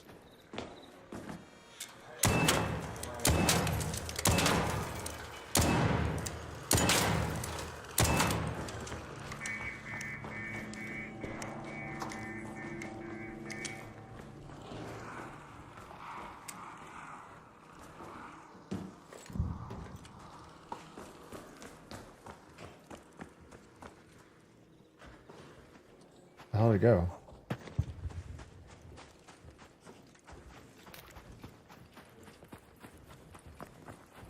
Haven't shot a gun without a silencer for what it sounds like. Leaper too. Damn. Yeah, I've been running the silencer for a while. The Compensator 3 has this weird ping to it.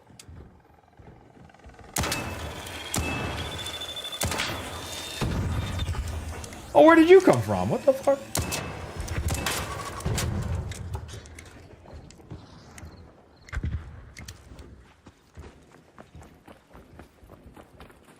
Ping, ping.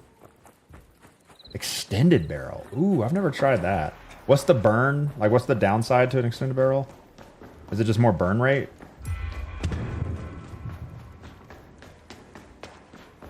Yo, what up? Bro's name is Sausage. Let's go to the departure building. No way I'll get shot by someone named Sausage.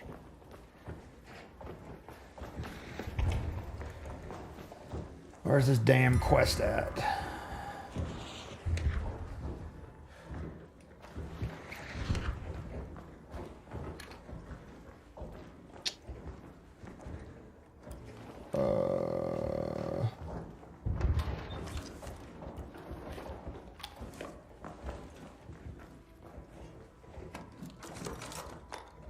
I remember you struggling to describe your stream for a living. Having to work backwards. Saying you did a podcast, eventually backing up far enough for the radio broadcast.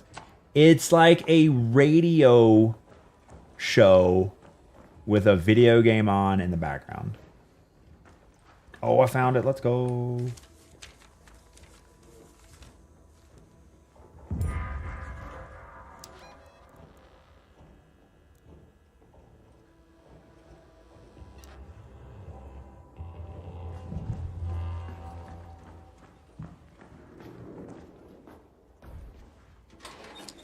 And chat spamming copy pastas.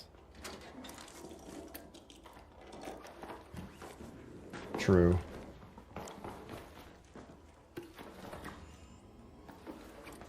Leaper's going after someone.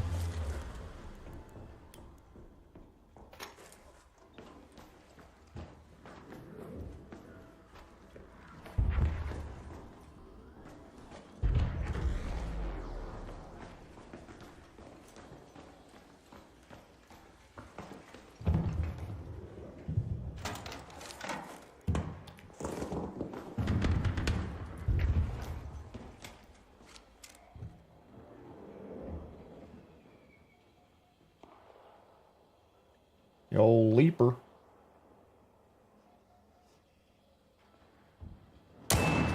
Oop, I did not mean to shoot.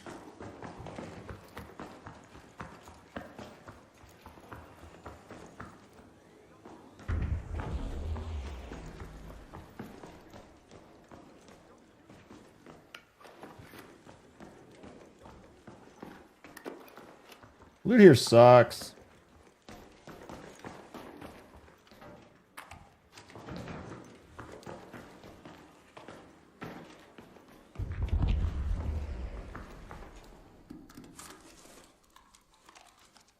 Yeah, it's just like Stella or Buried City. If you're just trying to get loot, because like this is slow. I guess I can bring a key when I'm doing quests. Head home at the south elevator.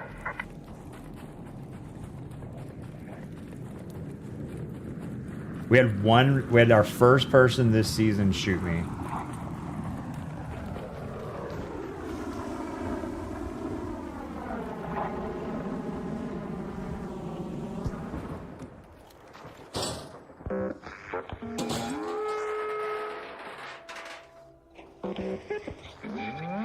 They read your tweet, but it was, in my opinion, it was kind of awkward. Like they just stood behind me and waited till I turned around. It felt like a stream sniper, but it's probably just cope because I'm not that popular. I'm not popular enough to get enough degens.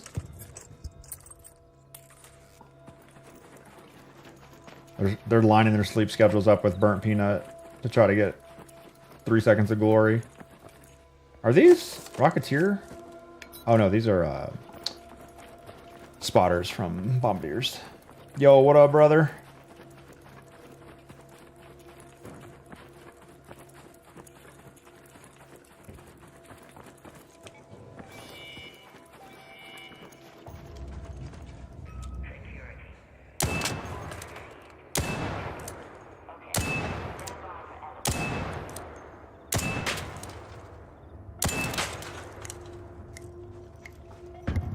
Fuck them clankers.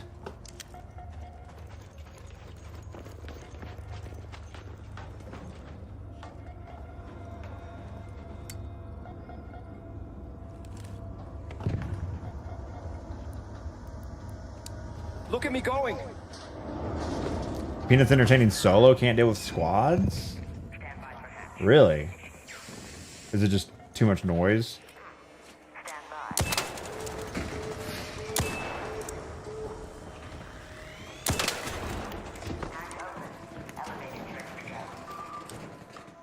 Bradley Gooper? That's funny.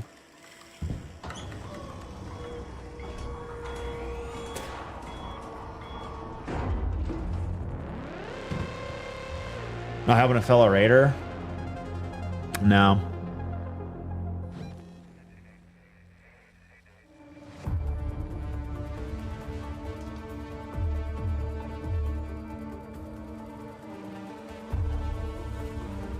Washed up streamers humming on his balls? Wait.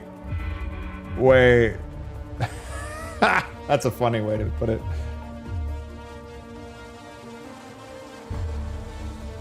There was 2 of them. The other guy will help him.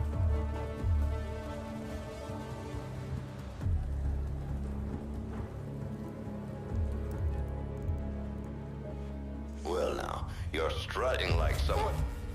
This goes beyond bad luck.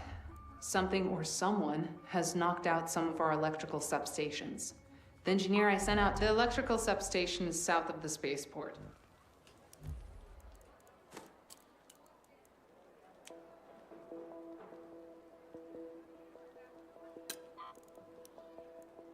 Plastic only and a canister?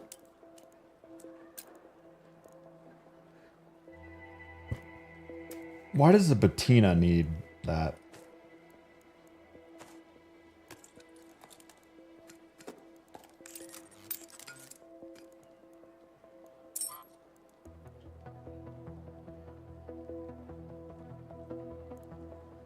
No, I right clicked. Fuck me. Oh my god.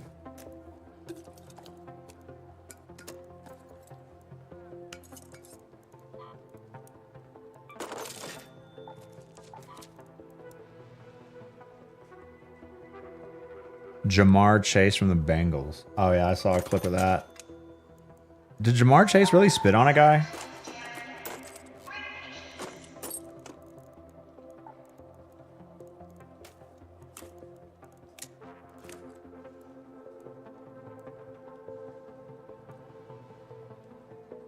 Canister looks metal, like a paint thinner can. Oh, just the can itself, not what's in the can. I guess that makes sense.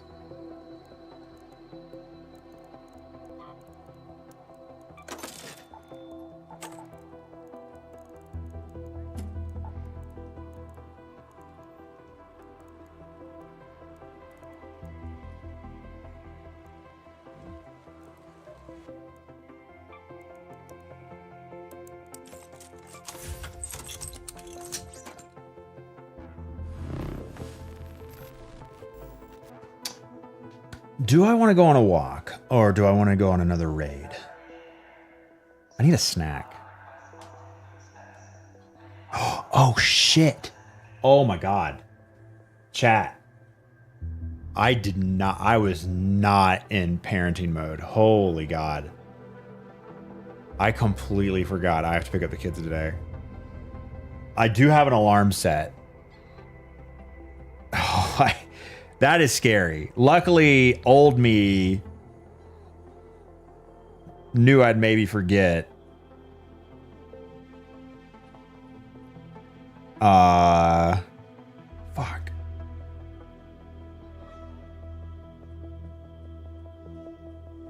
But yeah, I need to end the stream at 2. So one more raid. So no walk.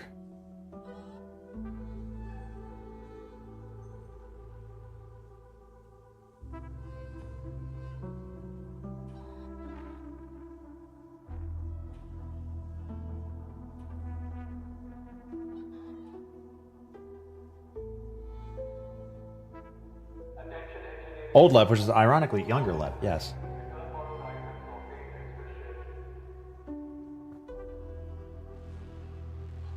Now my wife gets back at probably 5 p.m., probably in 3 hours. Oh, is she in the air right now? She might be in the air right now. Let me check.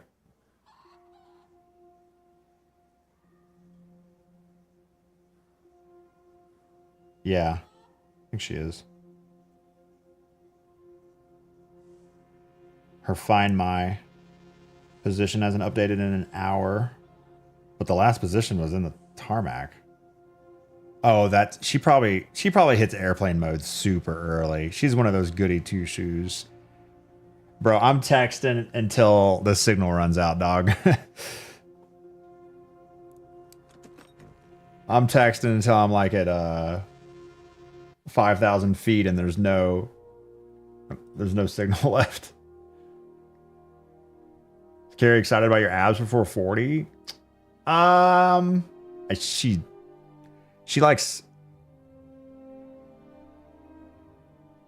does not like super skinny dudes. She's told me in the past. So there's that.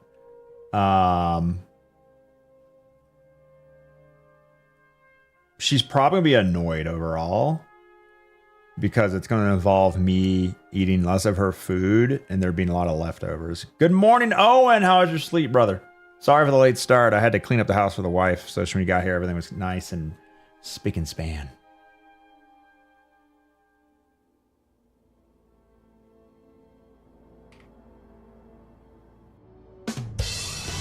What is that? Why does it do that?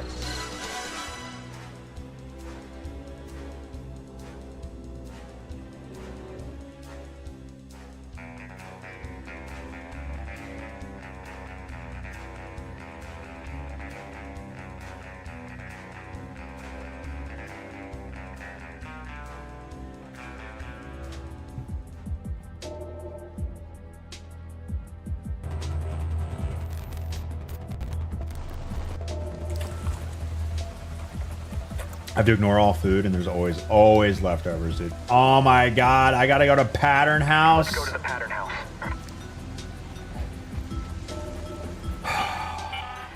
Shani here. The Pattern House is north of the dam. You'll recognize it by its, well, you can guess.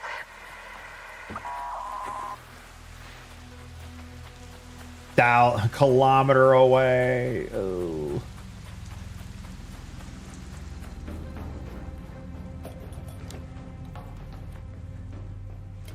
Chat, when's the last time? Okay, only answer this if you've actually played the game before.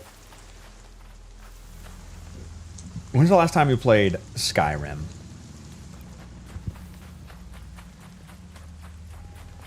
Because I got an itch. I got a slight itch. Because I listen to the music all the time. I think that's what it is. 2021, a couple of months ago. It's been a while for me. 2 years ago when they updated and broke all your mods. No! Can you play the remastered version and just like turn on the mods? I need to be told what mods to use, I think. Because I think the remastered version for me looked good enough. Played good enough. But if there's like other ones out there that y'all know about, I may try it.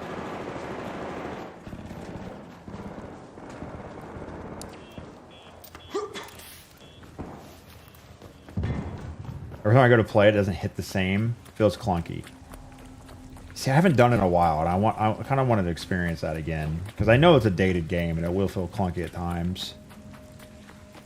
The snow situation, it's only snowed twice, and not very much. I think some of the slopes are decent.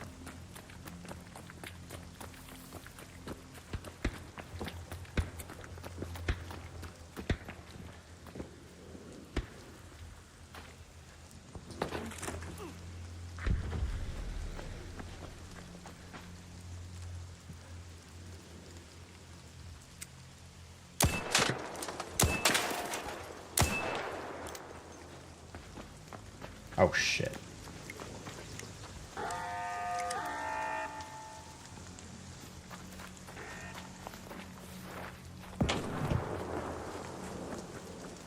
Sentinel's not a one-shot, right?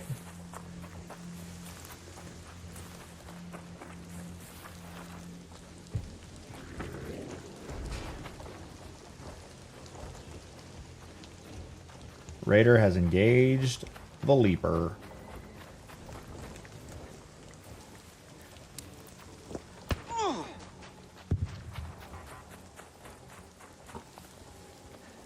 I heard him.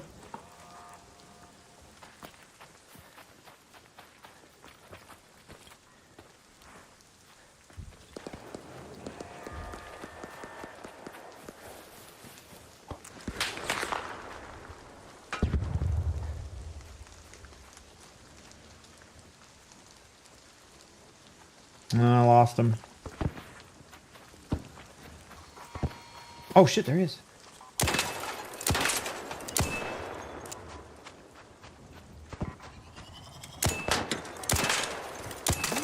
Did they nerf these guys? They're like so much easier now.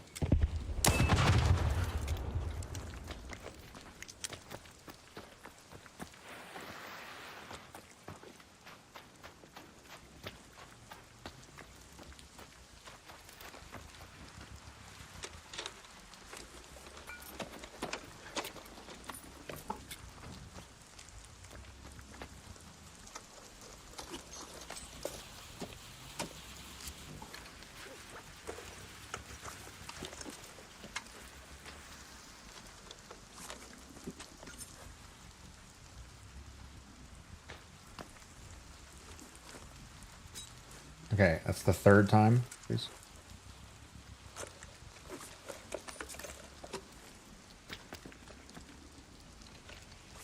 Yeah, they used to be super tanky. I don't remember seeing a nerf about them. Was there?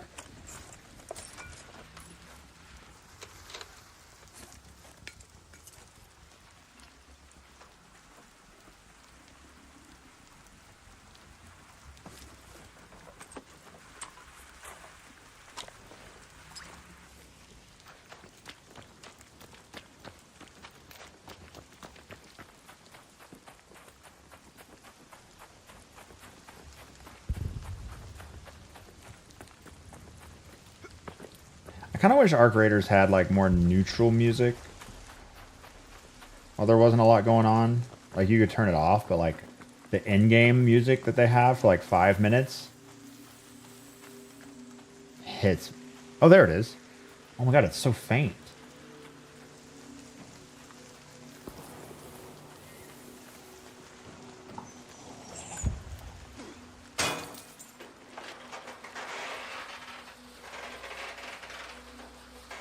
I gave up on all maps but Stella and Buried City to look for 5 mil. Yeah, very fruitful.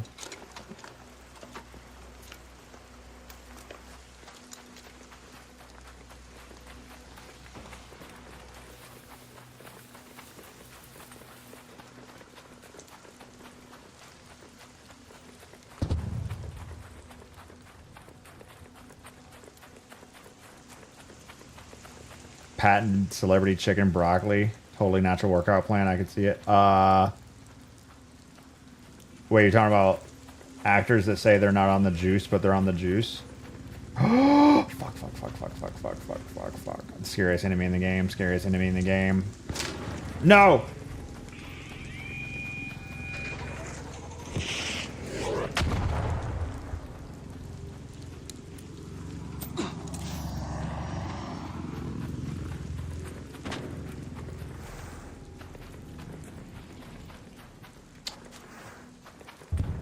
Player could have been making that Rocketeer come towards me, or they could have just not seen me and decide to engage.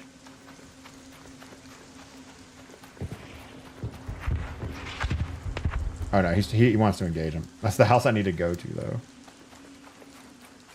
Fuck, that's awkward.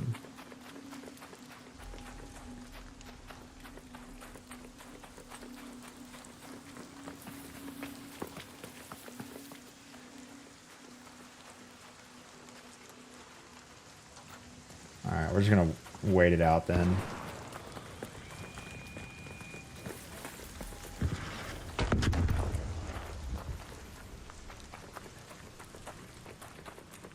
I don't have much time to wait though.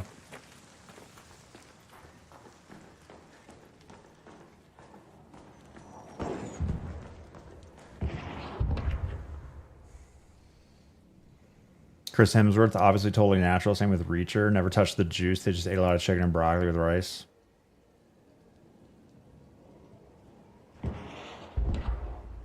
Why broccoli? Is it just because it makes you feel full, doesn't burn calories, makes you eat less, has dietary fiber?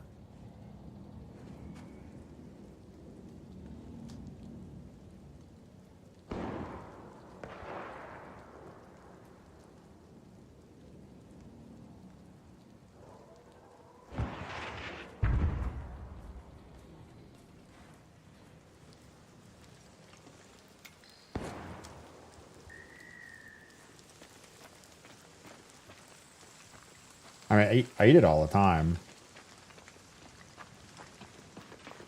You just get the frozen broccoli. Just heat it up in the microwave for 6 minutes.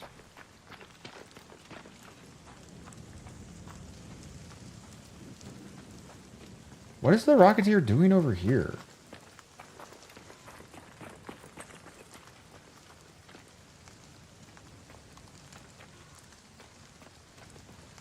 If someone unironically said Alan is natty from Reacher, you need to rethink. Hey man, you don't know. Good genetics. Fuck, he's fighting from the same place. He's not even damaging it. You're wasting my time. Broccoli contains a compound called DIM. Reduces impacts of both dihydrotestosterone and estrogens. Is that good or bad?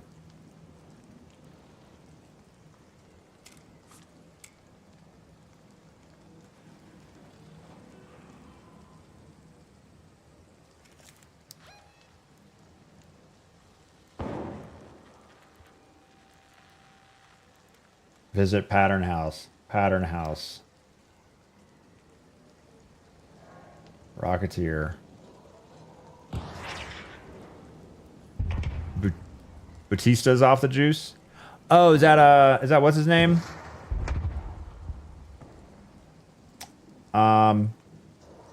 Dave. The dude from Star. I can't remember.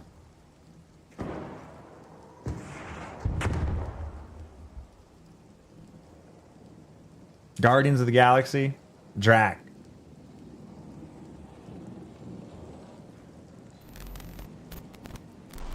Backseat Gamers.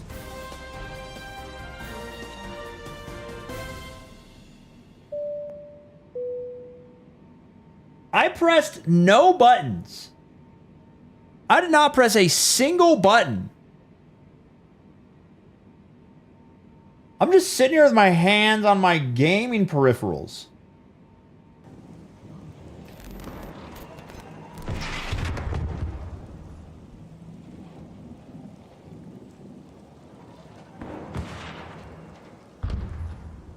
Is it because it's too...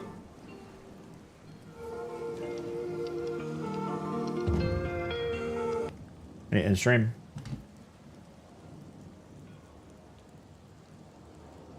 Brother, how long are you gonna fight this damn Rocketeer for?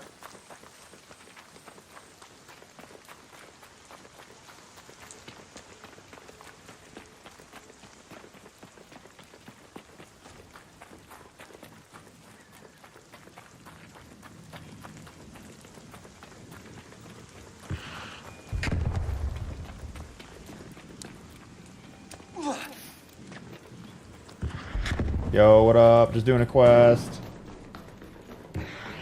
Trying to take out that Rocketeer, dog.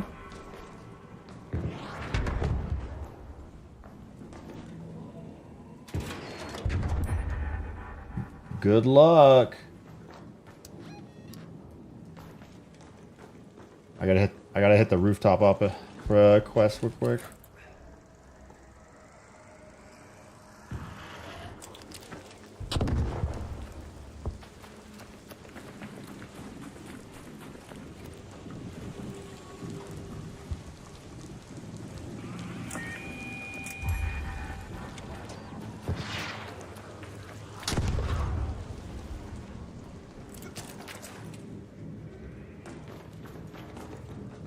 Yo, what up, brother? You trying to take that thing out?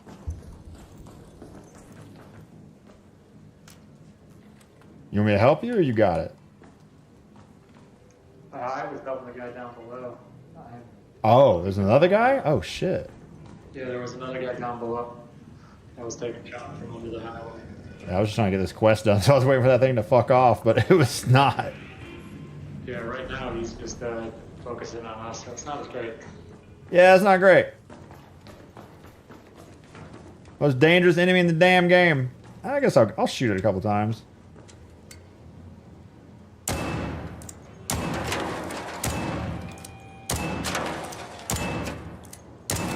It's kind of low. That extract closes in a minute, though. I don't know. I may risk the run towards it. Oh, fuck, it's here. Never mind. Guess I'm not going to that extract.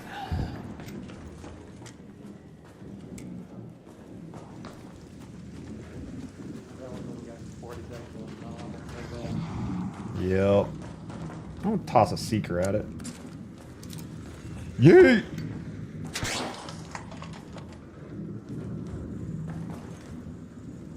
You know what? Fuck it. I'm just gonna burn the wolf pack.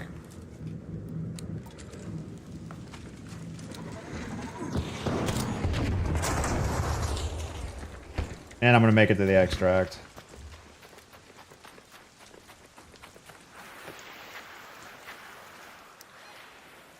Oh, I'm not gonna make it. No, hit the extract if you're close. Hit it.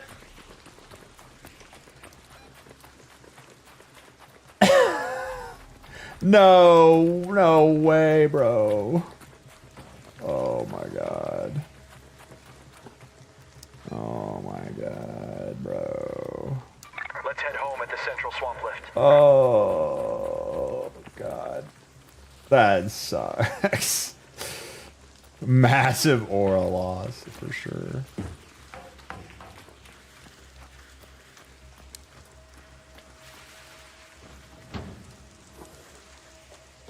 What? Jump the fuck off.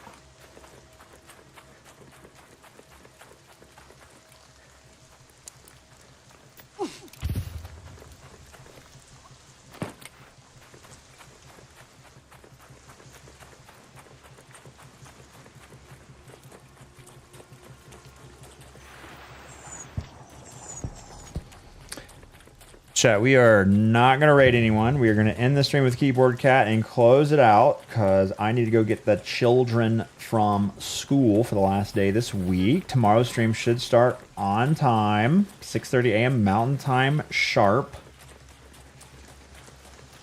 Because my wife will be back in 3 hours from now. Oh, sick. Flame spray.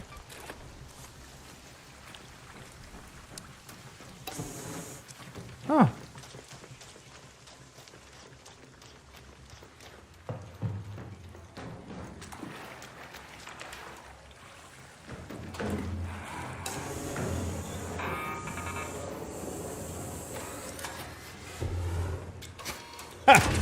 Well, that sucks.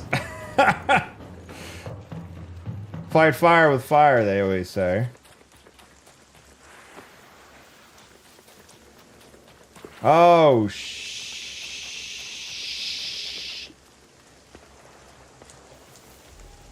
Are fireballs immune to fire? Can you throw a blaze nade on them? It doesn't do anything?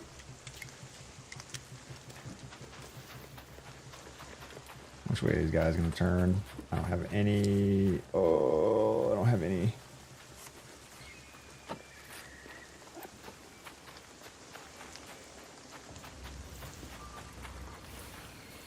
Damn, that thing dive bombed. What the fuck?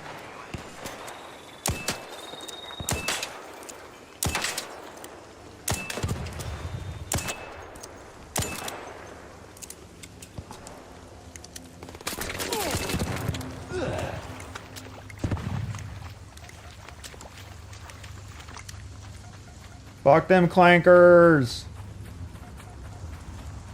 What up, brother? Multiple brothers.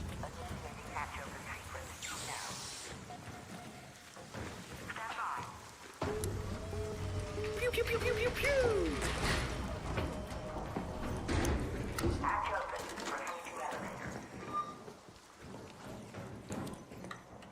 Good luck out there, brothers. Silence. Absolute silence. Hey there. That's all they got. Nothing. No tension. Boring. Except for that one guy who stream sniped.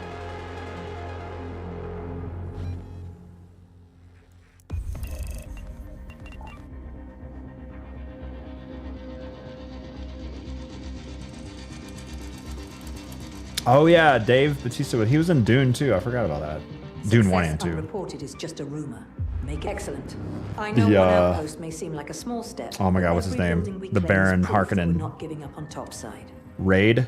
Fade? No, Fade was... Oh my god, what's the other one's name?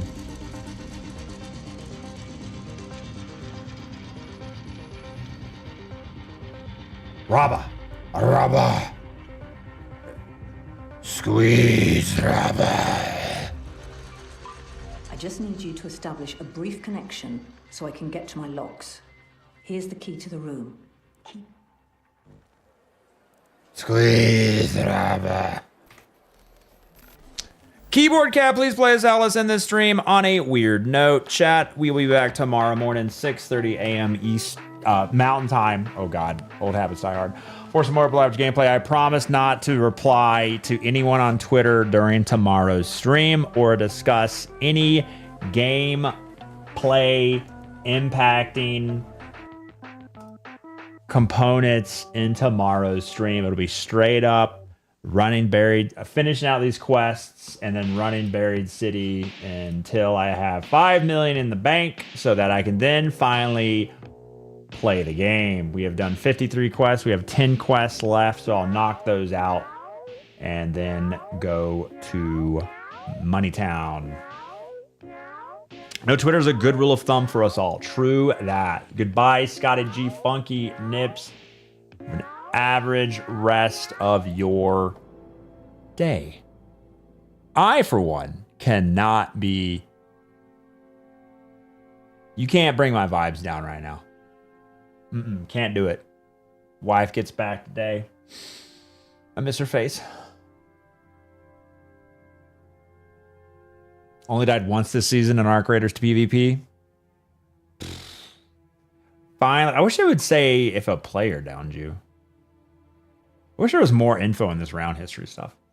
And API for Arc Raiders. Embark, API would be great. Clean house, wife back, kids probably okay. From the chocolate conference? No, she went to the Fancy Food Fest and Tastemaker. So one was in LA and one was in San Diego. Both were paid for. I think she got both because she won a contest for having like a best picture for she submitted one of her food pictures in a contest or something. And she won tickets to those conferences. So yeah. Pretty cool. Goodbye, Poner, Bardo. Until next time.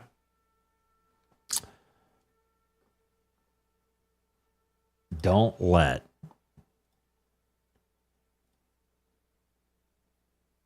people who are unable to have a nuanced adult discourse about a topic get you down.